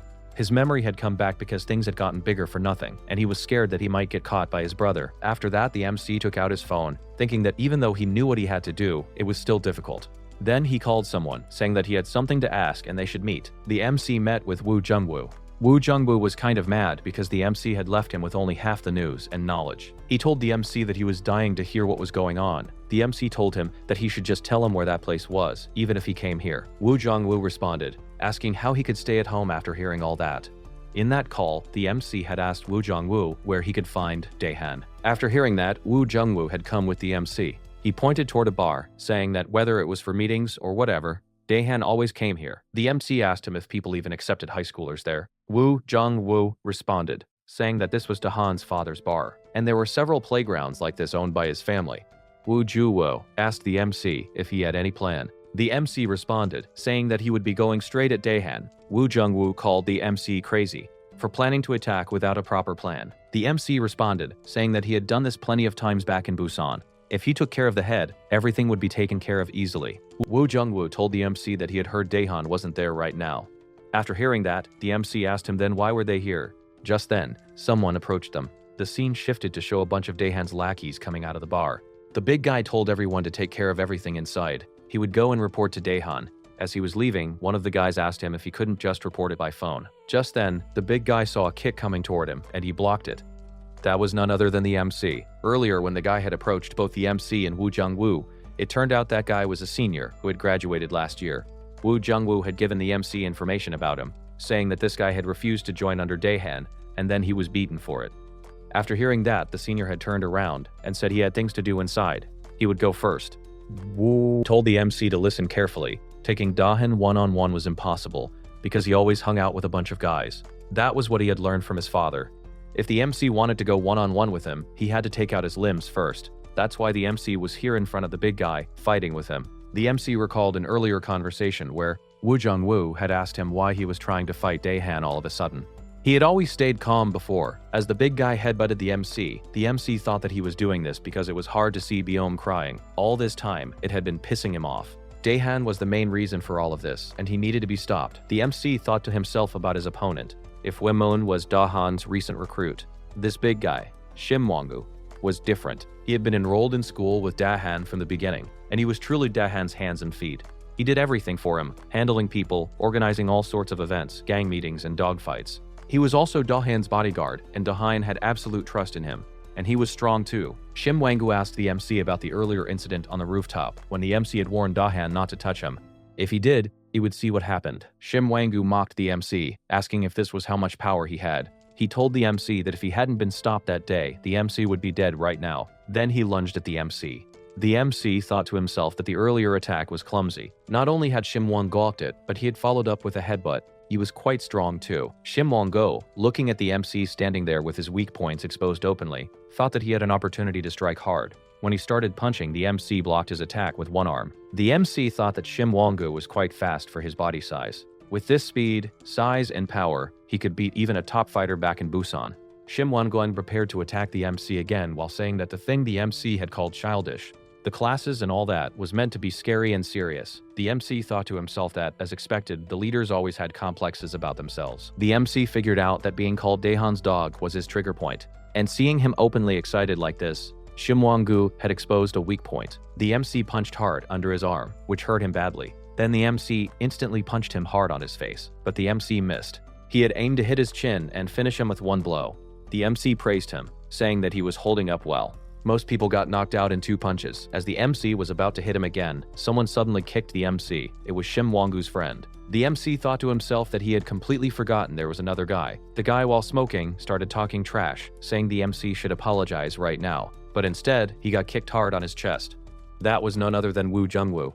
After seeing Woo Jung-woo arrive at the right time, the MC told him that he was quite slow. But instead, Woo Jung-woo complained, saying that he had told the MC not to rush alone. They should have attacked him at a more secluded place. He asked the MC if he knew about team play. The MC responded, saying that it wasn't team play. Shim Wang-gu, looking at the MC, thought back to a few days earlier. Basic had asked Shim Wang-gu about the MC and what he had done so far at school. Shim Wang-gu had responded to Basic that he didn't know much, but Daein seemed interested in the MC. He had asked why Basic was asking. Basic had responded, saying that it was nothing, but he didn't know the MC's intentions. It was hard to tell Daein about the MC right now. Just in case, he was telling Shim Wang-gu that if possible, they shouldn't mess with the MC. Even if they ended up messing with him, they should never engage the MC in a one-on-one fight. Back at the fight, the MC was ready to attack again. He punched Shimon Kospet several times, kept hitting his weak arm, the one that had gotten damaged earlier while blocking the MC's kick. The MC started kicking and punching him with precision. The MC was quietly impressed by Shim Wang-gu too. He was fast and kept up the distance well, and still he was standing. As the MC rushed at Shim Wang-gu again, this time the MC was blocked.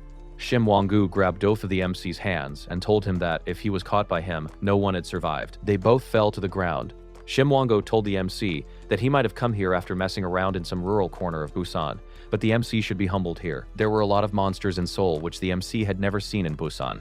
But the MC asked him, the monsters he was mentioning, was he one of them too? While the MC punched him, he asked if those monsters were at his level. Then he didn't think he had to stay humble at all. On the other side, Woo Jung-woo was handling Shim Wang-woo's friend. The guy was mocking Woo Jung-woo, asking why he had caused trouble after getting beaten and suspended. He should have just stayed quiet. Woo Jung-woo mocked him right back, saying that he had heard his specialty was fast punches, but he was damn slow. Jung-woo kicked the guy hard, telling him that back then he had been jumped by many people. He looked at the guy and asked him if he thought he was something special just because kids at school were bowing down to him. He told him that he was nothing more than Daehan's lapdog. After that, the guy fainted. Jung-woo looked behind to check on the MC. He was surprised to see that Wang was still standing. As the MC and Wang-gu continued fighting, the MC gave him punches one after another, but Wang-gu was still standing. The MC was genuinely impressed. Wang-gu had good endurance. Even after taking all those punches, he was still on his feet. In response, Wang-gu charged at the MC, saying that he hadn't gotten any weaker yet and he could still beat him. The MC blocked his punches and returned several of his own. Wang-gu was confused. How was the MC so strong? Even after suppressing him, he couldn't do anything. Wang-gu thought to himself that this was the first time he had faced someone this strong. As the MC was about to land another punch, Wang-gu spotted a glass bottle nearby. He instantly grabbed it and smashed it over the MC's head, making him bleed. But instead of falling down, the MC grabbed Wang-gu's arm and with one swift motion, threw him to the ground. Wang-gu hit the floor hard and fainted. After the fight, Jung-woo told the MC that Wang Ka's father worked under Daehan's father's company. The thing Daehan was best at was holding people's weaknesses. That might have been the reason Wang-gu couldn't back down, because of his father's position at Daehan's father's company. As the MC was thinking about this, Jung-woo told him that his phone was ringing. The MC responded that it wasn't his phone. They both looked toward Wang-gu's pocket. It was his phone ringing. On the other end, Daehan was calling, wondering why Wang-gu hadn't come back and hadn't even contacted him. Just then, Daehan heard a different voice on the other end of the line. Daehan asked Jung-woo why he was answering instead of Wang-gu. Jung-woo responded casually, saying that Wang-gu was sleeping right now and didn't want to be bothered. Daehan mocked him, asking if he had actually taken down Wang-gu. Jung-woo responded, asking why he was underestimating him. Then Jung-woo mocked Daehan, saying that his servant was sleeping now. Who was going to wipe his back? He couldn't even go to the bathroom alone now. Just then, the MC asked Jung-woo to pass him the phone. The MC got on the line and told Daehan that he had warned him not to mess with him. Now his dog was on the ground, sleeping. After hanging up, Daehan was really frustrated. His lackey had been taken down, and his own member had betrayed him. Just then, someone appeared. Daehan asked him why he was at home. The guy responded saying that their father had called him home. He also mentioned that he had overheard Daehan's conversation, and it sounded like something wasn't going well. Daehan laughed it off, saying it was nothing like that. His brother responded, saying it should be nothing, because it was the easiest job. Back in his days, he used to rule over Seoul High School. He told Daehan that if he couldn't even complete this simple task, he should forget about competing to become the successor. If things continued like this, living in this house would become difficult for him. He told Daehan to solve the situation before their father found out, if he didn't want to end up broke. After that, Daehan's brother left. Daehan took out his phone and contacted someone, telling them to gather everyone up right now. The scene shifted to the MC's house, where he was sleeping. He suddenly woke up after hearing Byum's voice. She was right there, looking directly at his face from up close, which completely caught him off guard. In that startled moment, his mind flashed to the doppelganger girl, Seonhwa, and he called out her name before he could stop himself. Byum confused and asked him who Seonhwa was. The next scene opened with the gathering of Daehan's alliance. Everyone was asking him what had happened and why he had called them all of a sudden. They wondered if another district had picked a fight with them. Daehan responded calmly, saying that the alcohol they drank and the cigarettes they smoked all the time, all of that came from someone's wallet. After hearing that, everyone was confused. They asked if he had called them all just to say this. Obviously, it was all his money. Daehan then told them that this association had been built by his brother when he used to rule over all of Seoul. So they all knew well how important Daehan was in this organization.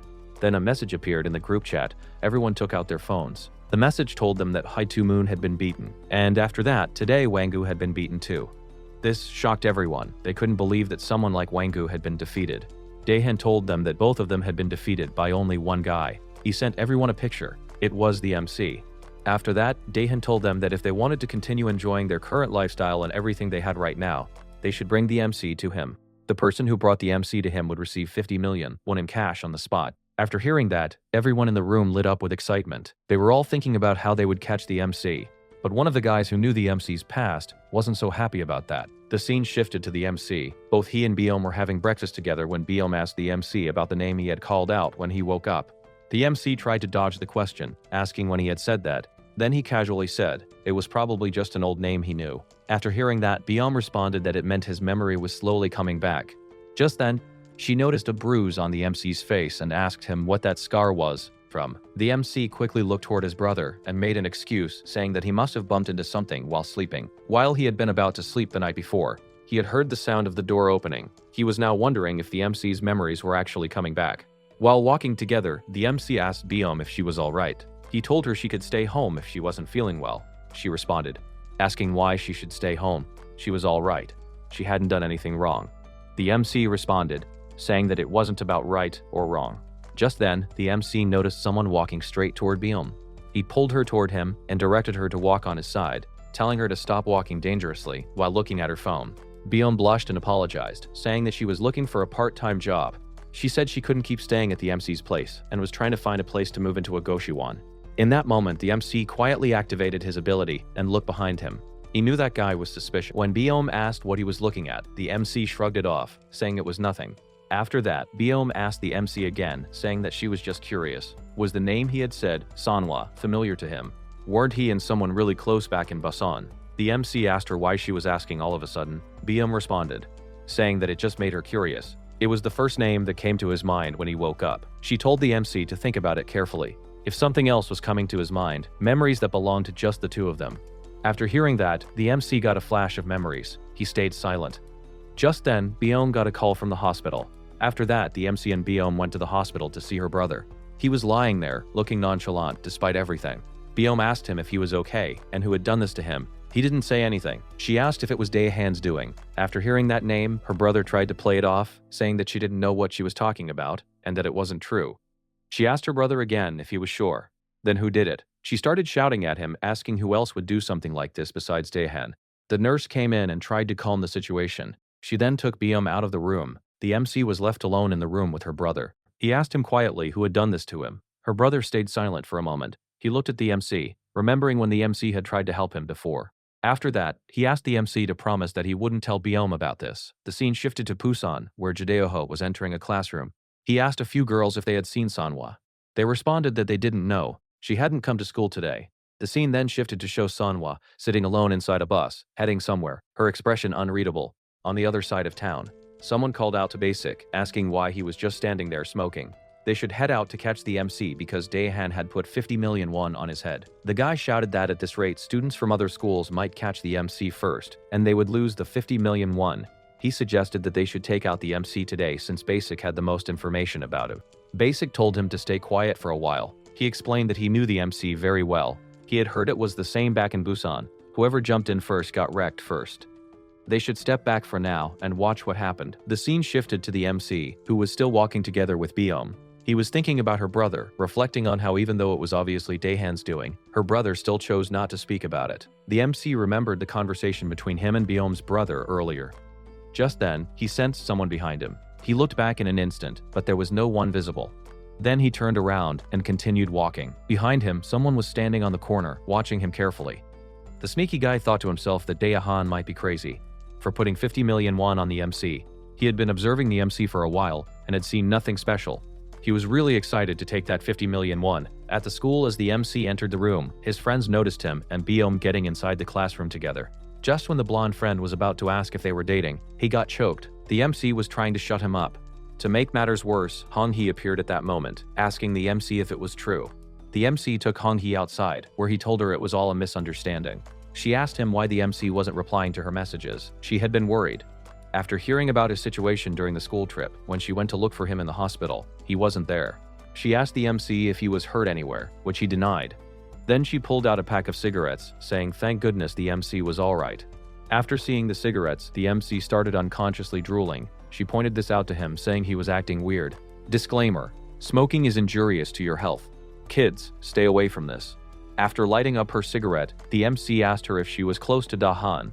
She responded, saying that they were, but not anymore. She explained that actually, she had been closer to a second-year member who got demoted after getting beaten up by the MC. After that incident, he hadn't been hanging out with everyone like before. After hearing that, the MC questioned her, so she treated them as friends when things were going right and ditched them when things weren't going well. How was that? She was confused and was about to ask something, but the MC told her to never mind. He said good job anyway, because there was no point hanging around with guys like those anymore. Back in the classroom as the MC was taking his seat, Biom questioned him about talking with Hong-hee for a while. Then she suddenly noticed the smell of cigarettes on him. The MC shrugged it off, saying that it probably got stuck to his clothes because that girl had smoked earlier. But in his mind, he was wondering why he was even trying to hide the fact that he smoked. Maybe it was just because he didn't want to see Biom disappointed. After a while, they were both outside taking care of the trash bags. While walking together, the MC asked Biom if she would head straight home after school.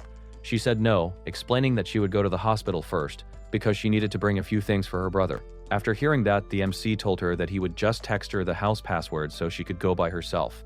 She questioned if he wasn't going with her. He responded saying that he might be late today. As the MC was walking alone on the road, he said out loud that he had been wondering why they had been following him since morning. The MC asked them directly he had never seen them before. Were they Daehan's guys? Chae Hee-gun smirked. You've got some guts, I'll give you that. But you don't need to know the details. And you don't have to worry either, until he got beaten up by them. No other school guys would be bothering him because they would be taking the price that was marked on the MC's head. After that, a few guys lunged at the MC to attack. But the MC took them down in an instant, which shocked Haegun. The MC told them that he had already taken down Daehan's regular dogs. Now he had neighborhood gangs behind him too. Daehan was more troublesome than he had expected. Haegun laughed at the MC, saying he was hilarious. No wonder the other guys had lost to him. Then he rushed toward the MC, saying no wonder Daehan had put 50 million won on him for nothing. As he was about to hit the MC dodged. He thought to himself that this guy was quite fast. As Haegun's punch was about to connect, the MC blocked it with his hand. The scene shifted back to the school, where the MC's friends were walking together. One of them suddenly pointed at someone, saying that the girl over there looked exactly like Baeon. That girl was none other than Sunhwa, standing there in the distance. Back at the fight, the MC responded with a punch, but it got blocked by Haegun. Haegun mocked the MC, saying that he had some moves. Then he kicked the MC, sending him back. He questioned the MC, saying that he had strength like an ox. But still, he didn't understand why the MC was worth 50 million won. After hearing this, the MC asked him what he kept yapping about 50 million won since a while ago. Haegun responded to the MC, asking if he knew about the Gangpo Association. The MC denied knowing about it. Haegun explained to the MC that it was a group that had existed since Daehan older brother's time. To put it simply, it was a group of top dogs from each school in the Gangpo district, and Daehan had put a bounty on the MC's head. 50 million won. Then Haegun rushed forward again, holding his fist up and saying that he was still curious about why Daehan had put 50 million won on a nobody like the MC. While the MC kept dodging his punches, he realized that this guy was stronger than he looked. Haegun turned around and threw a fist at the MC. The MC was thinking that Haegun's arms were long. He couldn't tell earlier because of the uniform jacket, but now that he had removed it, the MC could see clearly. If they kept the same distance, the MC would be the only one getting hit. His long reach combined with his speed made him dangerous. But the MC knew that once you understood Higun was just a long-armed fighter, there was nothing special about him. After that, the MC turned around and punched him under his arm. As the MC was about to finish him with another punch, Higun started laughing, saying that who said he was there for a one-on-one fight. Higun's lackey started charging toward the MC. The scene shifted back to where Sanhwa was standing, looking at her cell phone. Judaeho was calling her, but she didn't pick up. She was thinking that she had come here without much of a plan. She wondered if this was the right place because she had heard about this school from someone back in Busan. To confirm, she could just grab anyone and ask about the MC. If he went to this school, there was no way they wouldn't know him. Just then, Dongmin was passing by with his friends, talking about the MC. He was saying that Dahan had already marked the MC. He wondered if they should side with the MC, because he would soon be taking over the school. If they bowed properly, would the MC let them join under him? Seonha suddenly asked them if they were talking about Jo-hoon. They were all confused because she looked exactly like Beom. After hearing that name, Seonha wondered who this Beom person was. She explained that it sounded like they were talking about Jo-hoon earlier. Could they call the MC out for her? She told them to just say that Seonha was looking for him, but they responded, saying that they weren't talking about Jo-hoon. They were talking about Jo-hoon. They were talking about Jo-hoon. Ikwan, frustrated, asked her why she was talking to them like this. Seonhwa asked them if they didn't know Jo-hoon. They denied it, saying they didn't. Just then, it clicked for her. She remembered what the MC's brother had been talking about, that the guy they knew no longer existed anymore. After that, she asked them where that Jo-in guy was now. The scene shifted back to the fight. The MC was taking some hits, and he was confused. He had felt it before too when he fought Shimwang, that he was missing his punches. Back in the old days, he could see every move coming toward him, like slow motion, and his body would have reacted instantly. He could have dodged everything. It made sense because he used to fight every day. His body had been used to combat. But now, even if he saw the next attack coming, his body reacted one beat too late. As the MC kicked away many guys, Higun was smiling, thinking there was no winning against numbers. But suddenly, he felt pain where the MC had punched him earlier. He wondered if the MC had iron fists, but he laughed it off, saying that no matter what, the MC wasn't worth a 50 million won bounty. But the real show was about to begin.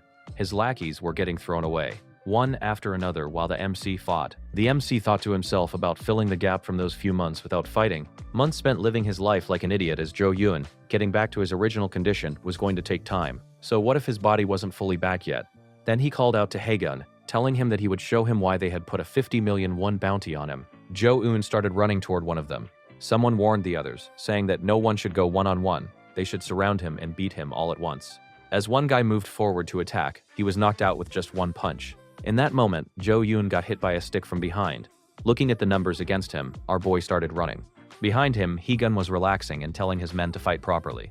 Did they want to let 50 million won slip away? He told them that one big guy should hold the MC while the others charged at him. But as they moved ahead, there was Jo-yoon, ready with his fist. The guy tried to dodge the punch, taking the impact on his shoulder. Our boy had already known he would try to block it. Then he punched him again on his face, making him fall to the ground. After that, Jo-eun ran again. As Higun stood up, our boy turned around and kicked him on his face. He also got hit by a wooden stick and a kick from other men. Instantly, Jo-eun started running again. He turned and punched Higun once more, making him fall to the ground. Higun shouted at his underlings, asking what they were doing. Just then, a big guy grabbed our boy from behind, and everyone started kicking and punching him. But Jo-eun gave a reverse kick to the jewels of the big guy and followed with a headbutt. After getting released, he punched the big guy hard on his face, making him fall unconscious. Everyone was shocked, saying that guy went down with just one hit. Our boy looked at Higun again and told him it was time to finish this. Higun shouted at his underlings to attack, but they were scared after seeing the big guy fall to the ground. Jo-yoon challenged them, saying that no matter how many of them there were, they should keep coming and pile on him. He was still fighting them one-on-one. After hearing that, Higun threw a punch at him. Our boy grabbed his hand and folded it behind him, locking his arm. Then he slammed Higun against the railing, which knocked him unconscious. Higun fell to the ground. Everyone started panicking and running away, but Jo-yoon stopped one of them, asking where he was going. The guy got scared, telling him to stay away, but instead our boy asked him to give him Higun's phone. The scene shifted to Daehan, at a golf course with one of his subordinates. He was saying that his father had told him to learn this early because it would be useful. He suggested that the guy standing behind him should learn how to play golf too. Daehan then asked if the guy didn't need the 50 million won. Everyone seemed busy trying to win it. The guy responded, saying that he didn't think there was any rush. Usually, the rich were the stingiest, so he thought there had to be a reason why Daehan had put 50 million won on a guy like Jo-yoon. Just then, his phone buzzed with a message. He said he guessed he was right. There was a picture of Higun lying unconscious. After that, he told Daehan to check the Gangpo Association group chat. In the group chat, Jo-eun had sent a message telling them they should all come at him. No matter how many of them there were, they should pick a date and set an appointment. Fighting them one by one was getting annoying. The scene shifted to show our boy walking alone. He was thinking that he was screwed. If he went home looking like this, his brother would definitely be suspicious. He needed to do something about the uniform. Just then, someone called his name. When he turned around to look, he was shocked to see Shonhwa standing there, staring right at him. With that, the story comes to an end. I hope you liked it. Don't forget to subscribe to Senpai Respawn